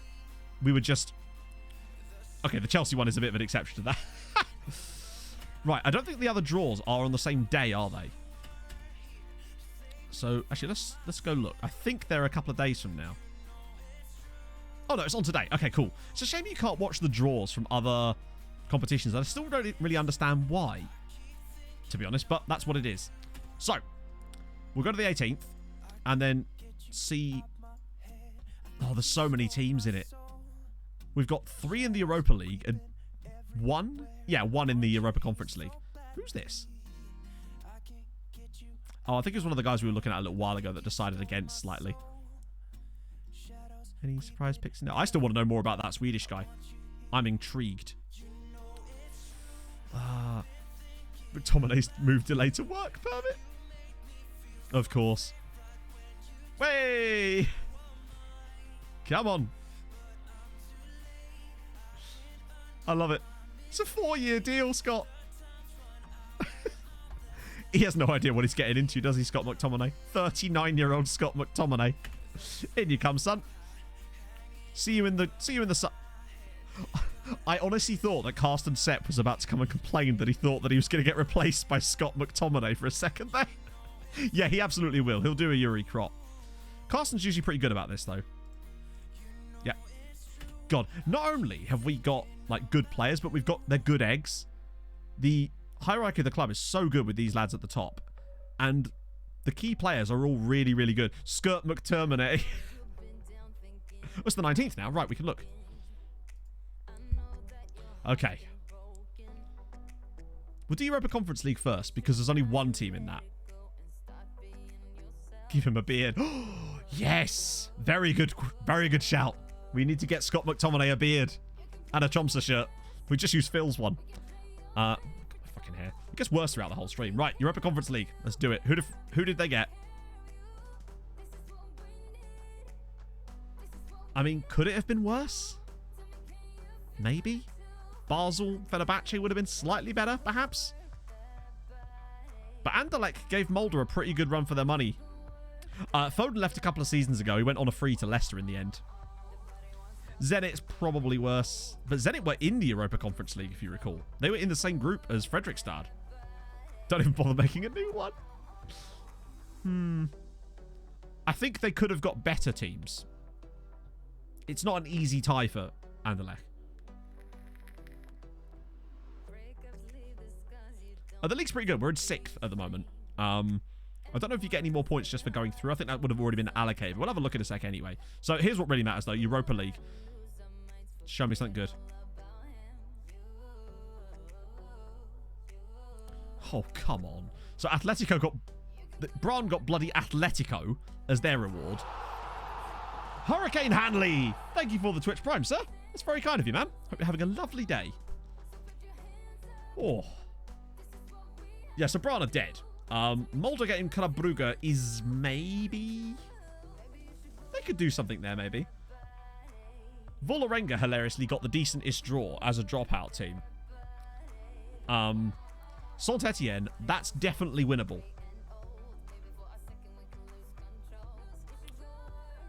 But remember, last year, Mulder beat Spurs. They knocked Spurs out of the Europa League. So it can be done, but I think Braun are done. There's no way that Braun do anything here. The good thing about this is, though, Braun will be in the Europa Conference League next season, and I think they could absolutely smash it because they've performed poorly in the league this year, but they'll come back. They still have the top scorer in the whole league as well, which is kind of weird. Maybe the snow can help them. Yeah, perhaps. I don't think this affects this yet, does it? Shit, it feels like it kind of has. Or am I just imagining things there? I think we already looked at this and that was the score, wasn't it? 10.6. Yeah, it's the same. But the fact that we're already at 10.6 is great. Because we have 5 teams in Europe. That's a lot of teams that could potentially gain us coefficient points. We would only need a couple of them to get through a round, including us potentially, for us to start getting to the 11s and 12s very, very easily. And again, the draws have not been kind to Norway again. The teams that we want to have slightly easier draws have been handed some tough ones. And Vålerenga, who, okay, have shown themselves to be quite... I think Vålerenga might actually do okay against Saint-Etienne, given their performances in Europe this season. And in the league, in fairness, they did get 4th, did they not, in the end? How do you build up the rest of the country? I'll show you. By loaning them as many players as physically possible. We have 41 players out on loan at the moment. I'll have a look at that in a sec, Wassa. So the way you build up other nations, other teams, is to sell them players, obviously, but loan them as well. So a lot of the big Norwegian sides that are doing well in Europe have got copious amounts of players on loan from us. So Brad have got a ton, and they're like first-team quality players. Molde have a ton as well. Fredrikstad, as you can see, as well, have quite a few. Start, who did quite well in the league this year, have quite a few. Vålerenga only have a couple, and Viking have quite a lot as well. So I'm essentially running a football trafficking system, it would seem. So, yeah, personal coefficient-wise, I wonder how the others are getting on that one. Ours has slipped a little bit over recent seasons, and it will slip a little bit more unless we have a good enough year this year. But, yeah. Well, you can really see that, actually, that year where we got the 7, we didn't really do any worse than usual. The other Norwegian teams really did let us down that year. But look at that, Molde, 23rd. They have the 23rd highest coefficient in Europe. This is insane. They are like they're verging on potentially even being a pot 2 team at the moment. Maybe. That's how close they are. If the right combination of teams get into the Champions League on certain seasons. Molde are, although they are going to be losing a 24-point season. So, yeah, Start have never been in Europe at all in this save. And Brann as well have really been slowly but surely working their way through. And they're still going to lose a couple more really bad years. So I think at some point, Brann might actually overtake Molde soon. Because Molde are going to lose their title winning, their Europa Conference League winning season. And Brann aren't going to lose that yet. Yeah, how on earth are HUD in here when they have 0... Yeah, nothing. How is they got the same as Rosenborg? When did they play in Europe? I am confused. You're semi-professional, lads. How did that happen? I don't understand that. Rosenborg are a weird one. If you actually look at their performances in this save, so that we started like here, you can see that they were kind of average at the beginning, managed to be quite good, and then they just shat the bed one season. They had a 13th place. They damn near got relegated one year. It's... Rosenborg got... who did they get? I've actually forgotten who they got. Who did Rosenborg get? It could be. I honestly just don't know. Anderlecht. That's right. They got Anderlecht. And, yeah, there was one season, I think it was here. It was this one, in fact, where Rosenborg were, like, matching us pound for pound for, like, I'd say about 60% of the season. And then they just absolutely shat the bed. They threw away, like, a 13 to 15-point lead over second place and ended up finishing 3rd that year. It was crazy. You're right. I think that is just the top flight, isn't it? Which makes you wonder why on earth HUD are in there. Because this is not even the 2nd tier. Oh, no, it is. No, it's not. This is the 3rd tier.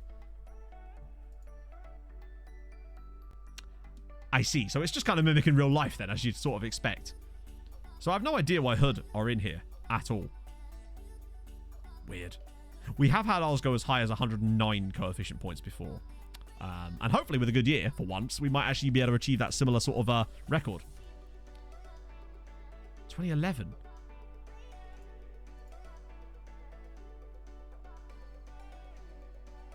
Because there's the 10-year one you can look at as well.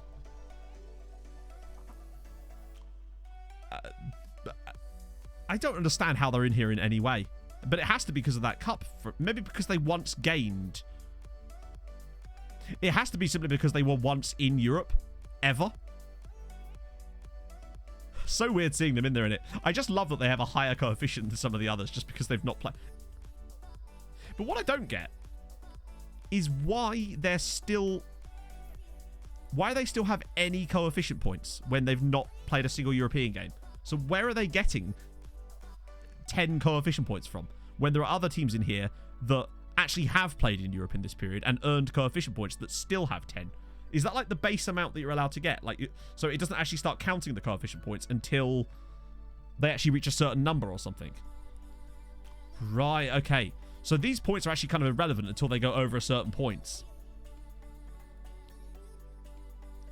There's a horse running later called Tromso. Oh, sweet. I presume that means it will stumble at the final hurdle, right? Yeah, so this is basically teams that have ever qualified for Europe. Anyone that has ever qualified for Europe from Norway is listed here. But I didn't realize that there's a base coefficient points.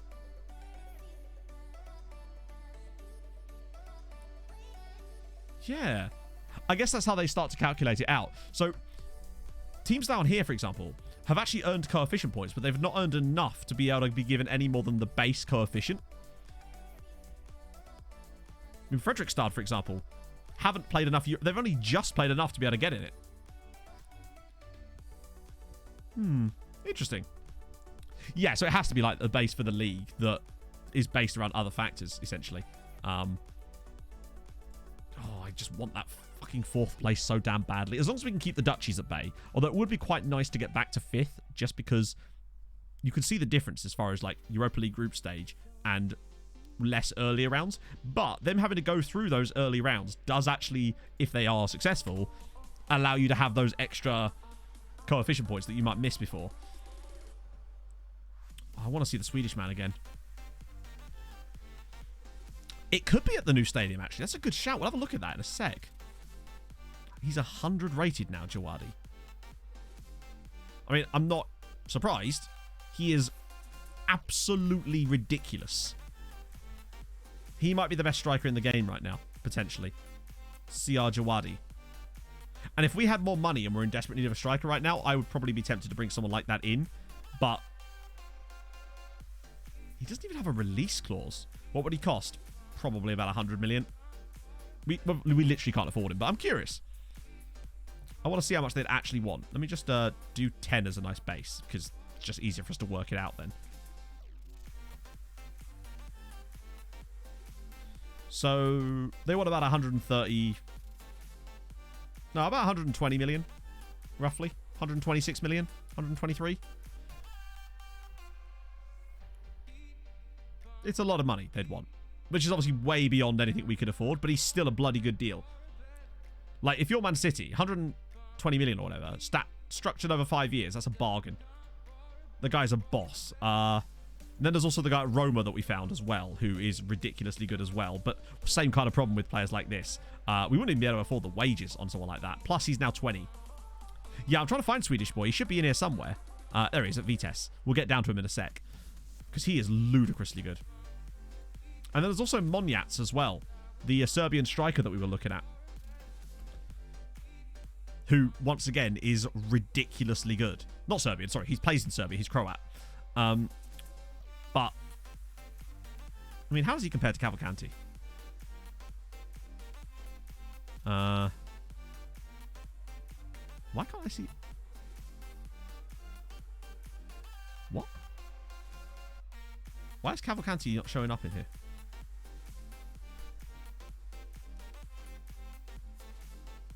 I'm so confused. Am I missing something here? Is he under Jan? Oh, yeah. Sorry. For some reason... Oh, dearie me.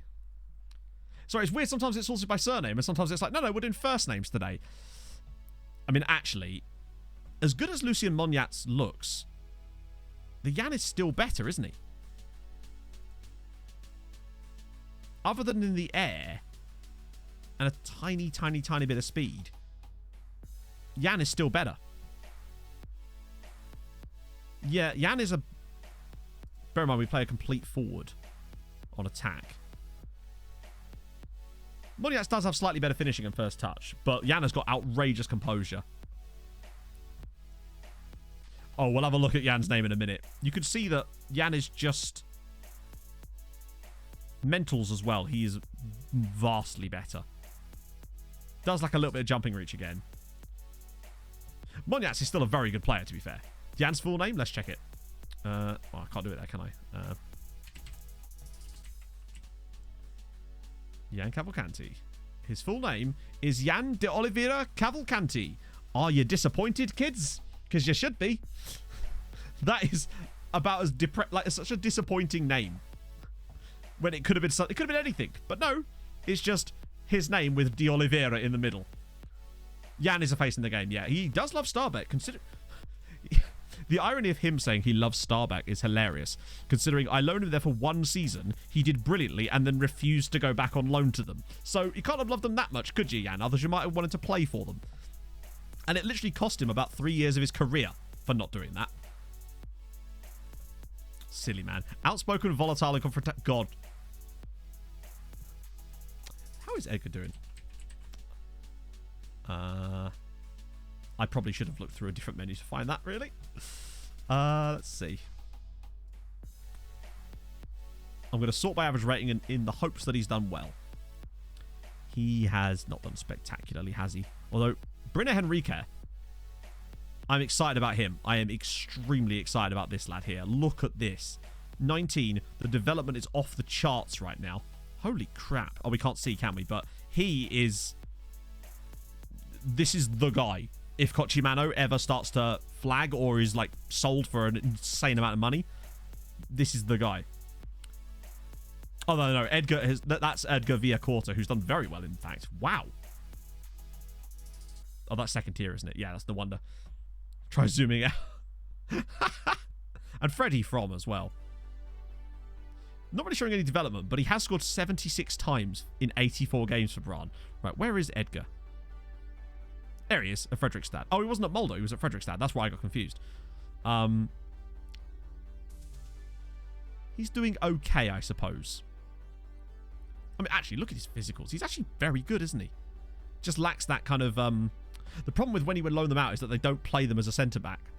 So that is the one downside to that side of things, too. Who else is... I want to see who else is out on loan that's really developing. Hey, you know what I mean? Hey, Zombiecraft. I want to use this as like... Oh, what is Edgar's full name? Good question. It'll be just like Edgar da Silva or something. Edgar Soares da Rosa. God, you're disappointing me, Brazilians here. Show me some fun names. What about Andreas Arge? Wow, he's kind of gone under the radar as developing quite nicely as well. No wonder Sarpsborg have done so well this year. Man's got 20 goals for them. That might explain why they've challenged for Europe. Osvaldo Correa as well.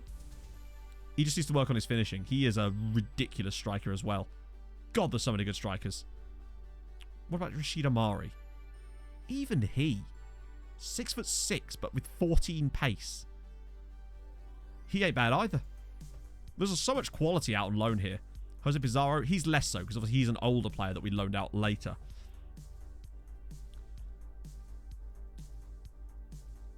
I mean, the way we've protected them, really, is just because our club value is so high now, they just don't want to leave, because the clubs are... They cost so much money to bring in the first place that they're just no longer valuable for other clubs to pick up. That's why we don't get many offers. Plus, I find that when they're out on loan, we almost never get bids for players when they're out on loan. So none of the other clubs have tried bidding for these guys because they... Yeah, the AI just seem very reticent to bid on players who are on loan. So we rarely ever, if ever, in fact, get bids for any of the players that are out on loan. And that's quite a cool way of doing it. We keep them out there so that they can't be bid on. I think I've only ever had one bid on a player that was out on loan, and I just turned that down and they never came back. What about Ronsoni as well? I mean, he's really not a bad left back at all. And if we were to get rid of Molina because of the, you know, he wouldn't be homegrown. Ronsoni would be homegrown, so he could just slot straight in there. Oh, no, he can't because he's leaving, isn't he? Because he's joining Porto, because he's a mug. What about Batskovsky? I'm excited about this lad. Look at this for a centre-back.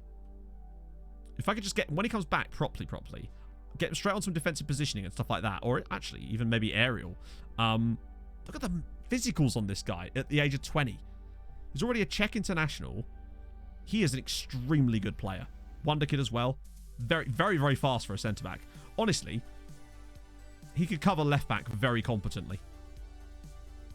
What about his right foot's like? He's even got... He could actually be... He's the ultimate. He's like Azpilicueta, this guy. He can cover both. Both fullback spots and play through the middle. He's even got good passing. Lindo. Is Lindo... I think Lindo might be gone already, actually. Or is he back here? I think Lindo's already gone. Oh no, he's in Tromsø too. it was his mistake for not staying at Brann for one more year. Like, he could have gone back, but he refused to go back, if I remember correctly, even though he's had some great years at Brann. That's a good point. Yeah, it clearly is technically a nickname. I hadn't really thought about that. What else is there? Obviously, there's Andre Silva, the guy I broke the bank for. Is currently at Molde, but I still think this guy has got mad potential. That's the main reason. He's one of those few players that had that 4.5 star in the yellow, so I was like, okay, he's worth a crack. See all the players at your club and how close to getting trained at club they are. So the way you do it is you go into here, and then you go to homegrown status in your squad. Obviously, my squad's unavailable because of holiday, but that's how you see it. So we've got Marcianetti and Jesper Holten are the only two that are really even in question right now. So yeah, that's how you do it. And then you go using that menu. That's not Andre Silva. What? Who was I showing? Oh, regardless. Still pretty good. Fabian Alonso as well. These are it's crazy that these guys are like 3.5 star, wouldn't get in our first team kind of players right now, and yet they are monsters at other sides. Alexander Piric as well. Look at this guy. Like, no Austria caps yet, but they're coming. Oh, okay, right, yeah, I'm an idiot as per, you know. Nestor Bueno at Rosenborg. Perhaps not quite as good, but look at some of the physicals on him as well. And what about Ignacio Fernandez, Mr. Model Citizen, doing a little loan spell at Vålerenga. Another absolute don of a man. Alexander as well. Oh, no, he's the midfielder. Who is the... There's another guy with a similar name. Where is he? Where's he gone? There was another right-back guy we had. I had a similar name to that. I open my... He is muy bueno, indeed. Tano the Joker. Thank you for the follow, man. Yeah, we really did focus on just outrageous physical ability on a lot of those players. We just signed them. Like, we just find them and signed them, really. As long as we get them before a certain age, bam. If you're really interested on how we actually find these players, then Thursday's stream is basically going to be us doing that for the entire stream. Maybe. Certainly for most of it, anyway. So the way we do it, I'll give you a little rundown here while we've got some time before the end of today's stream, is... So say we're, I don't know, on the lookout for a striker, which obviously we'll look for all of them. Plus penis jokes. Exactly. You'll love to see it. Right, let me clear this out. So I want to set that to 18. That way, everyone playing that super sweet. Oh yeah, we want to look at him in a sec, don't we? Remind me once I've finished showing this to have another little look. I don't think we'd have got much more scouting on him, but there's a Luxembourger at Dortmund. So we set it to under 18 or 18 and under because in Norway, if a player is 19, if a player is under 19 at the time they sign and some other weird criteria, they qualify as homegrown after 3 years at the club. Now, the reason that matters is because you can only have 9 foreign players in the squad in Norway, and foreign is any player that isn't Norwegian, but they count as homegrown if you get them early. So as long as we sign them soon, we can farm them out to other Norwegian sides. They get to develop there and also get their homegrown status like that. So that's all we really do for transfers. Occasionally we'll break it if we find an absolutely ridiculous player, like that Swedish guy we were looking at. So let's go for strikers. And cool Maltese guy here. So that shows you all of the strikers that are under the age of 18 in the world. And then what I do... no, we need to get a new one out, don't we? We haven't got one for... Oh, yes, we do. I use these views that I made that show... all the information that you would in theory want about the players without having to constantly switch between menus and use the in-game filters, because that can be a bit buggy, and there's a reason why we don't do it. So we get age, height, determination, the feet, the personality, the key attributes for the role that's used here, so complete forward, and then the preferable ones, which is the difference between the greens and the blues. So yeah, essentially. He's not bad, actually, is he? Christ. Maltese, 17 years old. Hello. Although we have got him fully scouted, and there's a reason why he's not spectacular. And then the club. Now, the reason I do this over just using the in-game filters, firstly, I find that it's easier to get all the information on one screen. However, the other thing is when you use the in-game filters to basically filter out certain attributes, if that player isn't fully scouted to the point where there's no knowledge of that player, the game counts that as 0, meaning that this guy could have 20 anticipation, but when you use the filters, the game doesn't care and it just goes 0. So you could miss out on so many players by not doing that. So what we then do is go, okay, what's important for a complete forward? So finishing and composure for me are my standard striker things. So I'll sort that by that, and then you do a secondary sort by holding shift, which will then sort everything by the first column, and then if there's a tiebreaker, it goes to the second column. You can do actually technically as many as you like. And then we just basically go through and start looking at the players, basically. Request a scout report on them. So this guy, Vava, here, straight off the bat, although, actually, he has good finishing, but that's about it. We'll scout him anyway, though. Then I just do get scout reports, and we just go through and look for each one. Yeah, essentially, the default stuff is just incomplete, and it just does not work very well. So I decided to make my own. So that pack that you'll see there, it contains a filter. They're not filters, but you get what I mean. I just call them that because it's easier. There's one for every single position in the game. So 83 different roles. Not just the actual role themselves, but the attacking and defense version as well. Oh, here we go. Hello Matt Sikvax, we all know you are a HJK number 1 fan. Sorry? A HJK... Okay, well, that's different. HJK number 1 fan. Thank you for 10 months, Lockers. That's amazing, man. A what fan? Indeed. It's like she hates HJK too. You can tell she's Norwegian and not like... HJK number 1 fan. Oh, I see. Okay, fair one. Yeah, I forgot that things are, even the letters are pronounced differently. But yeah, so there's these. And there's also ones for the staff too. So you'll see that some of the things in here are like recruitment analyst. I do the exact same thing with staff. Helps you find things like scouts that have good scouting knowledge of certain countries. It's not perfect, but Mapencheng here is a cool name. Probably about it. Man so handsome, a referee once gave him 2 yellows instead of a straight red. Hey, what can I say? The referee, me and that referee, we did some smooching. It's just it's how to get out of both parking tickets and bookings, chat. You learned it here first. He wants a payday, does he?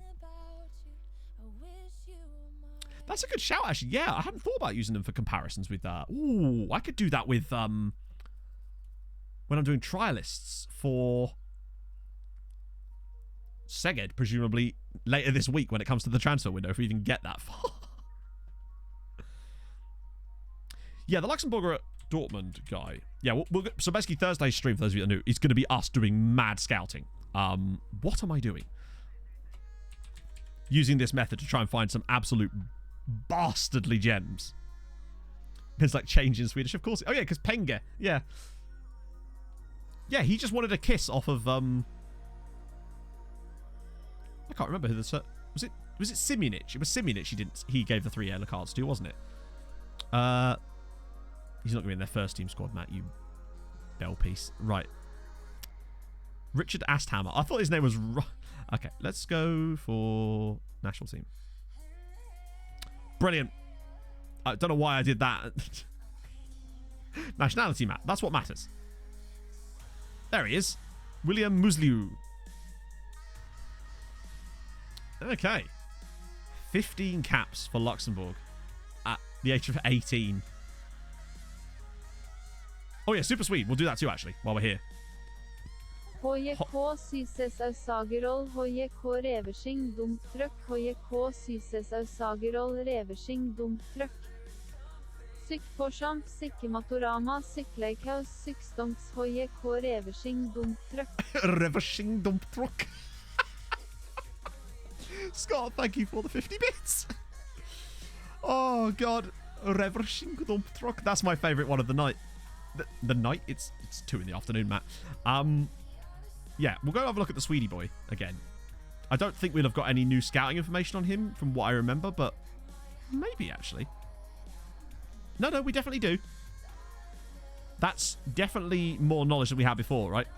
He's just going to be so expensive. I imagine, given that there's an estimated cost, though, that makes me think there isn't. Imagine if he was 40 million, though. Like, at 40 million, at that point, are we like... It's almost too good not to at 40 million. Purely on account of the fact that there's no way that he would not earn us. Let's just have a look. Wait, what? We're exceeding our FFP by 90 million pounds?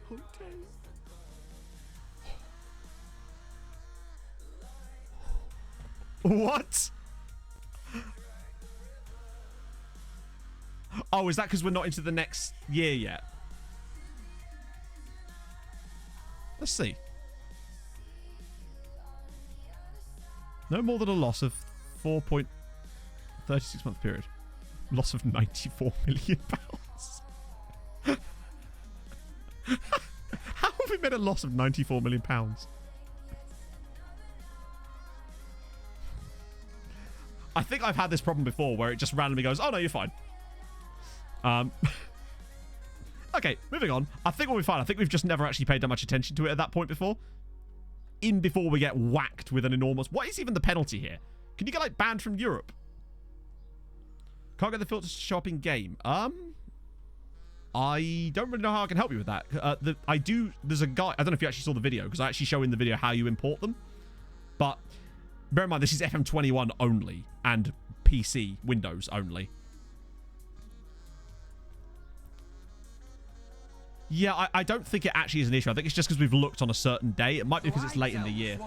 James R2 and Zach21GF. Thank you for the follows, guys. Then I don't know, Tonkaturn. It should just be a simple case of following the instructions in the video, because that's all I did, and I don't think there's anything else you can do. That's just, yeah. They just have to be in the right folder, and then you just import them, basically. You have to import them one by one, by the way. You can't do it, annoyingly, you can't import the whole lot. You have to, like, put them in a folder, and then when you want to use one, you have to actually go, like... You see this? I quit. You actually have to import it, like, that, and then bring it in, and, yeah. 300 twice before, and I... So, what, so you got a sponsorship because of it? That'd be weird. Sandy, thank you for the follow. Yeah, to be fair, they probably taxed us on most of it. But what I don't get... So, let's go back 3 years to 3032. I mean, we have obviously gone up a lot in money, but... God, FFP really does seem to be... to stop small clubs from getting any higher up in it. Christ. Right, regardless, it's prevent you from spending money you don't have, but also money you do have, apparently. But there we have it. We've also... To be fair, we have lost. We're actually on a £4 million profit this season. Well, to be fair, if we had a play like that, it wouldn't matter so much if the board did come in. But what I want to do is just... Well, the main reason we can't buy him is I'm more worried about the FFP situation, to be honest. I'm curious to see how much he would actually cost, though. I think it's unlikely it would be less than about 90-odd million anyway. He's probably going to be well over 100. Yeah, so they want about 70 mil. 70 mil-ish. Which is just... I mean, obviously, he's still worth... Like, if we actually had the money... He's worth it, but obviously we cannot physically buy him because that is all of our money. He's absolutely worth that amount of money, but we don't have it, is the situation. Like, were we in a situation before where we had like 200 million available in the bank, then I would have done it because it could work, but I just don't want to risk it. Not at this point. Not until we're sure that we're FFP safe, because the last thing we need is to miss like a season in YouTube.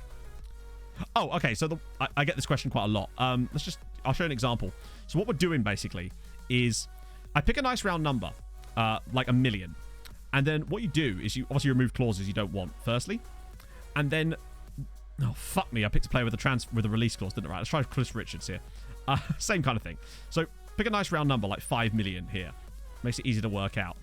Essentially, you take the number you've just offered them, and then they'll come back with essentially 150 million. So I now know that it's the difference... So it's the difference between the amount I offered and they offered plus the original amount of money, basically. So you take away... Yeah, so it's 80 million in this case. That's basically how you do it.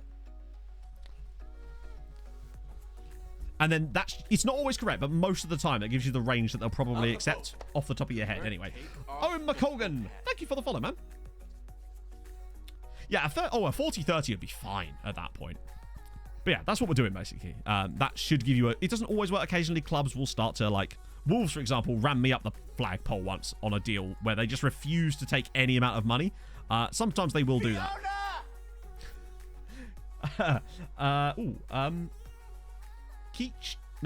K31 Titchy. I'm going to have to say that. Thank you for the follow, man. Never bottle your surname. McColgan. How? I'm trying to think how you could say that any differently. The midpoint, yeah. Essentially. And that's all you do, really. But it is important to remember your original offer as well, because that is factored into it. It's not as simple as just halving the amount they offer, because your original offer has to be taken into account as well. So it's half the difference between your offer and their offer, and then add back on your original offer. That's usually... Sometimes you can actually get it cheaper, just pretty rarely, for the most part. Yeah, sorry, yeah. I'm not a mathematician. Can you tell, chat? Can you tell? Oh, my God. I'm certainly not a fucking hairdresser. You can tell that one for sure. Right. So, we know that Mr. Swedish man at Vitesse, what's his contract like? I'm just kind of curious to see if he's got a long-term deal. He doesn't. My worried... I mean, would he actually ever sign a... I think it's unlikely he would sign a new deal with Vitesse. It's more likely that he'd try to force a move. I'm writing code for it in my head. You're damn right I am. I'm running Kotlin in my head. I do know number so good. Me number bad. Fickle personality is a little bit shit, but it's not really a big deal. He is very, very good, isn't he? It's undeniably excellent. And in the role that we use for the attacking midfield role, obviously his finishing is a bit of a letdown, but he has got so many other things. Does it? I don't know. I've never really tried it for wage. I do wages kind of differently, where I just try to keep them as low as possible without any kind of calculations, to be honest. I've never tried it. So maybe. Oh, we've got loads of foreign slots. We've got, I think... Oh, maybe not, actually. No, we do. We've got 2 spares. We've got 2 spares and 2 more players eventually. Jesper Holten will get one next year as well. So we're no longer in any kind of trouble for foreign player slots, because most of the players have already... Favorite language to code in. I have not done enough code to have a favorite language. But Python was the most fun, I suppose. So I guess Python. Java was okay when I was doing Android dev stuff. But the problem with Android stuff is you have to do, like, several different types of fucking... Because there was Java,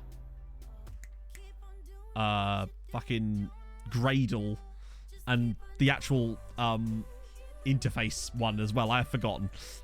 It's been a while since I've done anything with Android dev. It's probably all changed now anyway.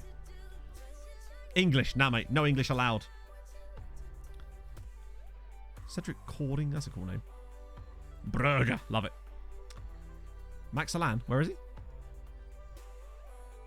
Or is that a coding language I'm not familiar with?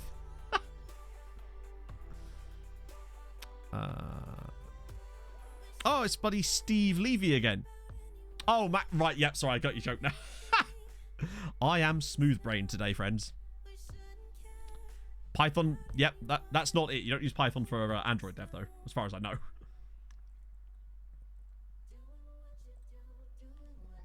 Oh. Like, because you'd have the background stuff done in Java, the interface stuff done in... It wasn't XML, was it? It was CSS, maybe? No. PHP? I can't remember. And then the actual, like, compiling shit was all Gradle. Nice, Damien. How'd you feel, man? Hopefully you'll be fine. I started to feel quite rough later on, but I've got my next one in the... Oh, is it? I think it's early June I've got my next one. My second one, I should say. My final one, hopefully. Unless they release, like, a sequel. COVID-20. Ugh, don't even. So that's fine. John Valjean no longer wants a new contract. He's got 2 years on his deal and an extension clause, so I think he can kind of pipe down if it's all the same.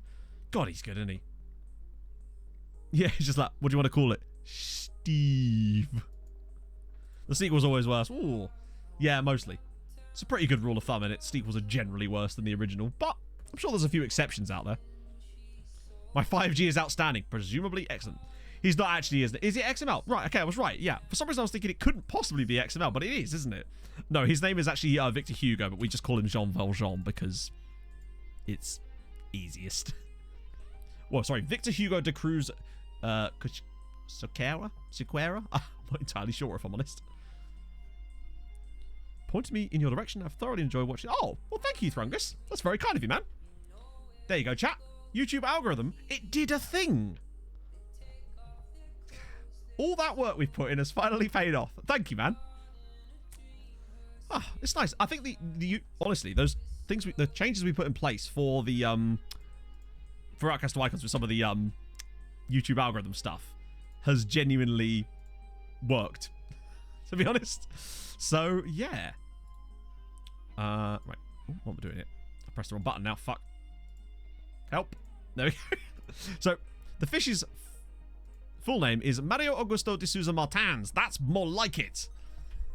It's sort of 5G towers. I should have got the vaccine, mate. Bill Gates is super disappointed in you. Up the algorithm ultras. Exactly. Exactly. It works. I joke, but it literally does work. It's so stupid that is actually making a difference, but I promise you it is. You can see the difference in terms of the, or maybe they did, Ice Battler. Maybe they did. But it's nuts how much of a difference that stuff actually matters. Oh, no. Alice Sayre is our assistant. He's the Qatari guy, I think, or is he Iraqi? No, he's Slovenian, Matt. It's because he used to be the assistant manager of Iraq. In fact, wait, what? He still is? Man's been living a double life, apparently. I swear, because we have 2 assistants, one of whom is Alice Sayre. Yeah, he's Slovenian. He actually has 74 caps for Slovenia. That is weird. He's been the Iraqi assistant manager the whole time. Huh. Well, I'll be damned. Fair. Right, I should probably save that. And it's a bit of a... Yeah, it is a little bit of a commute. You could say that, yes. Right. Let's do streaming Football Manager on this fine, fine afternoon. I think I already know, to be honest, where we are going to be heading. Yeah, we have to. I was already talking about this beautiful gentleman earlier, so it'd be wrong of me to then not send you his wonderful way. And that man is a Mr. underscore Diz83. Oh dear. So yeah, we're going to raid Diz because he's a top bloke. And if you haven't already listened to his podcast, I did an episode with him many moons ago, back in January. And I was actually listening to it yesterday randomly because it came on autoplay. So yeah, I've had a great time today and I hope you have too. I will hopefully see you on Thursday where we do scouting. Basically, maybe some Champions League in there too. Probably just going to be scouting. Thank you for coming. Thank you for the bits. Ingrid appreciates it.